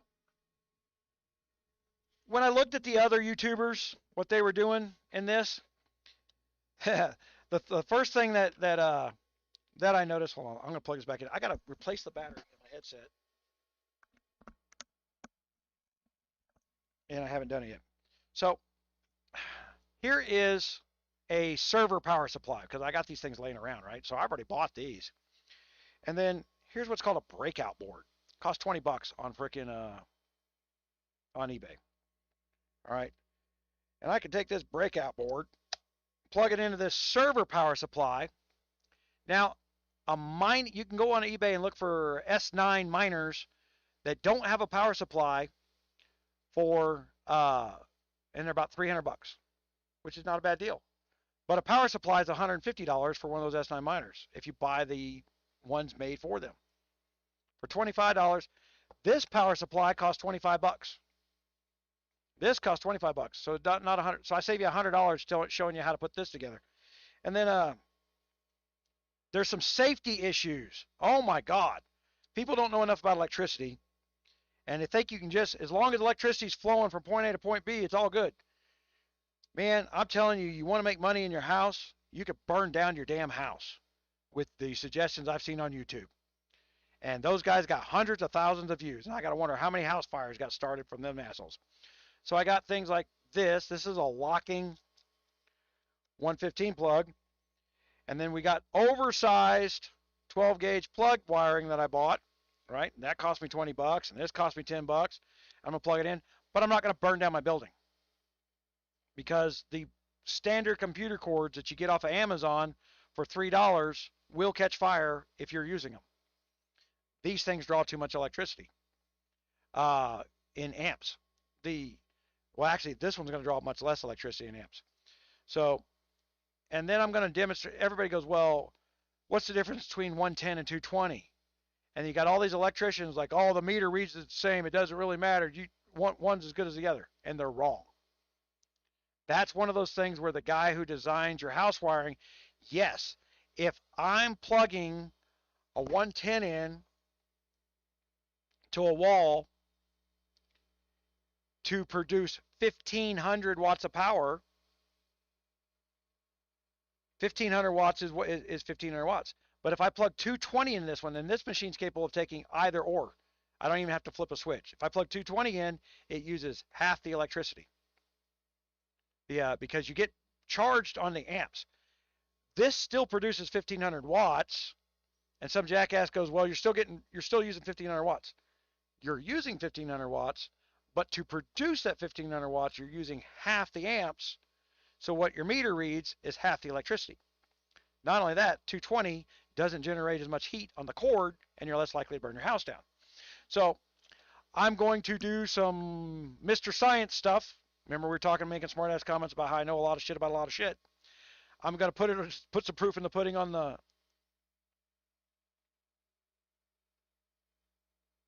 Yeah, well, they were smarter to do the 220. It's half the current. And then, like in France and stuff, they run a lot of nuclear plants. So their cost of electricity is way down. I mean, most of their cost is taxes, not fuel. I pay 8 cents a watt here, which is high. But if you go onto Reddit or YouTube, everybody will tell you that an S9 miner will not make money. They cost too much to run. I've got 2 of them running, and I'm trying to get 2 more running, and each one's making $9 a day. I don't know why a free $9 a day isn't, but I'm just demonstrating, where to get started on somebody else's used equipment, right? It's a low cost investment, but I really think the first one I'm going to do is that for showing people good investments, probably going to be helium for crypto. You're about $600-700 per unit to get involved in those. But if you're in a populated town and somebody else has a helium miner, $700, you get your money back in 2 weeks right now. If there's 2 miners in the area so that those 2 can talk to each other, about $400 a week is what those things are making. And they only cost $700 to plug one in your house. They use less electricity than your cell phone. And the tech that they're providing future-wise, like I was trying to explain, it's Internet of Things is what that coin's built off of. Things like people got a tag on their dog, your dog gets lost. They're paying you to share your bandwidth so that they can sell that kind of service to somebody else. And they've got a 60-70 year plan to have a 5G network. Of course, we'll probably have new tech, to have a 5G type network with long spans between it, so the Internets of Things don't need batteries. They could put a tag on your dog that's charged by the dog just walking around, but they can't do it with cellular signal. So they need a Wi-Fi. They really need a 900 megahertz. Remember the old phones with the big long antennas? That's the frequency they're operating off of, because they can get some range out of that at very low battery usage. And we don't care about crosstalk. No one uses that technology for phones no more, so the frequency was open for Internet of Things.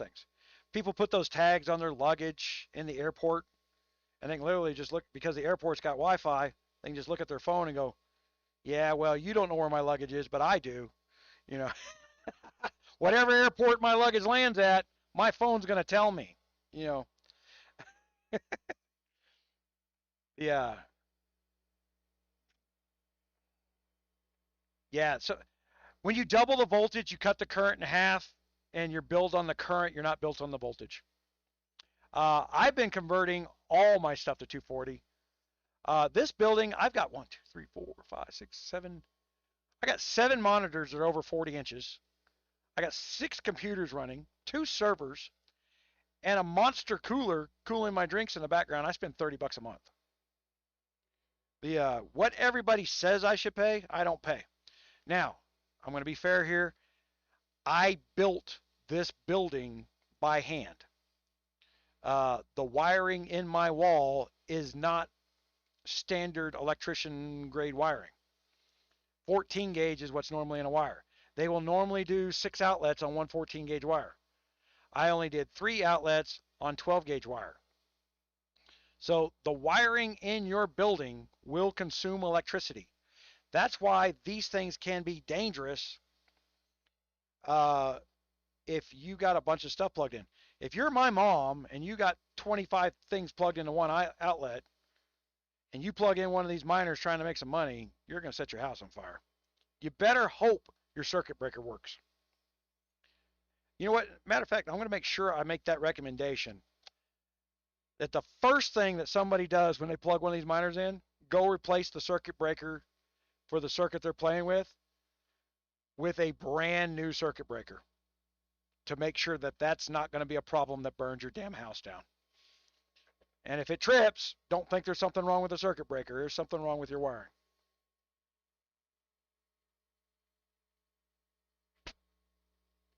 You know what Bitcoin is, Igor, right? Okay. You can mine Bitcoins.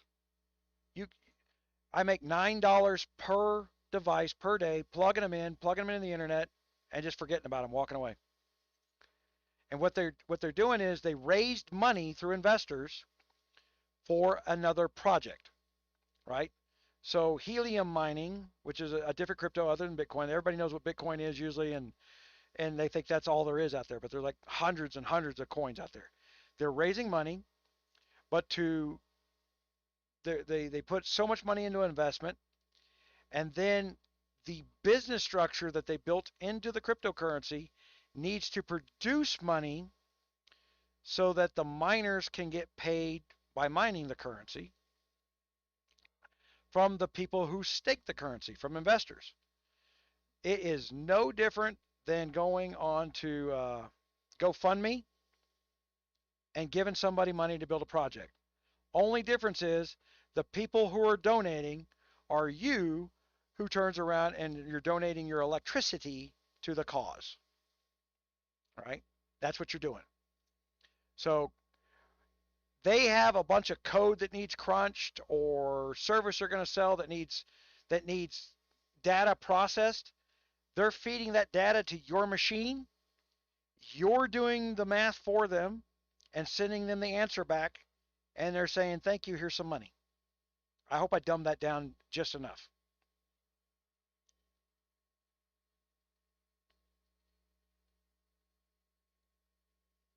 Yeah, I'm hoping that, well, man, when I get the new channel ready to go, and I hope I explain that.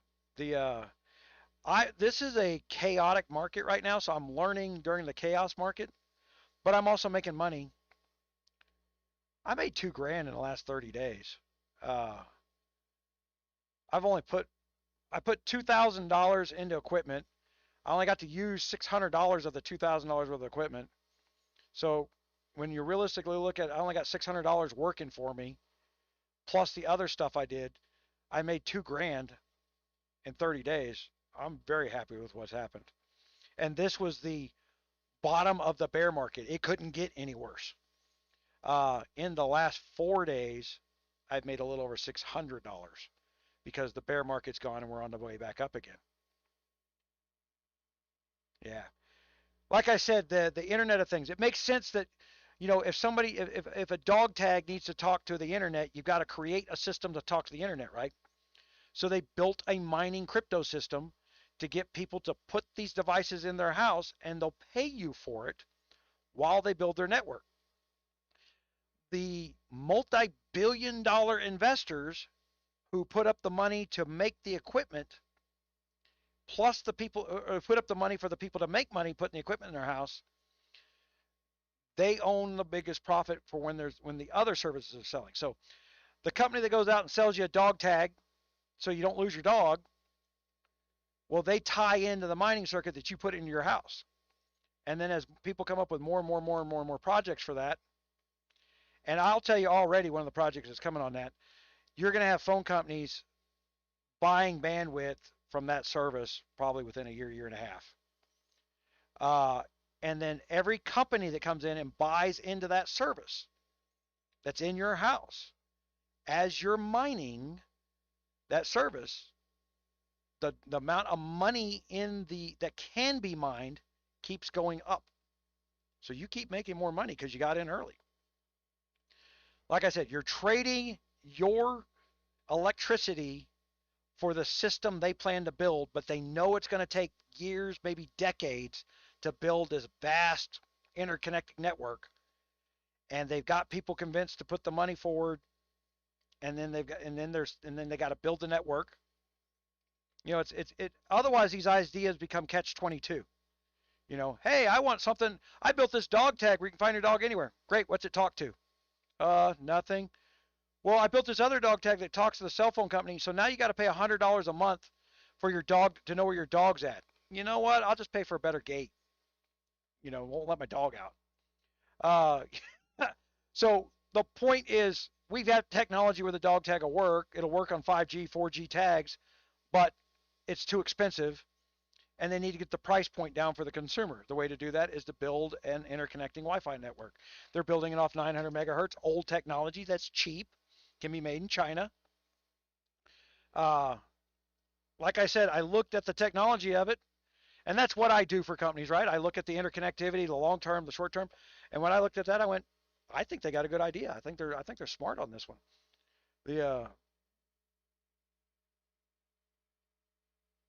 Yep, $12 a week.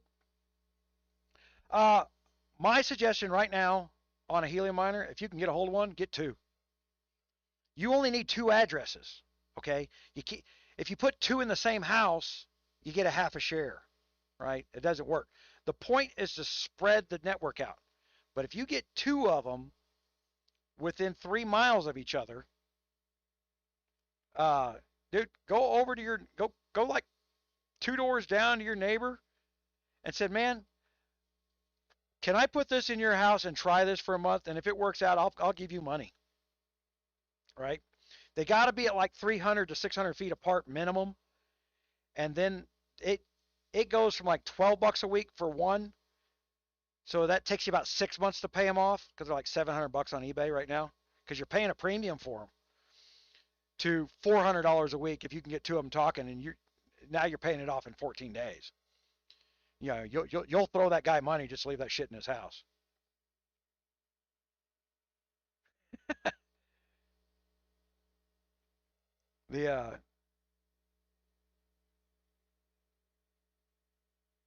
I would also say that being in on helium mining early their missed is if you're not selling the coins that you're mining up, they have a scheduled halving, you know, like a stock splits. So you mine up 100 coins, and then one day you're going to have 200 overnight.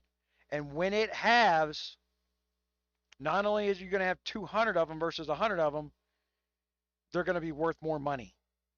They're going to release more. The reason they're going to have is because they're bringing more clients on to throw more money in the pool. See, you already looked it up. Yeah. Yeah, but then I think it's 2 more years before it halves again.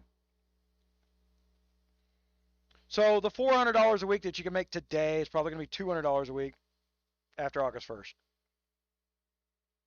I'll know because I'm spending the money either way. I'll have it, but it's right now you can't get them. God, they're back ordered like 3 months. You got to write a $4,000 check and wait 4 months for something to show up. Yeah. I don't even think I think it's worth paying the premium on eBay for it rather than waiting for it to show up. You make more money than you lose during the wait time. Uh, yeah, I'm buying two, but I got a lot of houses, right? I got more than one address here in town, and I got out south of town. I have three houses out south of town. I got my mom's. We got the gun store. I got my other house south of town. I can set three of them up that are more than 600 feet apart and own all three of them. So even if they break $200 a bunch a piece, I'm going to pull $600 a week or $200 a week a piece. I'll pull $600 a week off of them, plus whatever I do in town. And there is ways to make the 20-mile jump to my other property. So while you say nobody local to me, local is relevant to the antenna. The YouTube I'm streaming now, I put a 5G antenna on top of this building. All I got to do is tie into the 5G antenna. So I'm going to buy one of those 5G units, tie it in there, and I can reach 50 miles to the next unit.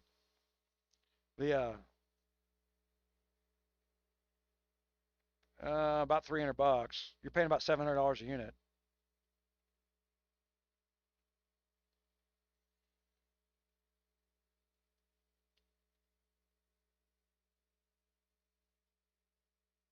Like the sound of a gun store? No, I will honestly warn. I've owned 3 gun stores. Don't do it.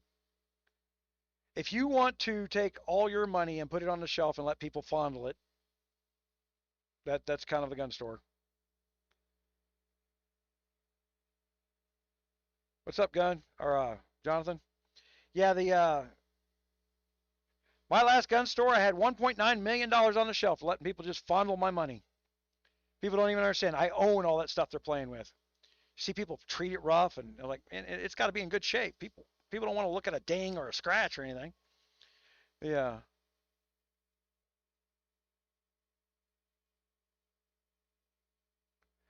With the antennas they come with, 3 miles, with a $10 antenna, 1520 is real easy.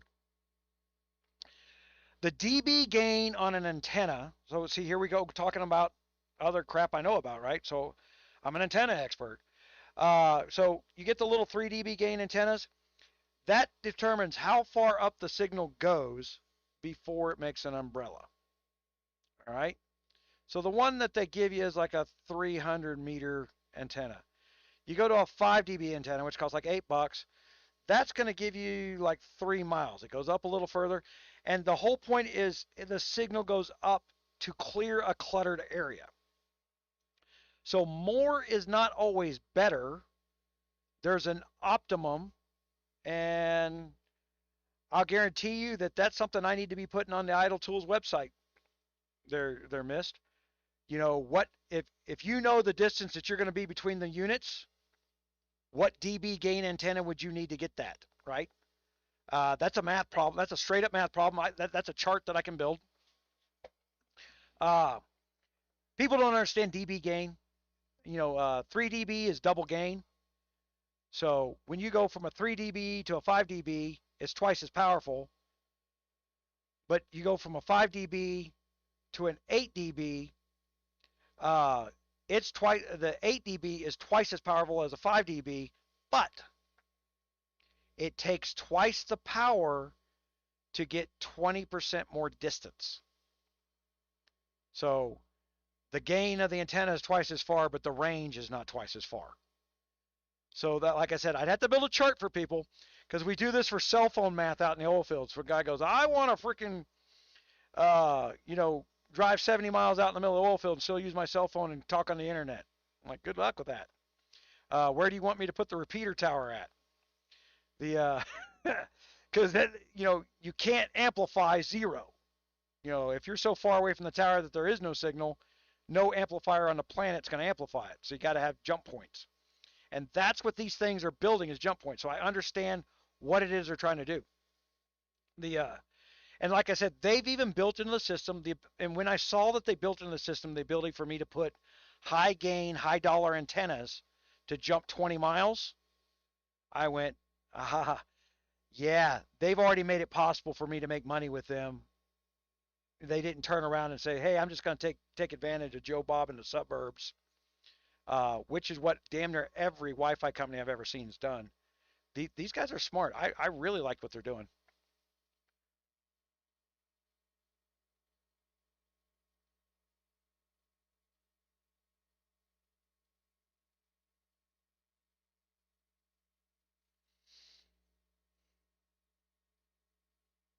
No, not higher dB. Every 3D doubles the power output of an antenna, but you need double the power to get 20% more distance. So if I go from a 3 dB antenna and it reaches 1 mile per se to a 5 dB, it now reaches 1.2 miles. But then I go to an 8 dB antenna, which is twice as powerful as the 5 dB. It's now 20% of the 1.2. So it goes 1.42 miles, right? So we hadn't even reached. We're now 6 times more powerful of an antenna, and we've only gained 50% more distance. Like I said, it's easier to see on a chart.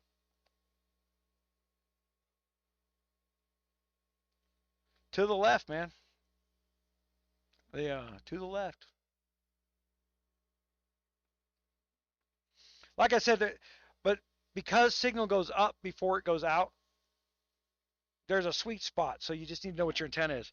But even a really high gain directional antenna, where you get into directional antennaing, so that you can go 20 miles between things for about $80 between the 2 points. And if that $80 investment is going to net you $400 a week versus $20 a week, spend the freaking $80. Get out the ladder and get the antenna on the roof. But that'll be none of those guys have talked about the high gain directional antennas. Uh, the Almost nobody does. Actually, the only time you see a YouTuber talking about high gain directional antennas is the guys who live like 90 miles from town and they want internet. You can do that. You're just going to invest in some hardware. Yeah. Yeah, don't let the distance scare you. If you got a but be nice, I could put in, huh?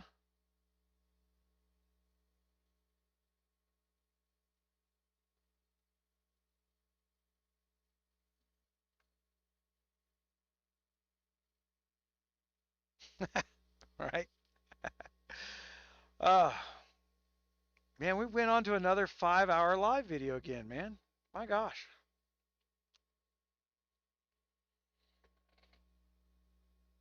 It is 1 in the morning, my time. Oh, yeah. See, I'm building some test equipment. Like I got an amp meter here, you know, and the reason I got this cable is I'm going to cut this cable up and I'm going to make this one versatile for both 220 and 110 using the exact same amp meter and the exact same cable in the reading system. And then I'll be able to do some comparison voltage so that people, they may not understand it, but they can monkey see, monkey do if I show it to them, right? That's the goal. No, I think 300 feet is what they consider close.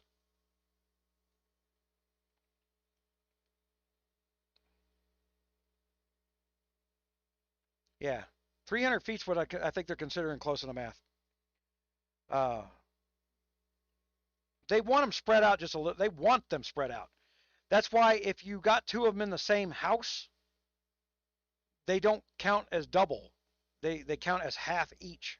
So there's no sense in running two in the same house. You're not going to make double the money. You're not going to make one more thing than one of them's going to make.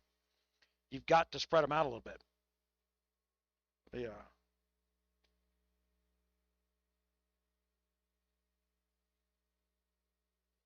I don't do that, man. I had people that did do that. Uh, Hold on here. I'm looking at my phone here. I just realized I didn't look to see. My dad called me back. He did not. Man, it was yesterday. Yesterday, man, I went over there. My dad, they had my dad's surgery scheduled for like October 5th. And I said, well, that shit ain't happening. 2 phone calls later, I got his stuff scheduled for next week. But he called me this morning because he had a number wrote down wrong. But he didn't call me back and tell me what they got scheduled for him. So hopefully that's fixed. I'll call him tomorrow. Yeah, my dad got skin cancer that he swore it was a spider bite. We agreed with him, because it was growing so fast. And then here we are, week 3. His eyes are damn near, his eye sockets are freaking infected. It's just growing fast. We don't even think, me and him think he might have already waited too long. Yeah, because we just got to make sure that we can get it. If it's into his eye sockets, why, that's going to be painful surgery. But if we could just get to it before it gets into his brain, that's the goal. We got to get it infected quickly. So that's one of the things that's got me dragging ass during the day here, is I'm doing this stuff at night and that during the day, and still trying to keep all the other balls in here.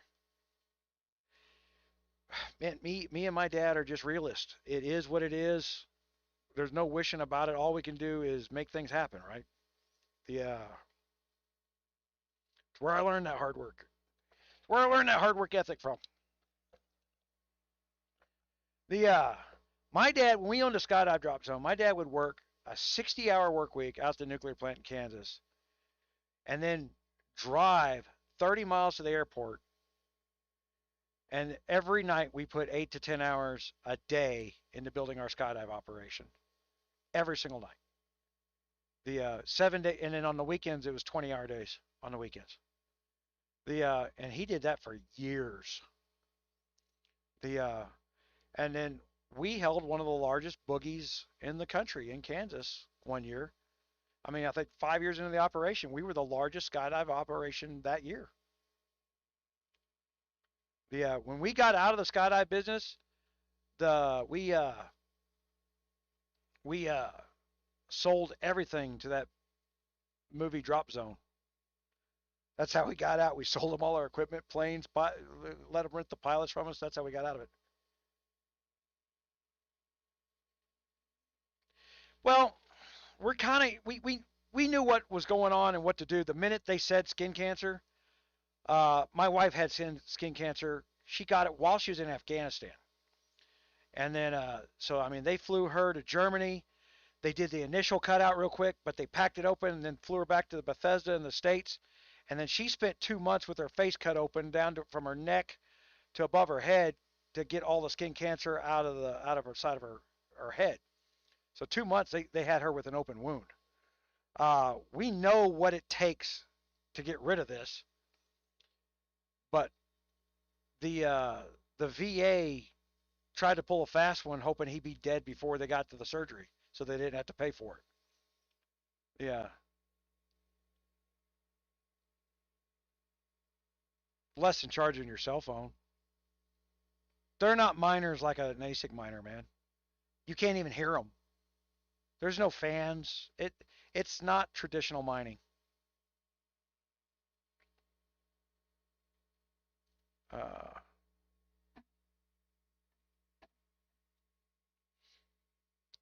Yeah, they're not traditional miners, man. You can put them next to your bed. You're not gonna hear them. They'll use less than your alarm clock's using. Like I said, it's not normal. But I get the staking portion of it. So I get what they're trying to accomplish with that. They're using crypto mining and staking to expand their network. It's brilliant in my opinion. It is the purpose of crypto blockchaining.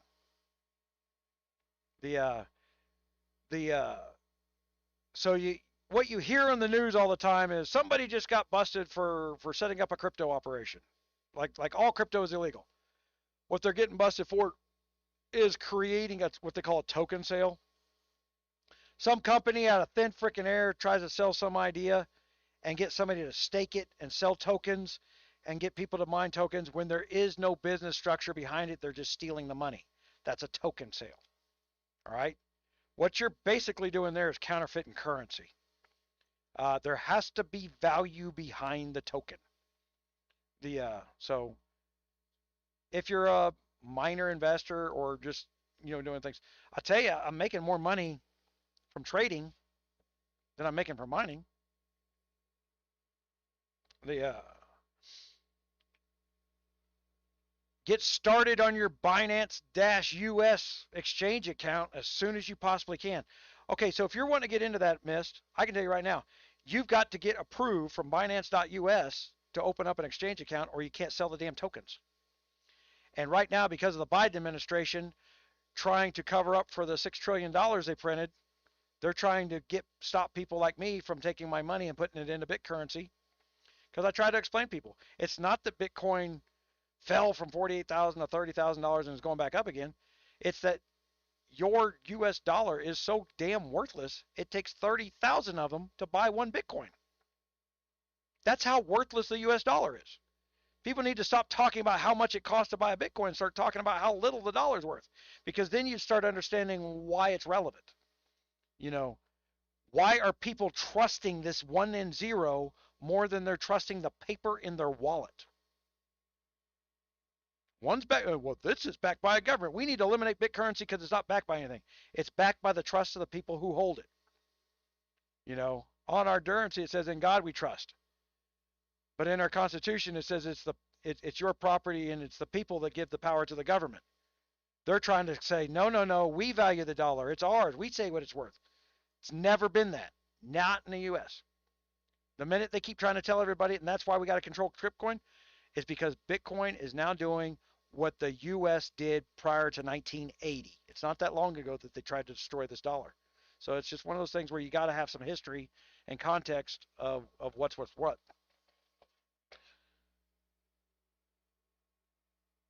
No, I would do it.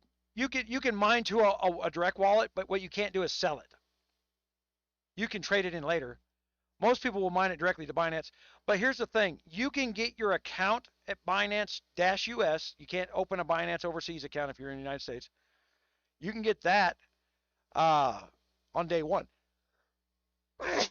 What you can't do is right now, if you're not approved from Binance, and I'm still not approved.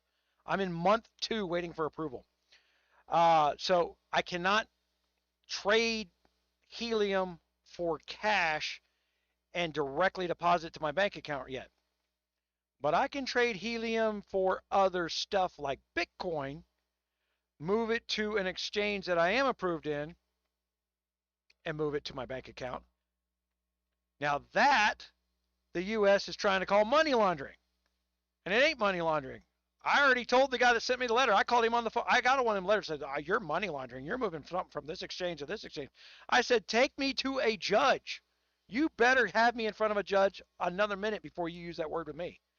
Because at the end of the day, the money came from my bank, went back to my bank. I didn't laundry it for anybody. It was always my money. I didn't laundry shit. They're trying. I said, first of all, you need, and they just, and for people that aren't in this world, because the news likes to brag about all the stuff that's going on in Bitcoin and BitCurrency, right? The U.S. government just lost 11 lawsuits trying to regulate BitCurrency for the reason that I just explained. It was always my money.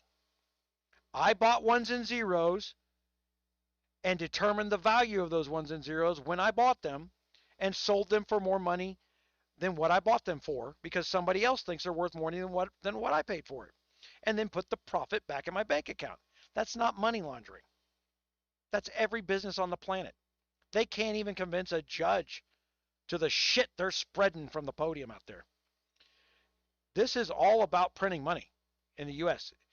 And I'll tell you, it's got a dangerous effect for the United States, but I'm not as worried long term, and when I say long term, I'm thinking 15, 20 years. At the end of the day, the American spirit type thing, when it comes down to if we got to fight to stop China from manipulating the BitCurrency market, which is a good way to go globally. If you're trying to create a global currency, that type of system's good. I wouldn't suggest that Bitcoin be the base automatically, but you could build a system off blockchain where we all started at the same time, right? Even starts So it's all fair and even. But that's not even being talked about. Right now, it's trying to destroy the thinking.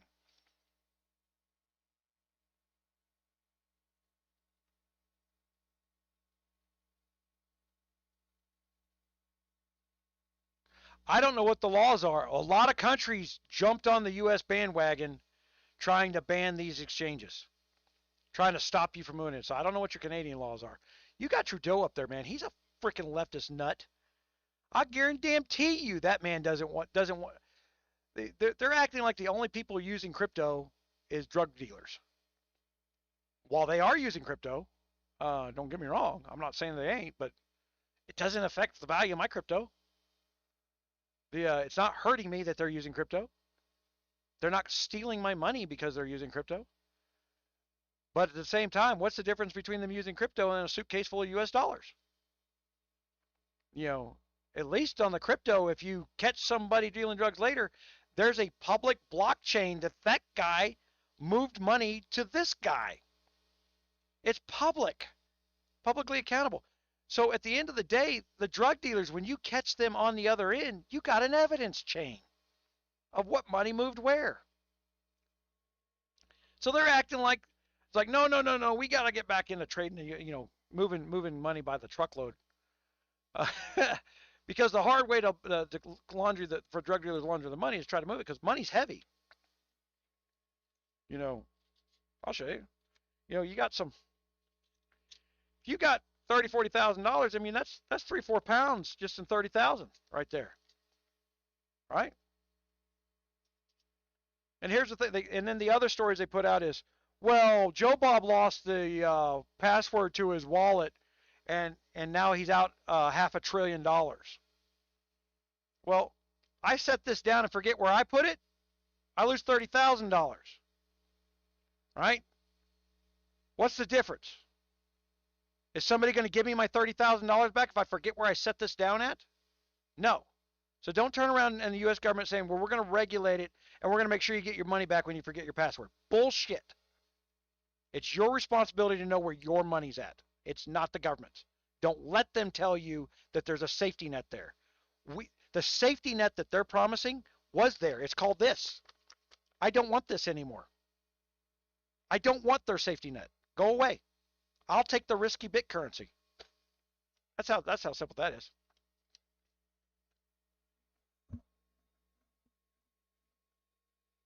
You need to start up a great show.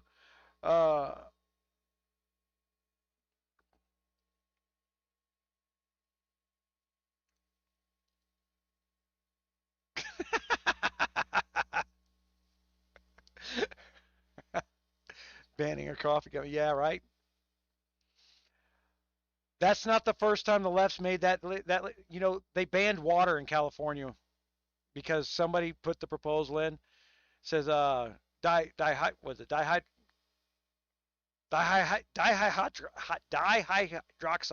H2O. They called it dihydroxide. They said it is one of the most deadliest chemicals and abundant, and we need to regulate and ban it in the state of California. They run a bill up through the legislation, right? In its vaporous forms, it can melt skin. Yep, steam sure can melt skin. Just a teaspoon of it in the human lungs can cause a person to die. Yep, you can drown if there's water in your lungs. They put all these platitudes out there. They literally voted on it and got it on the governor's desk before somebody told them what the joke was. Yeah, I'm waving a C-40 around. I don't have no money, man. I'm waving a C-45 around like I can, and I don't have a C-45, right? Dude, yeah, that is some long range. Yeah, it took them forever. I brought that story back to life when I was dealing with the vape thing. The people was like, well, there's formaldehyde in vape. No, there's not. If there's formaldehyde in your vape, you got your vape from China. All food products in China get vape in it, and that's what the not the chemical. The chemicals like uh, VG. VG is food. It's in everything, but in Asian countries, all the way up to the Eastern Bloc, uh, Indian type countries, all use formaldehyde to store food at room temperature. It's the law, okay, because they got big populations. And the when they started shipping vape over, when vape first started and was selling on eBay, they went and bought a bunch of eBay vape from China because it was the cheapest thing they could do for their testing, and every bit of it had formaldehyde in it because they bought it from China. And then for the last 10 years, they've been telling everybody how there's formaldehyde in vape. Well, it doesn't, VG doesn't create formaldehyde just because you vape it. So buy your shit in the United States.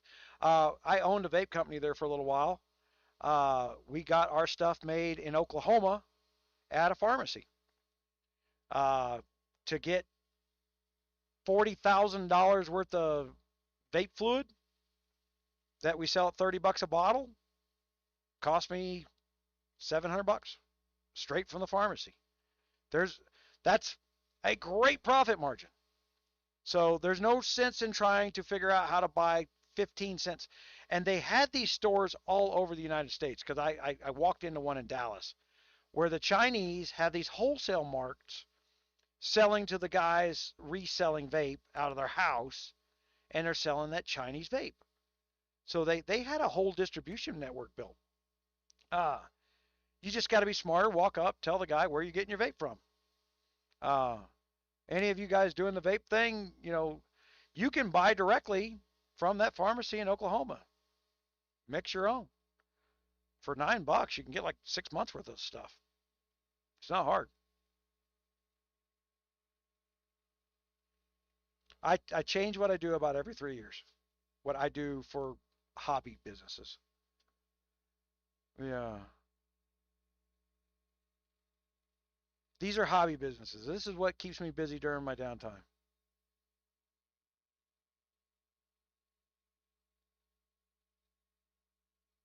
Last time I was in China, I was chased by monks for taking pictures in the temple. That was like 92, I think. Yeah, 92. Yeah, we weren't supposed to be in China. Yeah. Hong Kong was still open then. We pulled into Hong Kong, and then I went over to China, which you weren't supposed to do. You were forbidden from traveling to China. But you could travel on your military ID back then as a passport. The reason you weren't supposed to do it because you were a high probability of being a kidnap victim.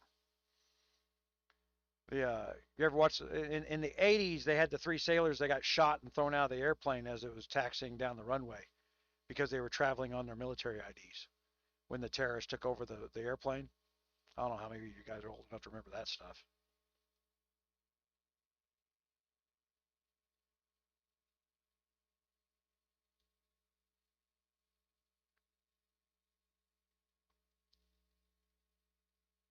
Yeah, I mean, if you talk to people who live in China, they don't know they ran.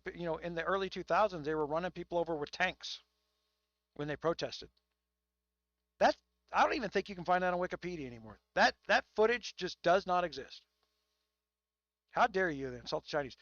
If you want to notice some easing in that China's doing, have you noticed a TV show lately that doesn't have a new Chinese lead in it? They won't allow a TV show to be shown in the Chinese market if it doesn't have a Chinese lead in the show. The Tim Allen's show that he just quit making. They brought the Chinese foreign exchange student in the last 2 years so they could put the show in China for money reasons. It's anything Disney's got a Chinese lead into it now. What's the new one coming out? G.I. Joe. Snake Eyes. Snake Eye was a white guy in the cartoons. He's Chinese now. Never mind the fact that he was a Japanese ninja. There is no to hell with what somebody wrote down our storyline. We've got to make these platitudes.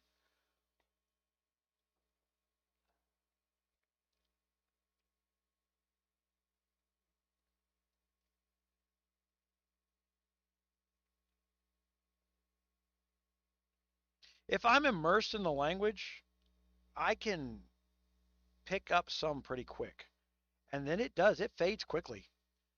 I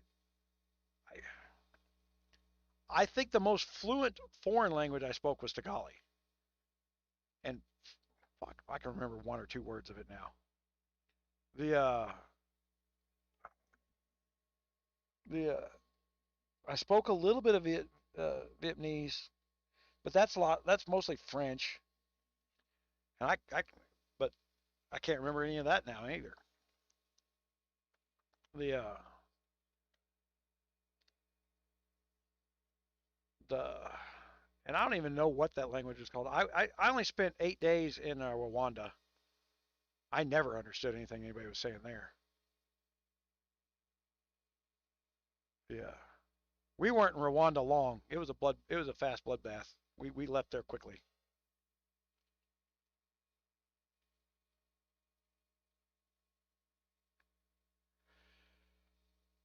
Russia, even when I'm manually translating Russian and Chinese, when I'm manually translating, I've got to remember that the syntaxes are reversed. There are words like, so we speak a lot of Chinese with the GOG game, right? The You can't use the word troll in Chinese. You've got to use provocateur. Uh, that's they don't know what a troll. There's no word for troll in Chinese. So you use the word provocateur when you're trying to translate when you're talking to somebody in that part of the world. You've got For these translators, you got to really remember that not all words translate. The Especially like the English language will it evolves every 30 days. But a new hip hop song comes out and the English language evolves. So there's no semblance to any of that stuff.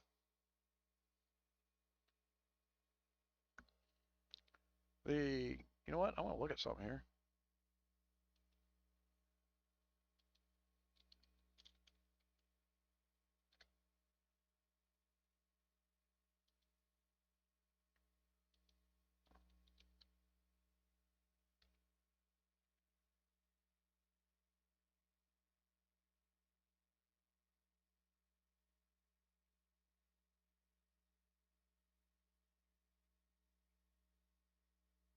Hmm. I remember the word.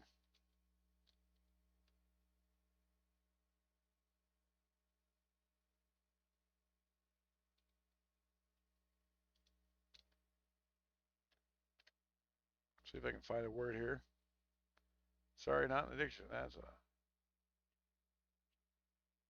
Man, I made up a word like 6 weeks ago, and I can't remember what the word was, and it actually got picked up by the Urban Dictionary.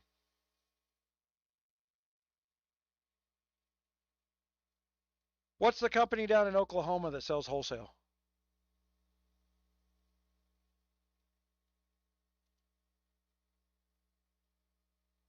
I can't remember their name right now. I always had a problem with that bullshit because they were a pharmacy. They sell pharmaceutical grade VG and stuff like that, and they sold at great prices, but they also sold direct to the public, which I got a problem with anybody trying to play both sides of the coin.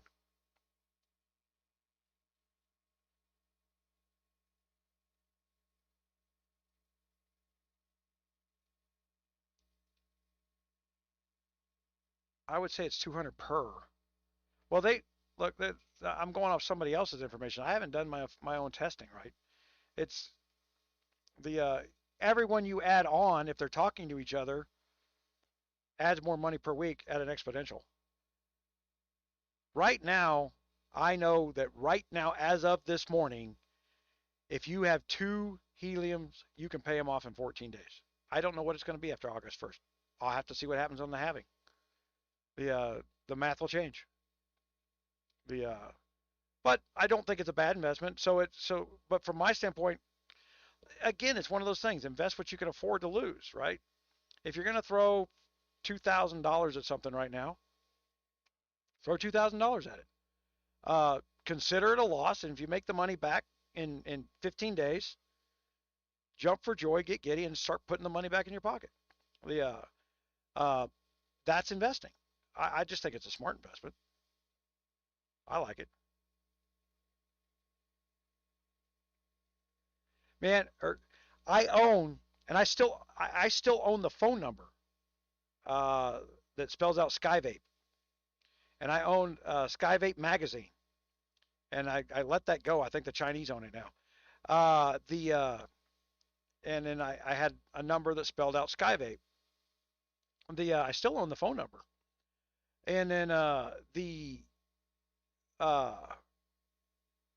when I first started doing the vape magazine, everybody was real appreciative because I was like, man, you guys are wrong about nicotine.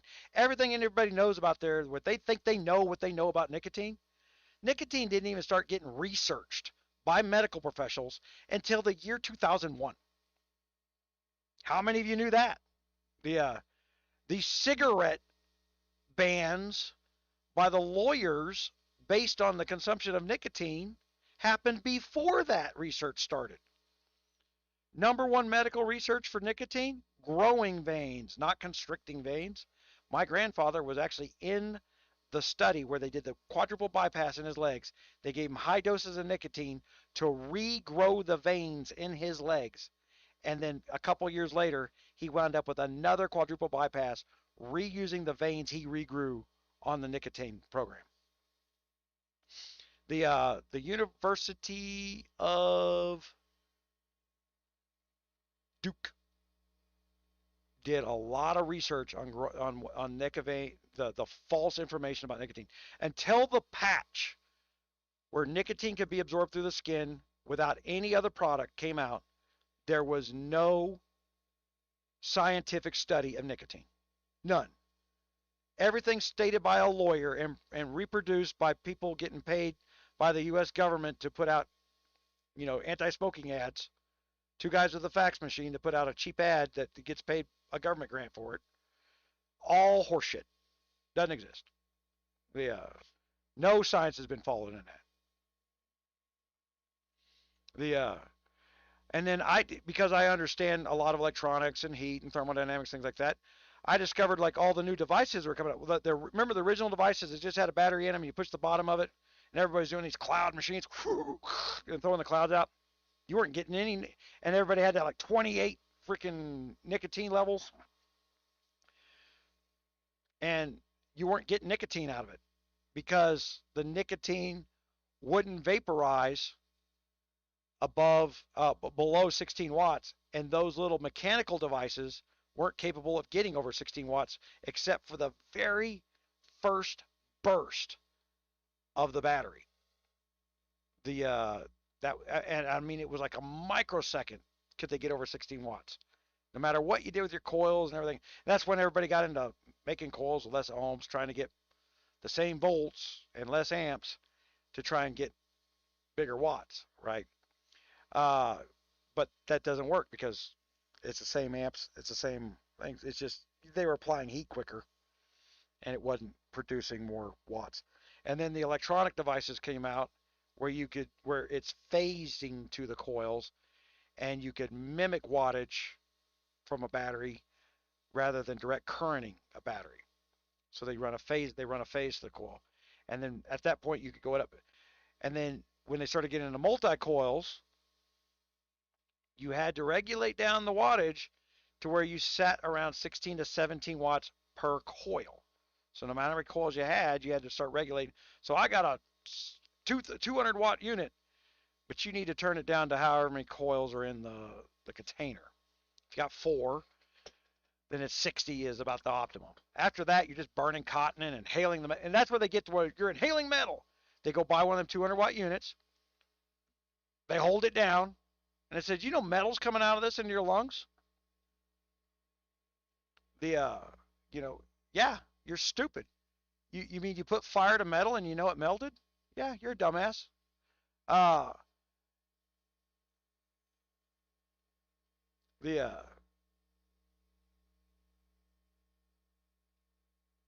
Yeah, nicotine actually is very, the expect I'll tell you, since you're in that vape business, it's I think it's Duke University if I'm remembering right. There are, you know, in their in their medical research department, they did several years follow on long before vape came out. It had nothing to do with vape, about whether nicotine was truly good or bad for you, because it was nothing but a legal argument. Everybody knew what nicotine was, or they thought they did, because everybody talked about it in anti-smoking commercials for 30 years. And then they did the study on nicotine and come to realize, hey, you know, the Democrats in this country don't know what the fuck they're talking about. It's like, well, hell, most of us knew that long before that study came out. The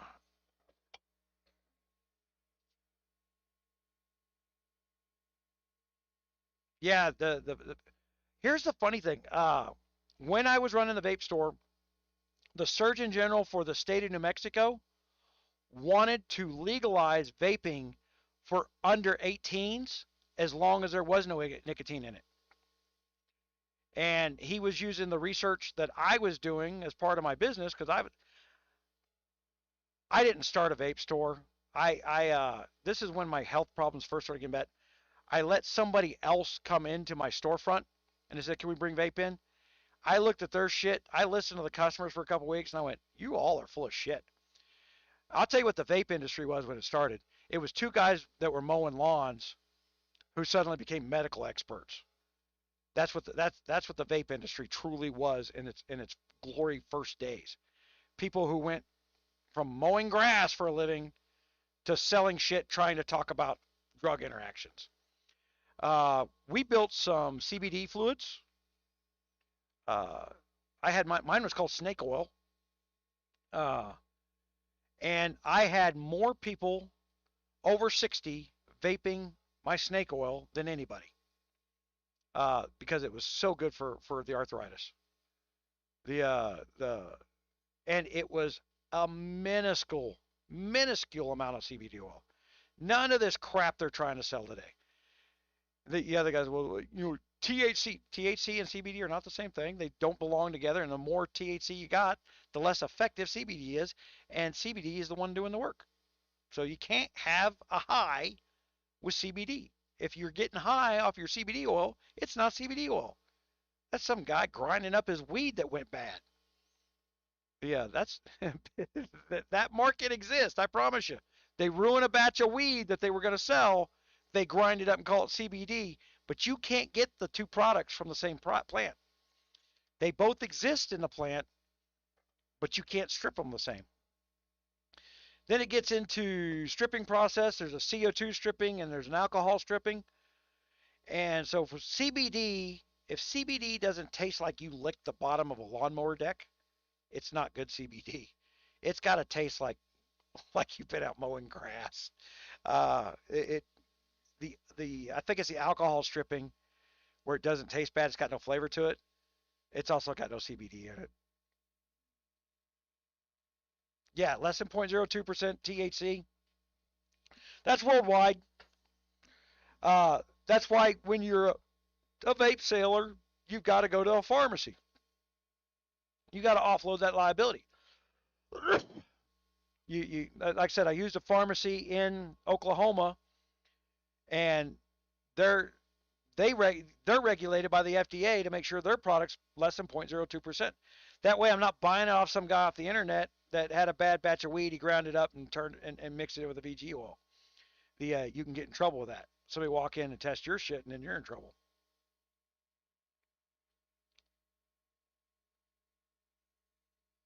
The But the reality is, you don't want the THC in the CBD oil. There's people out there who want to get high. Then go buy the stuff that gets you high. But for people who are actually using CBD to alleviate, arthritis, joint pains, it helps with some other infections. You got to take it like a steroid. You got to take it every day, and it builds up in your blood. You don't have to take extreme, stupid amounts of it. But and the way I told people to take it back when it was like, how do I know I'm taking enough? I said, wait 5 days. If your voice lowers an octave, you're taking a little too much, back off a bit, because it'll start relaxing muscles so much that your voice will drop an octave because your vocal cords are relaxed. You ever hear a dope smoker? Well, that's the CBD causing the relaxation portion of it's what's causing his voice to sound like that. The So you can't take too much CBD, but to know if you're taking enough, you'll know when your vocal cords start to relax a little bit.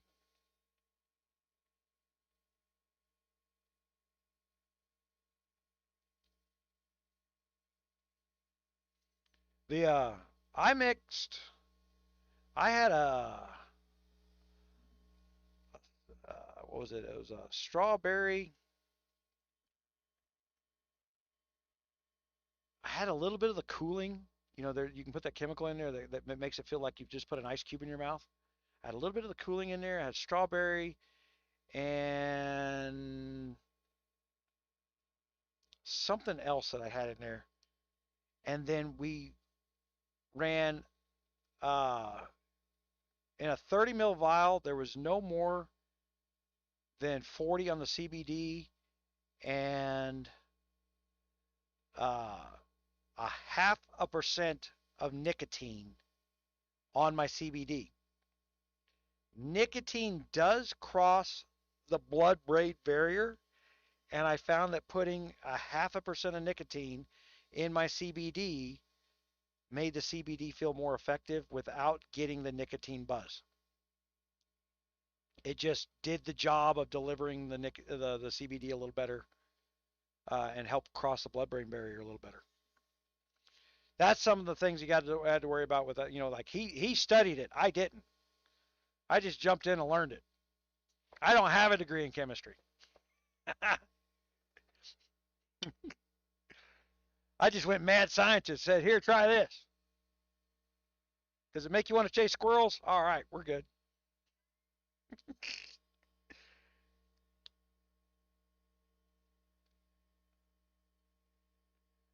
Ah, well, here's the thing. The the hype about the weed in the United States. Okay. First of all, the weed that we allowed to call medical marijuana has no medical value. The the THC content is so high in that weed that it is just pure psychotropic freaking. And the number of diseases you can cure with psychotropic therapy are going down. Matter of fact, things like kids with who get seizures, they give them psychotropic drugs to help control the seizures. Not weed, but I mean they may now. I don't know. But they found that the CBD will control the psychotropic seizures much easier than the psychotropic drugs were. CBD is not psychotropic. But the FDA will not allow CBD to be prescribed instead of the psychotropic drugs. Uh, I was just hearing today Michael Phelps doing a commercial, you know, the Olympic swimmer, where he repeated a stat that 50% of America has a psychological disorder. How great for the drug industry is that number? And if it's true, whatever we've been doing to get to that 50% number needs to stop. So if you can tell me that that's a true number, we need to stop something. But if people were smoking weed past the age of 22, it's not a big deal. But if you're smoking weed when you're 14, you're fucked. It really does fuck with your brain development quite a bit. The What you learn how to do is nothing. If you're a heavy dope smoker, you don't care about shit. So during your development years, when you're supposed to be learning a job or skills and work ethic and be active and move around, what are you doing? You're sitting on your couch smoking dope. What use to society are you at that point? So that's one of the things. And let's talk about from a business point. There is a hangover from dope. So if I got a guy I got hired to run a bulldozer, and while my state just legalized recreational marijuana, There ain't a company. I've talked to a lot of heavy equipment operators. They're still going to drug test. Now they're going to up the drug testing, and they're going to make their employees pay for it. And if you fail it, you're fired. Your name's going on a list amongst the other employers that you failed a drug test because you can't operate a 40,000-pound bulldozer with the damn drug hangover or an alcohol hangover. We wouldn't allow it with alcohol. We're not going to allow it with marijuana. You can kill somebody because you're tired, dragged down, and not paying attention. Can't allow that stuff. No, it does not affect your Wendy's job. The burger's made wrong. No one dies. But it can't be truck drivers, and it's not a law for everybody. It's a law for people who are skating by so that you don't notice other shit that's coming away from you. When THC is present, when THC is present, CBD does not work. Yeah. THC does make the way THC creates a psychotropic effect is it does cause swelling of brain tissue. And it's the pressure in the brain that causes the woo, I'm having a ball. That's why you can do it over and over again and do it too much to where you can put so much pressure inside your own head that you can't feel until you cause brain damage. That's why. But it's one of those things like how much is too much, right? Well, I can guarantee you that if we're hyping up the THC to beyond medical grade capability, they had that when they first legalized it in Colorado. They had that damn reporter go in there and buy a candy bar, and she took a bite out of it on the TV. Then took another bite. Didn't read that Snickers bar had to be divided into 12 pieces, or you were overdosing. They had to rush her to the hospital. She passed out. Sitting there eating a Snicker bar on TV. Like, oh no, it's perfectly fine. I said, then why did that bitch collapse? Because you overdosed her. Who sells us Snickers that has 1,200% too much drug in it? Where you're only supposed to eat this much of the Snickers. No one reads the Snickers wrappers. Well, that's happening in Oregon. Oregon passed a law to sell drugs out of vending machines. Heroin included. Look, I'm libertarian. I don't care. If you want to sit in a home by yourself and shoot heroin in your veins until you puke, throw up, and die, more power to you. Just don't make me pay for the funeral. Your problems are not my problems. The only time it becomes a society problem is when the obtaining of the drugs becomes a burglary and robbery issue because it's so rampant. At that point, you need to turn around and say the law says, that's why that's why you want to get why they hate homestead laws, or stand your ground laws, where somebody comes into your house and you can shoot them because you're on your property, is because you are literally killing somebody who contributes to a political party's customer. That guy's just there to rob you. You should let him go. Remember, that's the left stand. No reason to kill him. That guy has already dropped out of society. He is of no benefit. He is now threatening your stuff and your home. Yeah, shoot him dead. I don't care. It's not a polite thing to say, but I didn't make him do drugs and break into my house either, did I? Matter of fact, I probably said, you shouldn't do that.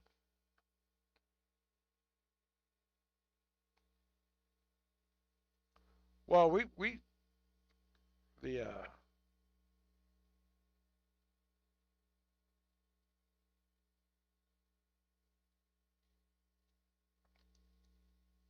yeah.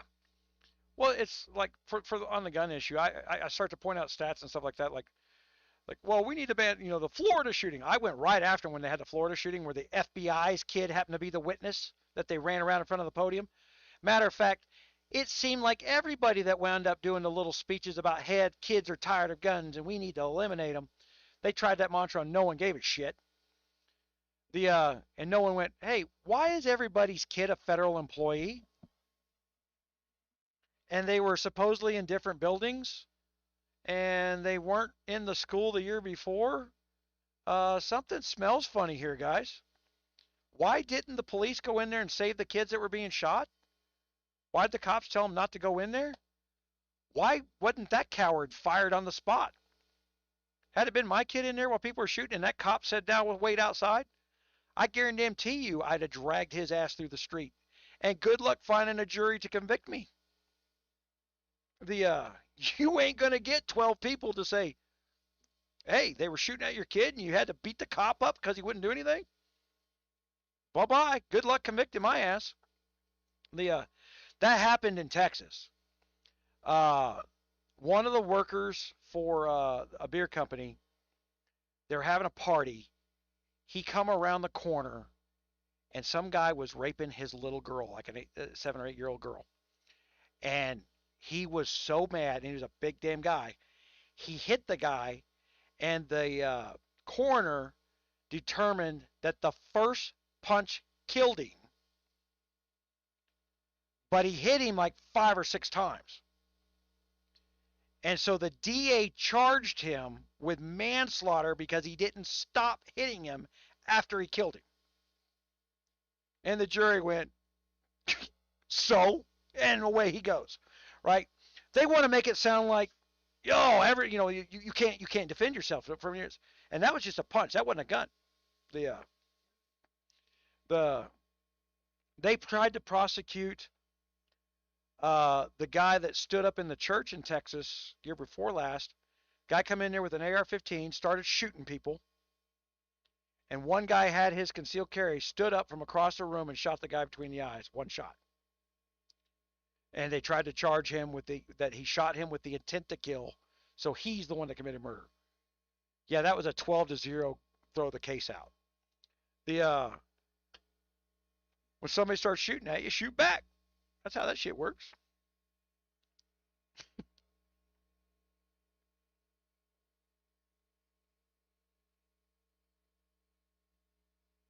Well, I being a pro gun guy, I still know that most people are not very safe with their guns in a storage. People's buying habits on guns are poor, and then there's a whole world out there that tries to make money off the good and bad news that I don't like. I don't even like Wayne LaPierre. I don't like. He knows it. Me and Wayne LaPierre do not get along. I think he's a slimy son of a bitch that makes money off of victims that shouldn't have become victims if the NRA was doing its job as it's founded. The NRA's job is to train people to use firearms safely. We don't do that no more in the NRA. It pisses me off. It used to be called the Eddie Eagle program. We spend $500 million every 2 years on the politicians. It's a money laundering operation is what it's become for politicians, and I don't like it. That same $500 million every 2 years could be put into gun safety that works. I think my favorite gun customer ever, I had a 16-year-old kid. They come in to buy a Ruger 22 rifle. He looked, we talked about it. He went home, got his parents. His parents come back and bought him the gun. His parents were anti-gun. All they wanted to know was, would I show him how to take it apart, clean it, be safe with it, yada, yada, yada. That's all they weren't going to take away his right or desire to own a gun simply because they didn't want one. They didn't own one. I think that was the most open-minded customers that I ever had in my life, where the people who had to buy the gun for the kid didn't like guns.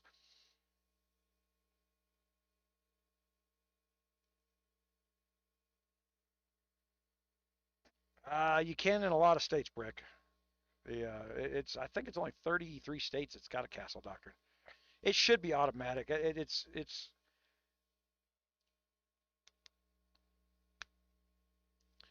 well, here's the thing about castle doctrine. This is the thing that people don't get, the history behind it. Until about I think it was what, 1910? There was no such thing as a title on land.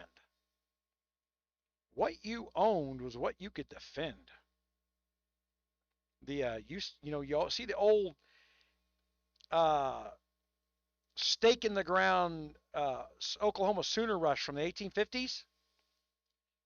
That was the first time where we were starting to write down a name of who owned what. Where they ran out there, and when they stuck their flag in the ground, the very next thing you had to do was turn your rifle on the next son of a bitch coming for that flag. Otherwise, it ain't yours. Just sticking the flag in the ground didn't make it yours.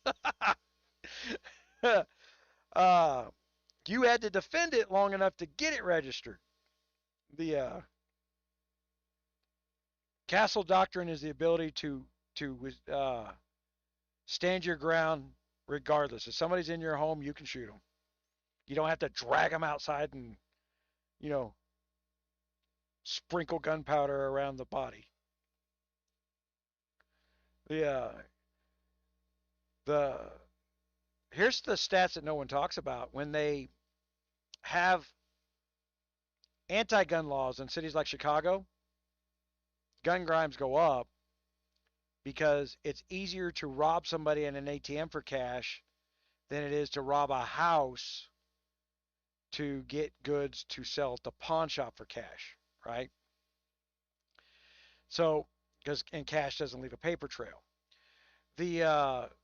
And so the people, the corporate entities who are against concealed carry are insurance companies who have to pay for stolen goods. So when a concealed carry law goes into effect, the type of crime switches from personal robbery to burglary, and the insurance companies start having to pay out money more often. And so that's where who's against personal protection? Insurance companies who write homeowners insurance. That's who. No one thinks about that. It's just a financial decision. That's how they protect themselves.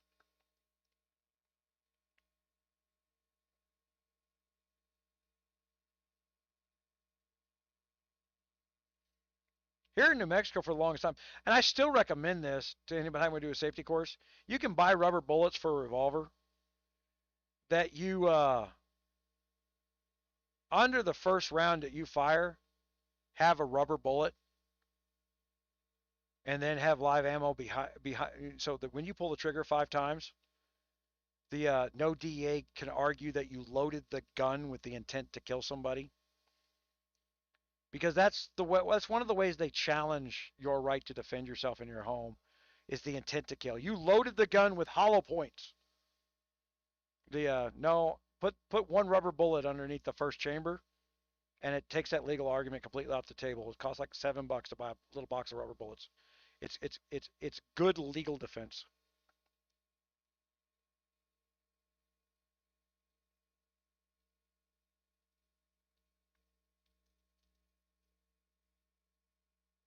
I've done hundreds of shooting videos.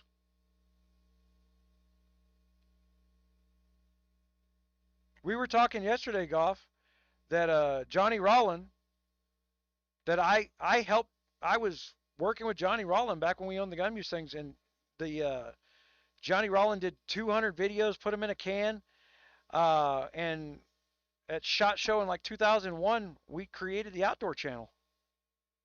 And then the little scumbags that were the producers and owners of that shit stole that crap. The GunMuse channel is older than Google owning it, because this was one of the outlets that I was looking at to offload my bandwidth cost. And it wasn't cost effective. It was cheaper for me to keep running videos from my server back then.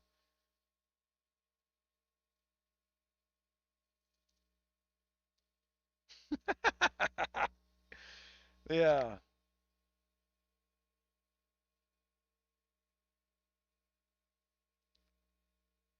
Oh, man. Man, I have to be very tiptoeish. I promise you, my name is on a list. Uh, Everybody thought I was crazy last year. It was last July. I had people turn around and they were Facebooking me their damn militia groups on Facebook. And I told them the minute they Facebooked me on that, you're under investigation. And they go, what? I said, Bubba, anybody who talks to me about that stuff in that platform, you don't own the data. Facebook knows you said it, and they just told the ATF and everybody else that you talked to me about that group. Everybody gets it. Everybody got investigated, especially after January 6th. All you had to do is Facebook. I'm the worst person to talk to about guns online. If you plan on doing something stupid later, I have been under the thumb of the government since the year 2000. In the year 2001, I was the #1 online gun seller. I outsold Cabela's.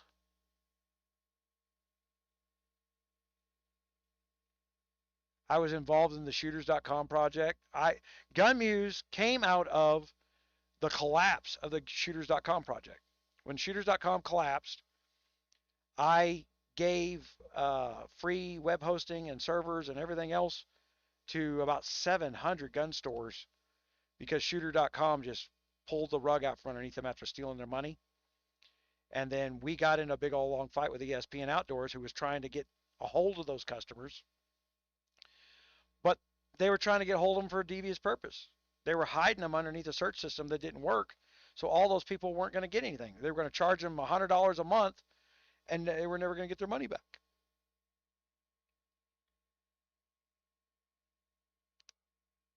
Yeah, I don't shy away from the conversation.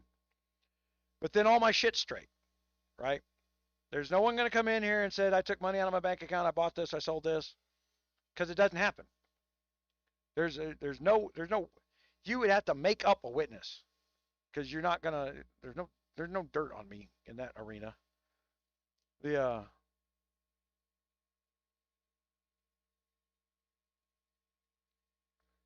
There's places you can go. Where do you live at, Goff? There's all kinds of fully automatic shooting ranges where you can go in there and just fire fully automatic weapons. Those are the gun places, instead of owning gun stores, gun ranges where you rent out fully automatic weapons, that's where you make a bunch of money. Yeah. We made a ton of money at $10 per shot letting people shoot our 50 cals. We had a 50 cal sniper rifle, and it cost you $10 to shoot it one shot. Yeah, and I guarantee you, somewhere in Arkansas, there's a fully automatic gun range somewhere in Arkansas. Just take a couple $100 up there. It costs you ammo. They rent you the gun usually for like $5. You just got to pay for the ammo. They make a fortune off the ammo because you're gonna blow away $300 worth of ammo in like minutes. Maybe you can't even get the ammo in those things right now. That I'd call before I showed up, because there's that. I have a fully robotic bullet machine that makes bullets from raw lead, and another fully robotic sizer that I can't sell because I can't talk about stuff online like that. Right now they're worth about $80,000. I'd take 20 in a heartbeat just to get them out of my office. I'll deliver them anywhere in the United States. Damn things make about $500 a day worth of bullets. You want a turnkey business? Raw lead right into bullets. I got 4 different calibers.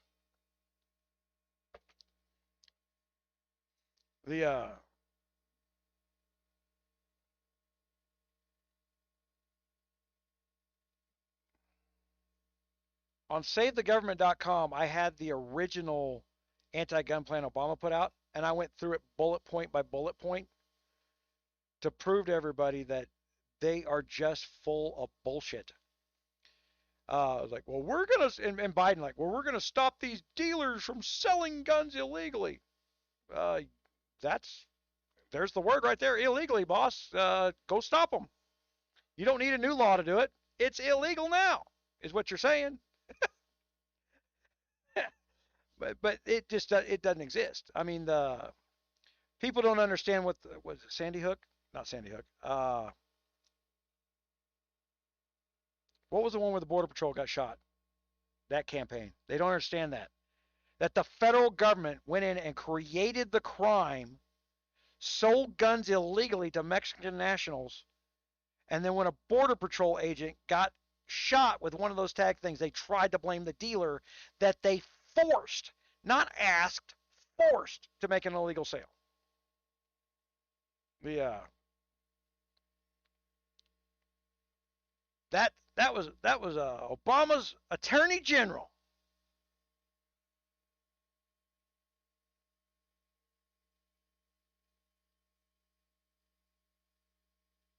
Reload shouldn't. Reload should be better than factory ammo. If you get somebody who doesn't, I'll go on some of the safety of that. People who use old books, you have to buy a new powder book every year because the burn rate changes every year. People who like to load max loads on everything instead of optimal loads on everything. Then you get the genius or the people who are trying to make it as cheap as possible by putting as little powder as they can get away with in a round because they're reselling it. So they're trying to keep their costs down, and you wind up with squib loads. It's illegal to sell your reloads to somebody else. So when you're buying that guy is committing a crime, just so you know. It's called, the crime is with the IRS, not the ATF. You are avoiding an excise tax.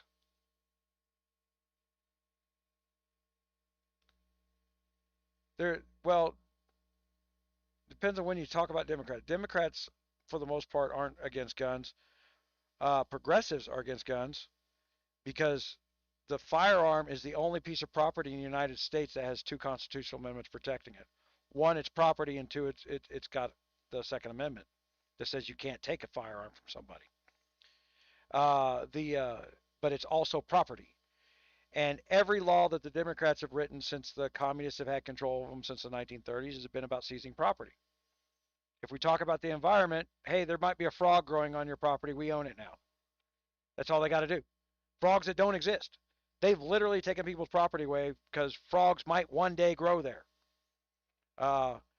The valley in Northern California where the silvery minnow, that's like the most famous EPA case, right?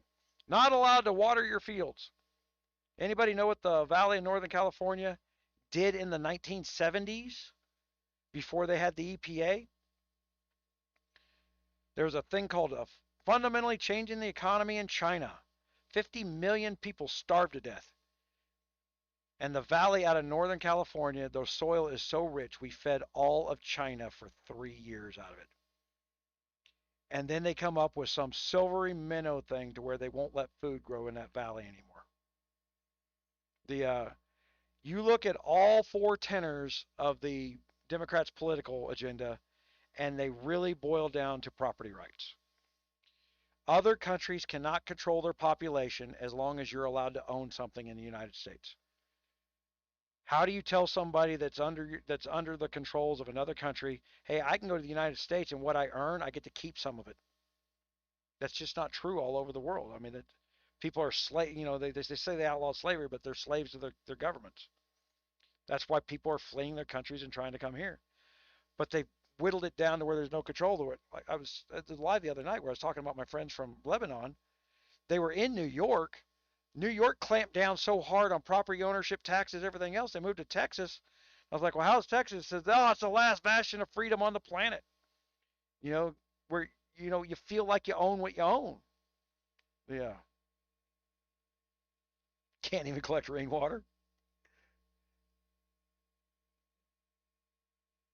Yeah, this is a long-term game.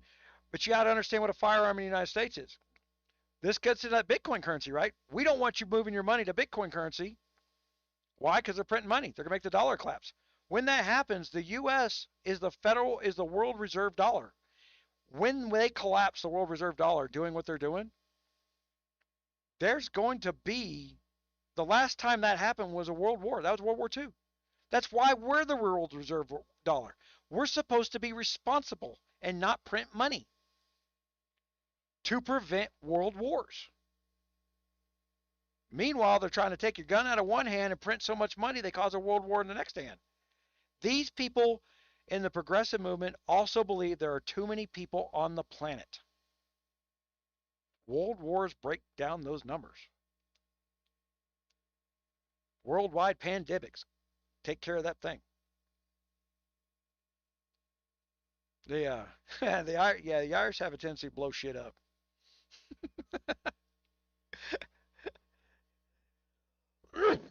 You can't even get somebody convinced to understand that the Irish were 90% of the slave market in the United States when we were founded.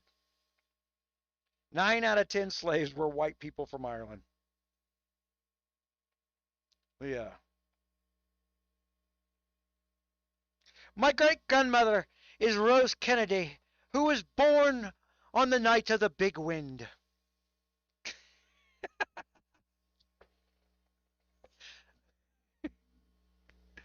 That's about as much as I know about my family history for the Irish part.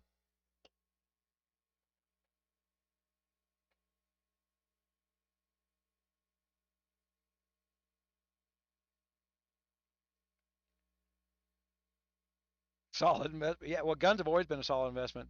Uh, when I owned the gun stores, uh, what I did different than everybody else, instead of just bringing in the cheap stuff that people thought they could afford, uh, I bought the really high end stuff that the distributors couldn't get rid of, and I bargained for better prices on it. And then I I had these oil field workers that are coming here every Thursday with $3,000-4,000 cash in their pocket every week, and I said, look, man, buy something from me so that on Monday when you drink the rest of your money, you at least got something to show for it.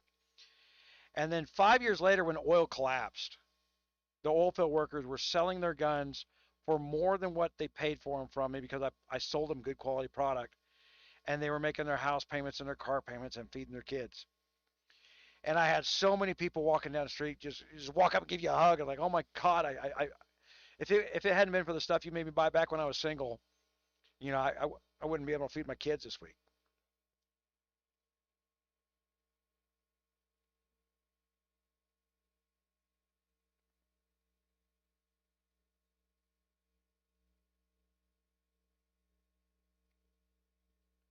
Thought on Slab City the last. Well, they're arguing about Chicago right now, like, oh, if we could just stop the illegal guns from coming in from Illinois to Chicago. Uh, that's not happening. The only thing you can buy legally in Indiana in Indiana is a long gun, and everybody's being shot with a handgun. So they're literally on the TV making up shit that's not true. All you got to do is know one little thing that anybody can look up, and no reporter should report what that mayor of Chicago said because she's a lying bitch. Nothing she has said is true. It's other people's fault. It's an agenda. The Man, there were so many Irish here. Like I said, during the uh, when the British were rounding up all the way up until what 1830s. No, it wasn't that late. 1810s or something like that. They were rounding up the Irishmen and they were selling them in the United States as slavery. You could buy a white Irishman for $1, where a black slave cost you $10 and were more considered a status symbol than anything else. Black slaves were a status symbol because they were so expensive. And all the slavery laws were written because the Irish, that were rounded up and moved over, they would run away. So all the runaway slave laws were written for Irish. It wasn't written for the black people. I think there's like one poster in history of a black guy on the run, that was like from the 1840s or 1850s from like Mississippi. They don't ever show the slave law posters, what it was, anything else. Man, I'm doing good. I've got to go to bed, man. I've been on for 6 hours. You guys are just coming in, and the stuff is going up. We are well off target. What not true?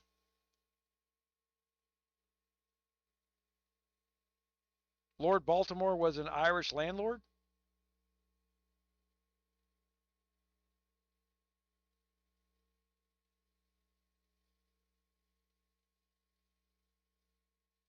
I'm not saying every Irishman's a slave.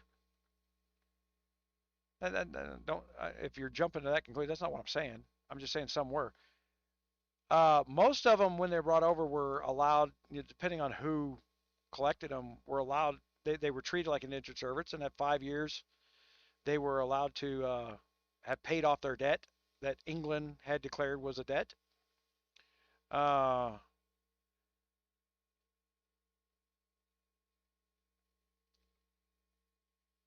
well, here's a historical fact that most people don't know. They talk about, they're tearing down all the statues. The largest slave owner in Mississippi wasn't a white man; he was black. Lived right next door to uh, damn it, General Lee. If you go to General Lee's museum of his state of property, next door to them is the largest slave owner in Mississippi at the time, and he's black. And when you go to General Lee's museum, there's a big memorial in the middle of the house because the Northern Army come in there and stole his kid, and no one to this day knows what happened to that kid. Simply because that kid was black, they called him a slave and took him. But he had been legally adopted by General Lee. General Lee had schoolhouses for all his quote unquote slaves, and they buy people, they bring them in there. You give them housing, and something to do. They get to feed. I mean, that was the way of the world back then. Are you eating every day? Life is good. And so these plantation owners, if you could set up a system so that everybody could eat, you know, have something to build up their worth, you're educated. He had schoolhouses built for things. It was There was no discrimination. I think one of the reasons that got written out of history for the northern move south was the South was starting to integrate. There was a lot of interracial marriages starting to take place, and that was more of the conflict than anything else than doing with slavery. It's people were morally opposed to that more than anything, and it was worth fighting over.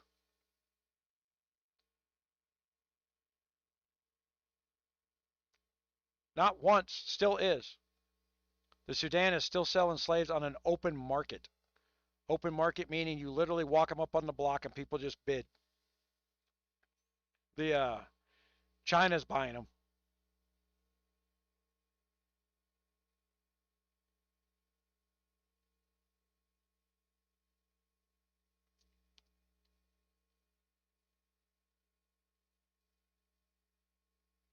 I don't know who Lord Baltimore is.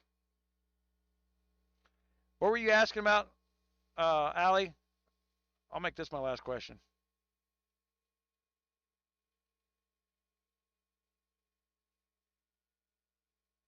My left side. I don't know what you're trying to what falsified photo image you're trying to put out there on the web, but no. Yeah, yeah. Whatever you think you need to do a meme, go do it. There's more than enough footage out there of me.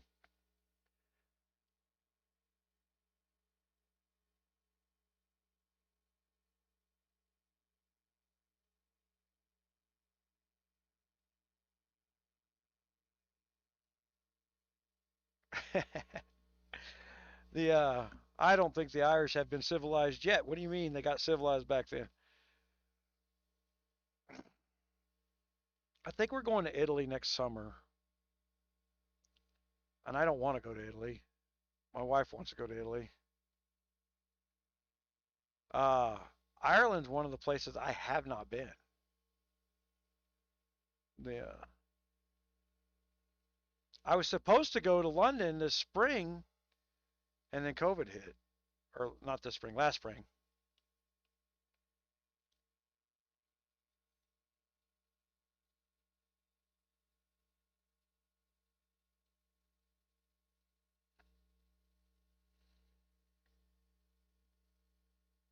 Yeah,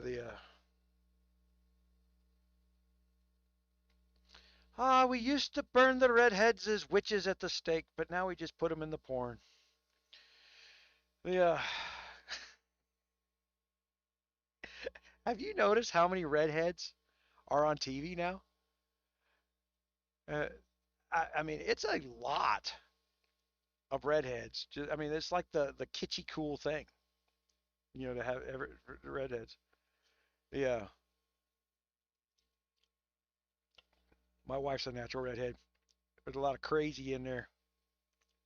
There's some science that behind the chemical imbalances based on. All right, Rick, I appreciate it. That's gonna be my Q2. All right, guys, thanks a lot for showing up. Sorry, I had very little